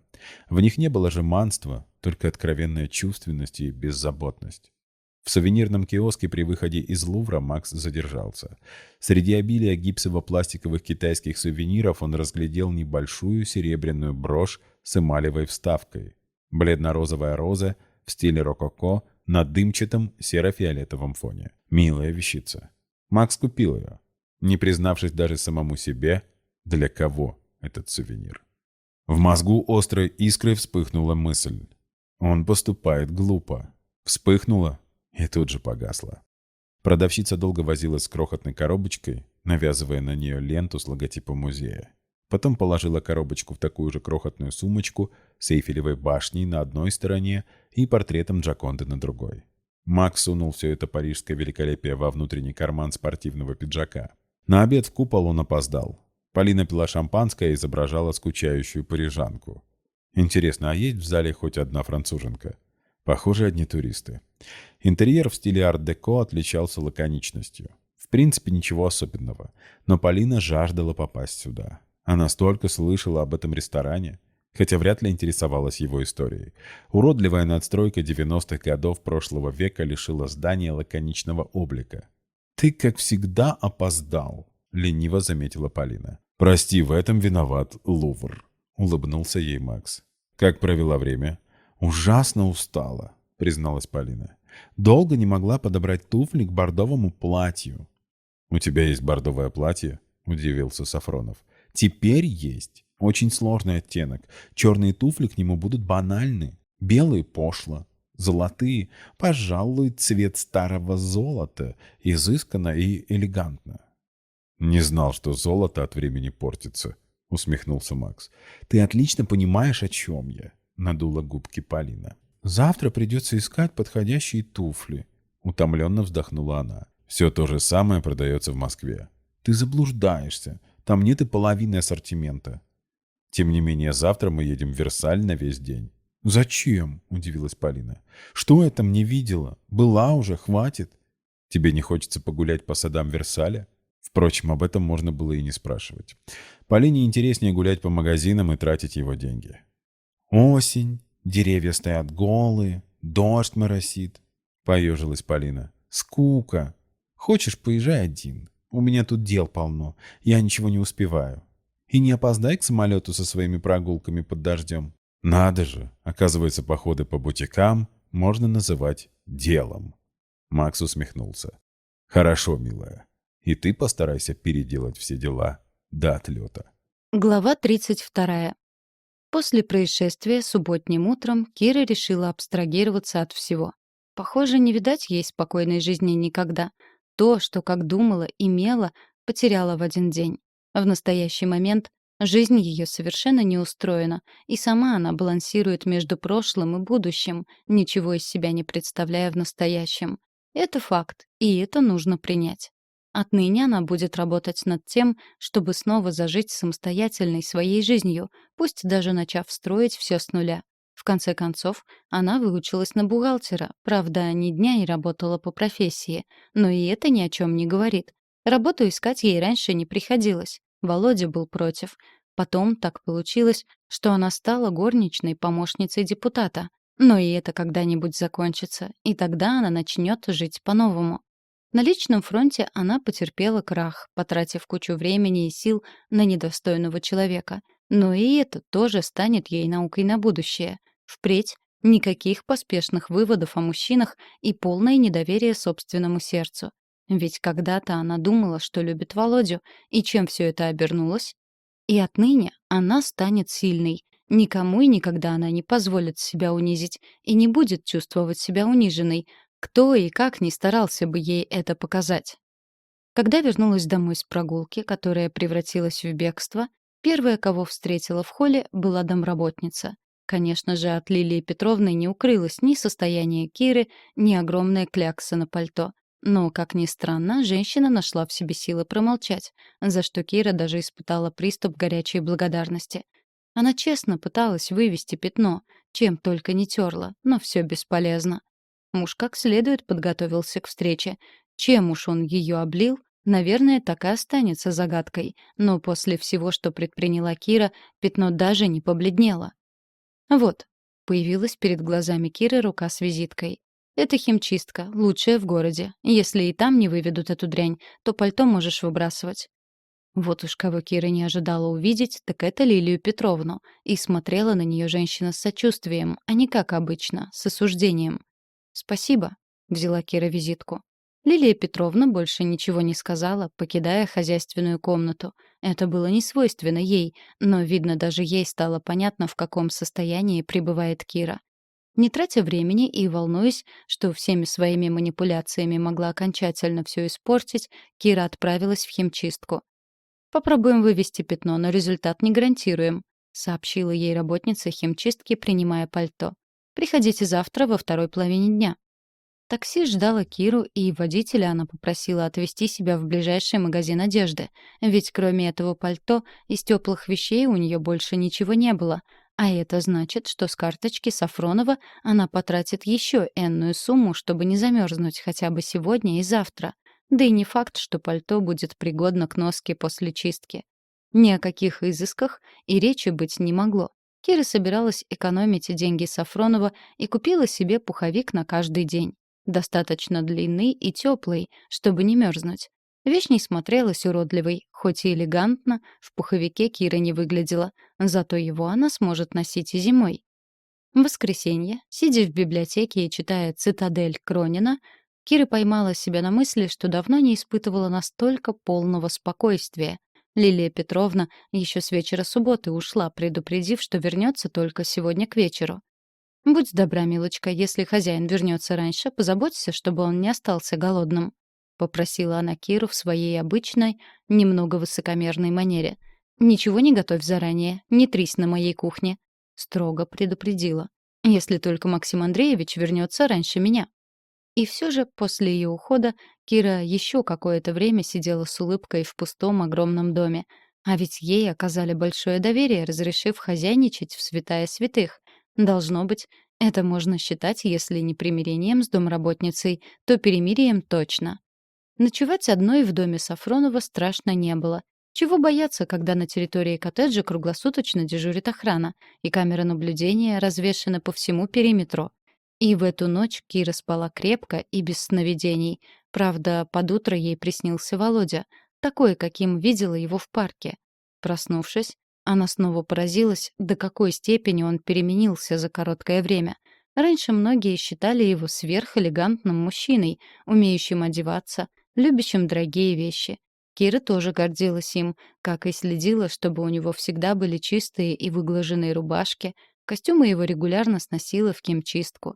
Вчера перед ней был совершенно другой человек, бомжеватый и с диким взглядом. Вчера, после того, как купила себе пуховик, Кира заехала в парк, но Томика Цвейга на скамейке не нашла. Должно быть, кто-то уже прибрал книгу, о чем следует сообщить Сафронову. Даже если сам он не хватится пропажи, совесть Киры не будет чиста, если скроет это от него.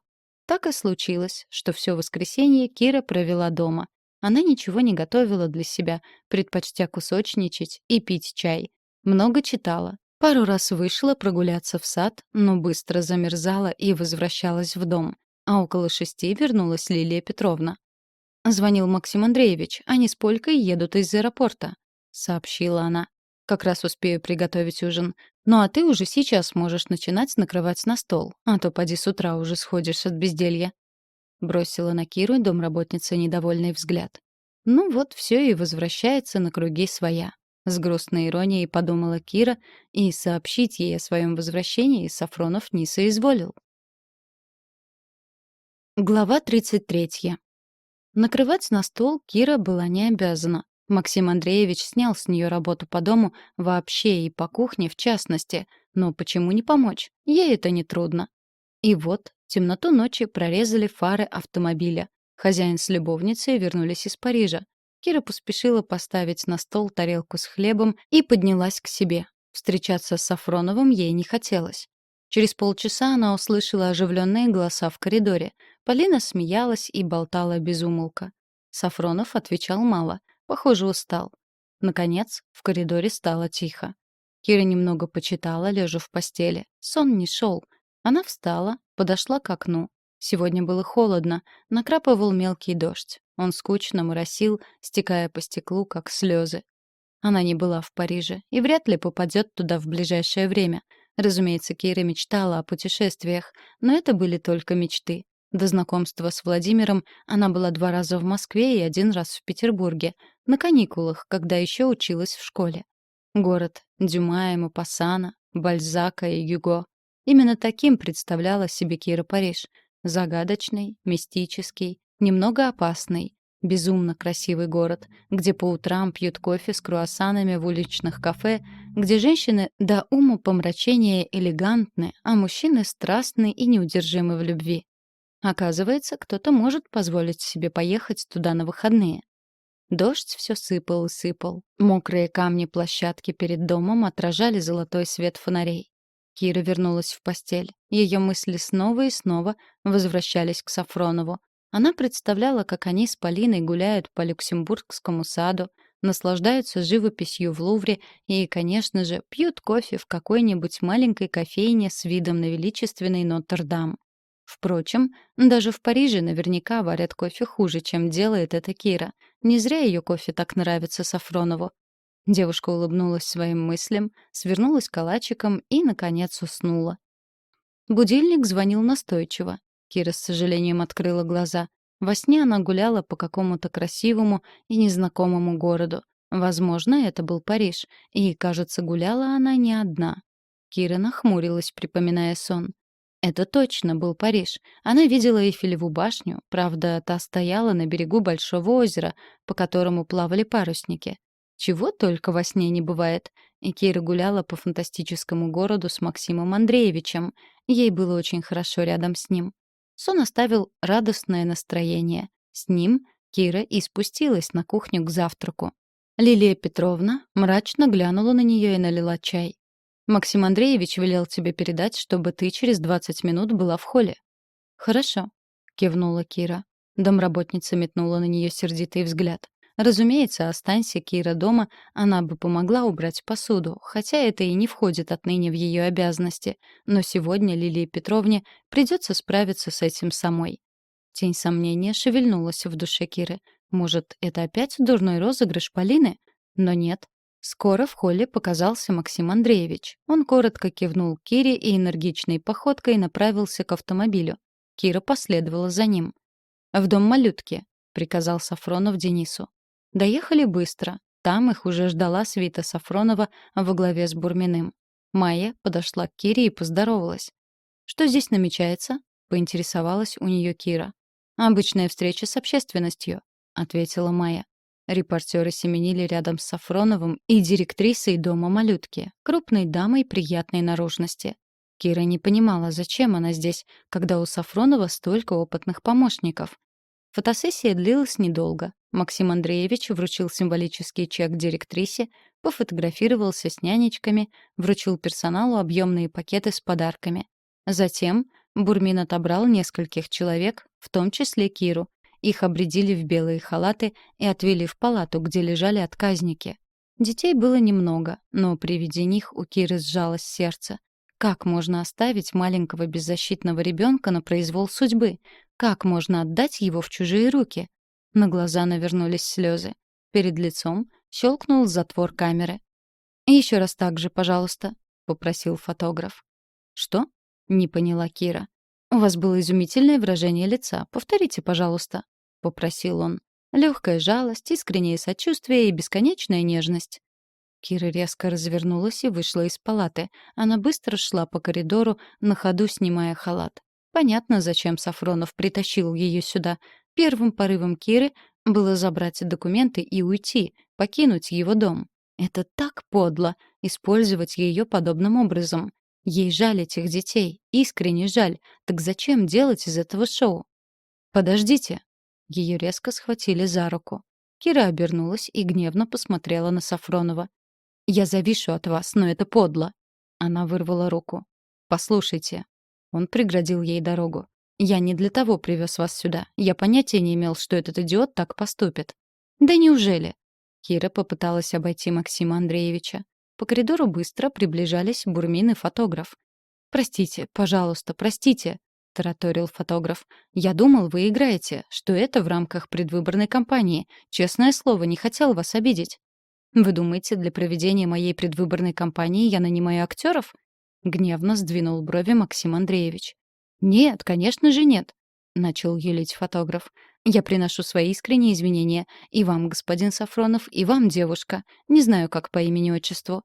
«Неважно», — недовольно глянула на него Кира. «Мне не нужны ваши извинения». «Виктор, разберись с этим», — кивнул Сафронов Бурмину. Мне не нужны слезливые репортажи и идиотские статьи.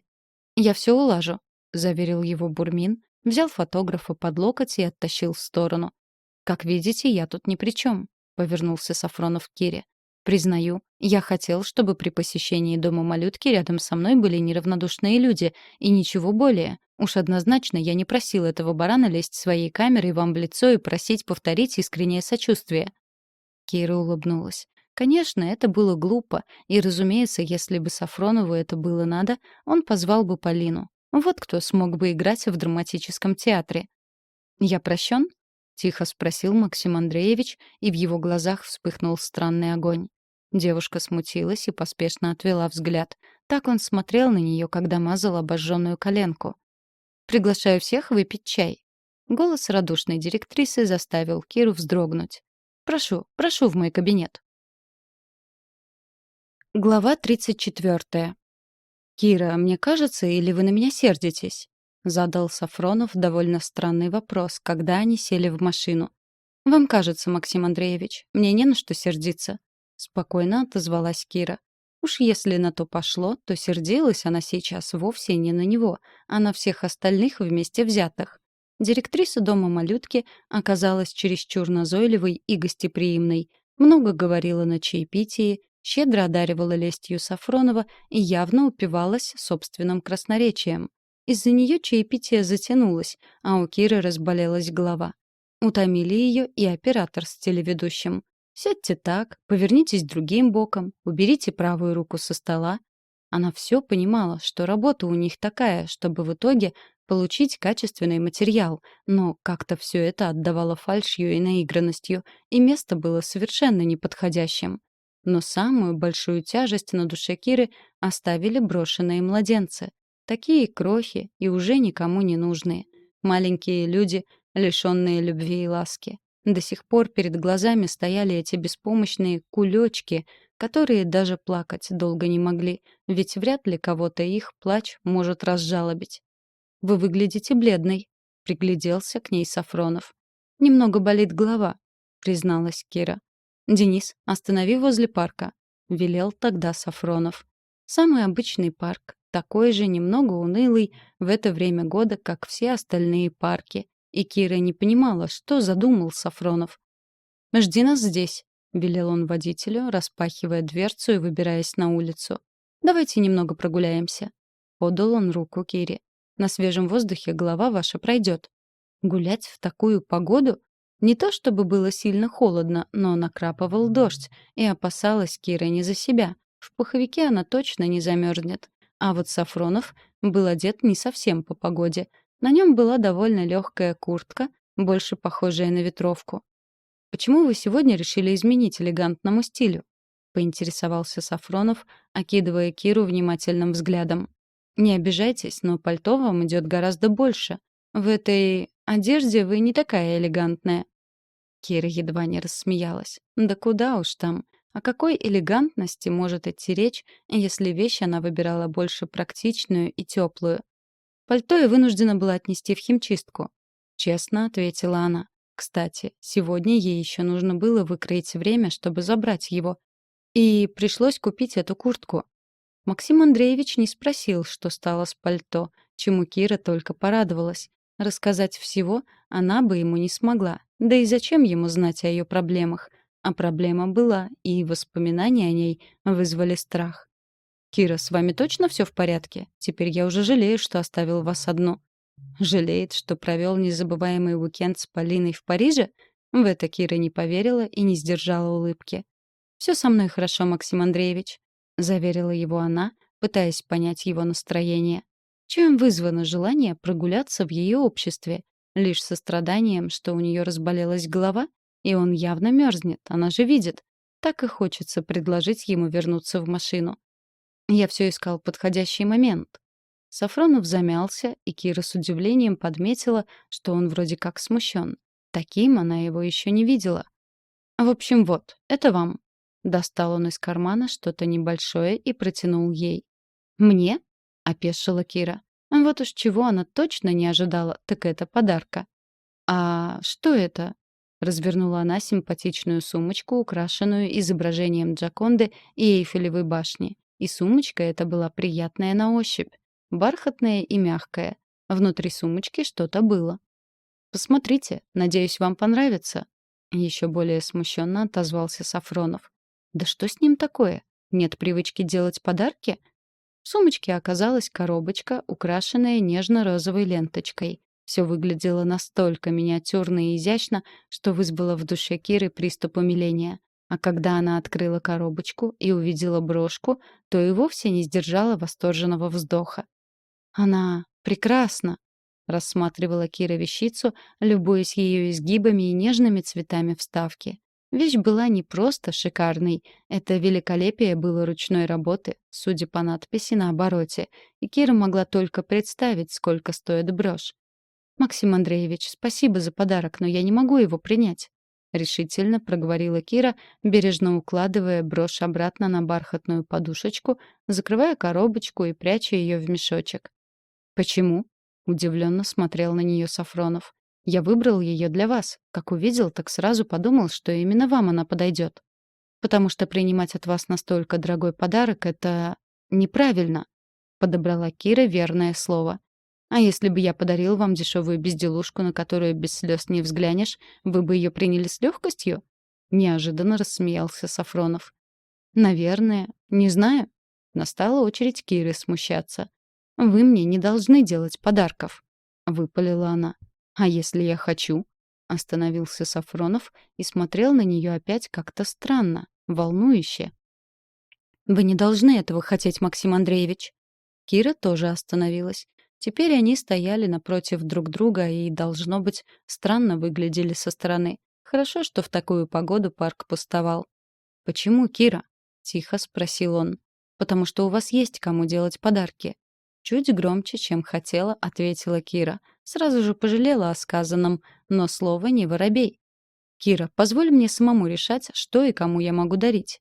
Как-то немного обреченно вздохнул Сафронов. «Эта брошь словно создана для тебя. Никому другому она не подойдет, как и не достанется. Если ты сейчас не возьмешь ее, то я брошу ее вон в тот пруд». Оглянулся он и нашел глазами небольшое озерцо. «И будет эта красота покоиться на дне пруда». Грустно улыбнулся.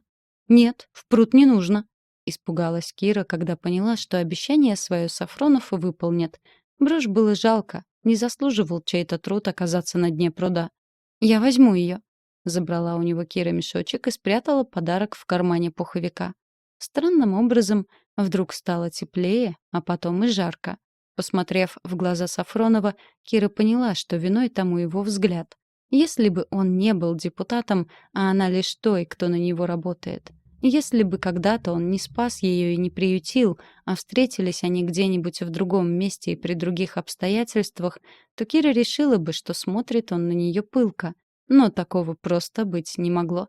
А если вдруг что-то и промелькнуло между ними, то этому следует положить конец. «Идемте в машину, Максим Андреевич». Взяла его Кира под руку и повела из парка. «Вы совсем замерзли».